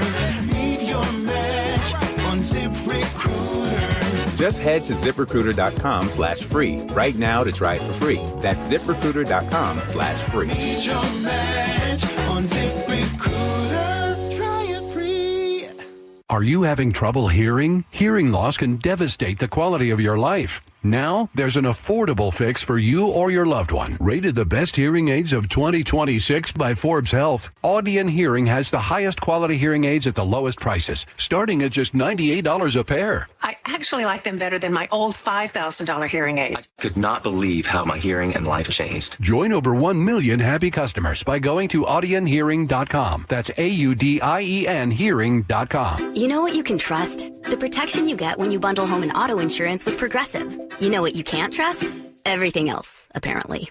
Like when you saw that article that said that thing you eat every day is a superfood and great for your gut health. But then 30 seconds later, a different article warns you to avoid it and it's taking years off your life. Well, which is it? Kind of a big difference there. Anyway, bundle home and auto insurance with Progressive for reliable coverage in a reliably unreliable world. Progressive Casualty Insurance Company affiliates and third-party insurers. Not available in all states or situations. Everywhere you look, things are getting more expensive. But at Consumer Cellular, we're lowering the price for those 50 and up. Now you can get unlimited everything for just $35 a line. That's $35 a month for unlimited talk, text, and data. Switch to the carrier ranked #1 in network coverage and customer satisfaction and get unlimited everything for just $35 a month. Call 1-888-FREEDOM or visit Consumer Cellular online or in-store today. Price includes $5 credit for auto pay and e-billing. Taxes and fees apply. Data speeds reduced after 35 gigabytes. Rankings done by 2025 ACSI survey.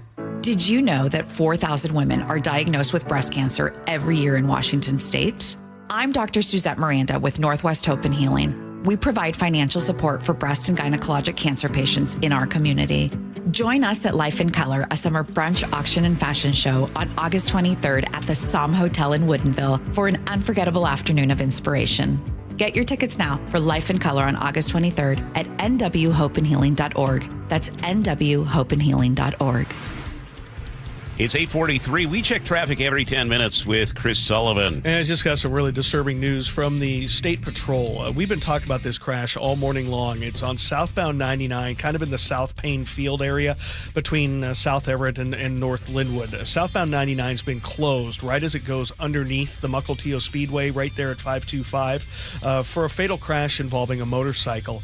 Well, we just found out one of the reasons why it's taken nearly 3 hours now to reopen some lanes, and we're still not there yet. It's now a homicide investigation because the State Patrol is looking for a semi-truck that was involved in this crash. They're calling it a hit and run, and they're looking for a semi with a blue cab and a white trailer. So again, if you're in that area on 99, or if you have a business in that area right there at 99 and 525, check your cameras from around 5 in the morning, a little before 5. They need your help to try to get a little bit more information. But again, a semi was involved in this hit and run that took the life of a motorcycle rider this morning. Still plenty of details to work out there, but 99 remains closed in that area. You can get around it okay. Everyone's being detoured around at Lincoln Way. But that's the unfortunate information we've got just into the newsroom. The freeways themselves look about normal for this time of day on a Thursday. About an hour and 15-minute trip from Everett to Seattle or Bellevue. Well, maybe a little hour and 20, depending on how you hit the volume, but the brake lights are right where they should be. 405's, though, a little heavier through Totem Lake that I'd like to see. Federal Way to Seattle, about 50 minutes. Back under 50, Federal Puyallup up to Renton, and then Renton to Bellevue is about 40. The S-curves are active, but boy, over the top of I-90, it's really heavy. Both westbound direction of the lake bridges are heavy as you approach I-5, but nothing out of line. Pierce County looking pretty good at this point. This report brought to you by Hoberstone Credit Union. Open a money market special online with 3.75 annual percentage yield, full access to your money the entire time at harborstone.com/money market, insured NCUA. Sunny, 78 today, 83 tomorrow, 59 right now in Seattle. Coming up, new text messages show the communication breakdown between the governor and the mayor of Seattle. We'll break it down for you coming up on Seattle's Morning News. Hey, I want to introduce you guys to a brand new sponsor to the show. I'm very excited to welcome Phil Mitchell from Sunset Auto Family. Welcome to the show, Phil. Hey, thanks, Jake. Nice to be here. It's so great to have you here. I want to jump right into something that you guys offer that is such a benefit to anybody out there looking for a vehicle.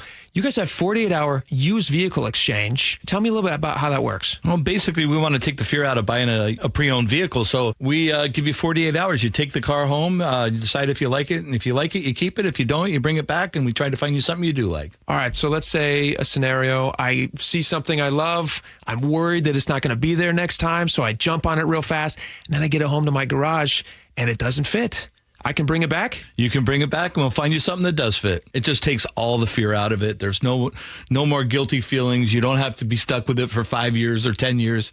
You bring it back, we find you something that works. Sunset Kia in Auburn, Sunset Ford, and Sunset Chevrolet in Sumner. You just get more at Sunset, and people do like that. When you order a ride from a rideshare company, do you know what you're getting? Big rideshare companies have been caught failing to protect passengers from dangerous drivers and not supporting drivers and passengers after an accident, all to protect their profits. That's why if you've been injured in a rideshare vehicle, you need Davis Law Group to protect you. Their in-house team of investigators and legal staff has a successful track record of taking on rideshare companies, and they've won millions. Visit DavisLawGroupSeattle.com.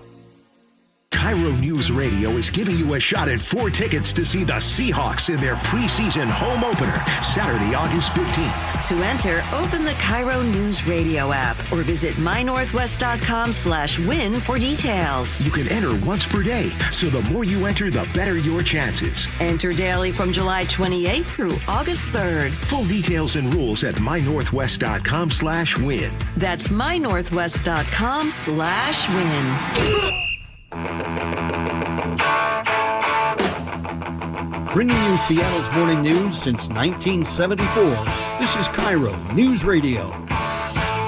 An exclusive report from the Center Square yesterday reveals a text message exchange between Mayor Katie Wilson and Governor Bob Ferguson in the hours after the deadly shooting at the Bite of Seattle.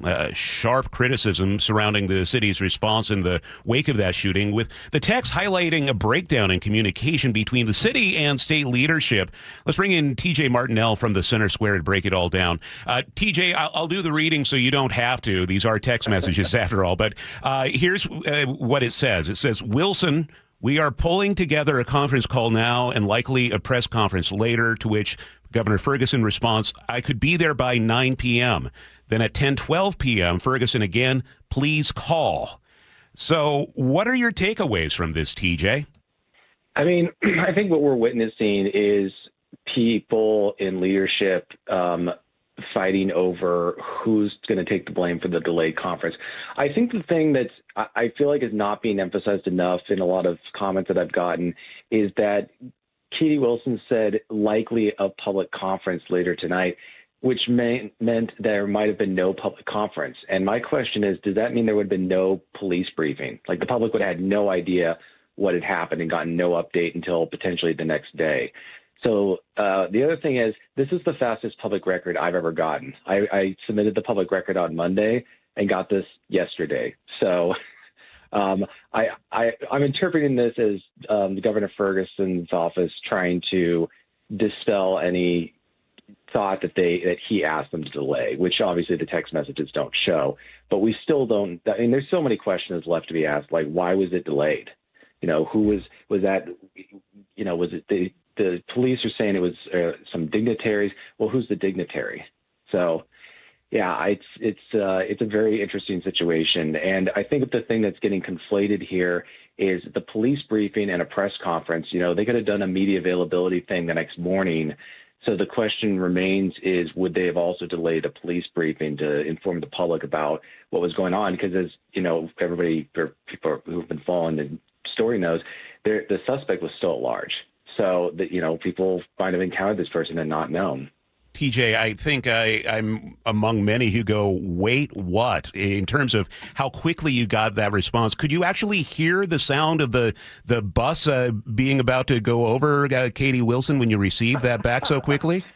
That is actually my instant reaction when I saw the record. I opened it up and it was this photo of this cell phone text messages, and I was like, okay, I know exactly what's going on here. I mean, when I opened the email and saw that they'd had responsive records, I knew I had a very strong suspicion that this was the governor's office putting out a fire, because I think there was people making accusations that he had ordered them to delay until he got there.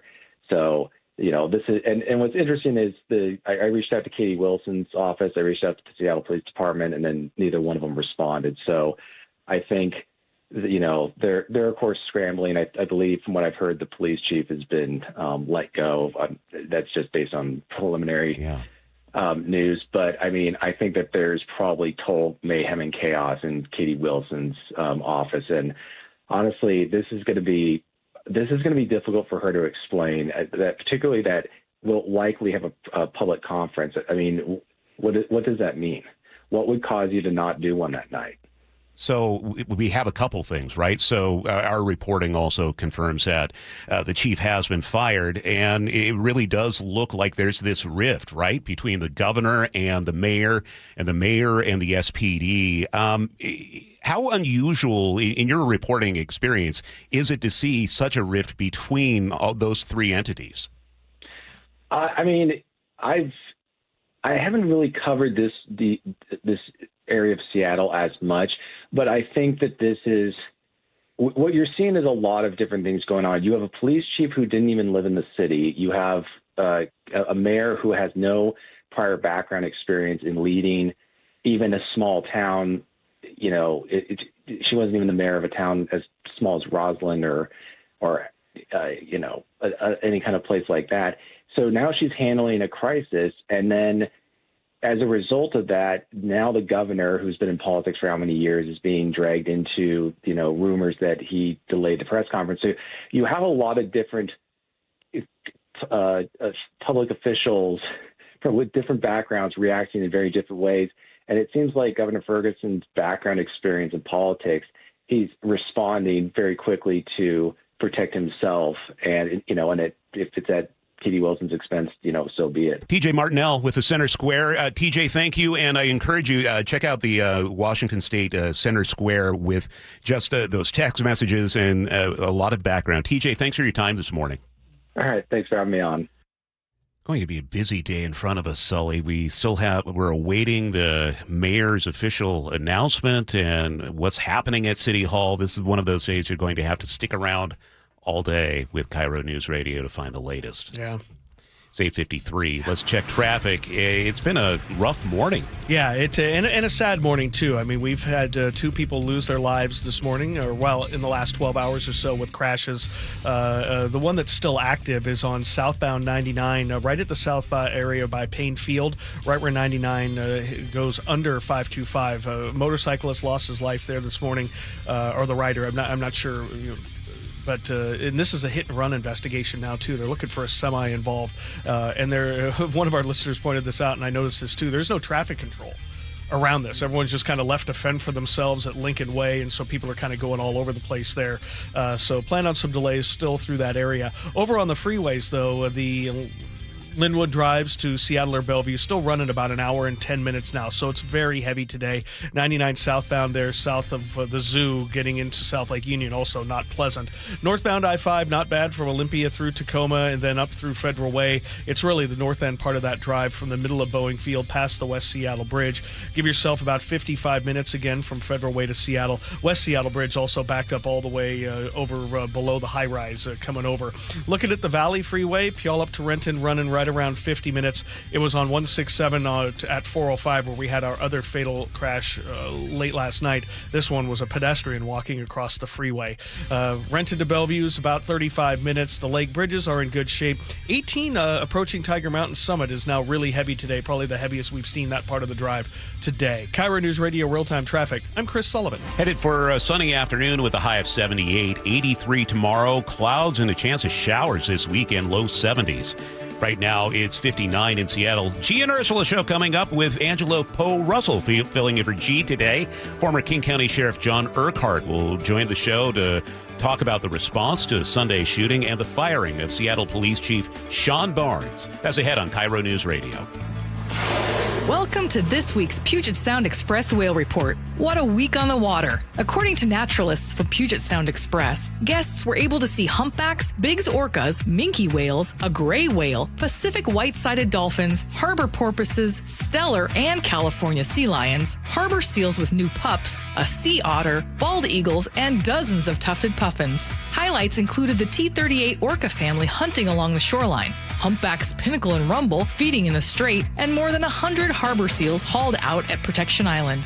Family-run Puget Sound Express offers daily guaranteed whale watching tours departing from Edmonds, Seattle's most popular and well-reviewed whale tours. Morning tours sell out quickly, so don't forget about afternoon departures. Orcas, humpbacks, gray whales, minke whales, and so much more. Don't miss out on your chance to see whales in the wild. Family-run Puget Sound Express guarantees you'll see whales or your next trip is absolutely free. Book online at PugetSoundExpress.com.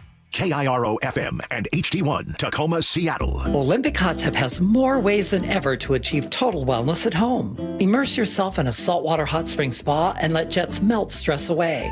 Enjoy a refreshing swim in an endless pool swim spa. Retreat to healing warmth and detox in a Tilo sauna.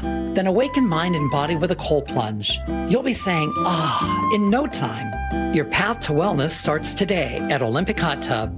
Current specials with exciting savings at OlympicHotTub.com.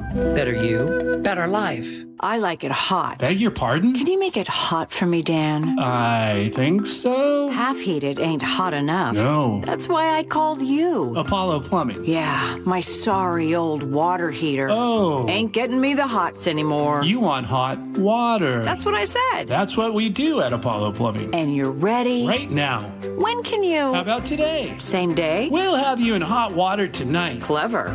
How about an upgrade? A tankless water heater would mean endless hot water. Now you're cooking. That's just for starters. Starters? How about we make it a worry-free water heater? Worry-free? Wrenchie's worry-free warranty. Which covers? Repair, service, all included. And when it wears out? Apollo replaces it. No extra charge? Nothing. Nil? Nada. As an Apollo A-list member, you're covered. And payments? To fit your budget with approved credit, of course. And I'm hot again. Worry-free. That's for me. We're on our way. Thanks for making it hot. We're ApolloPlumbing.com. 1877 Cars for Kids.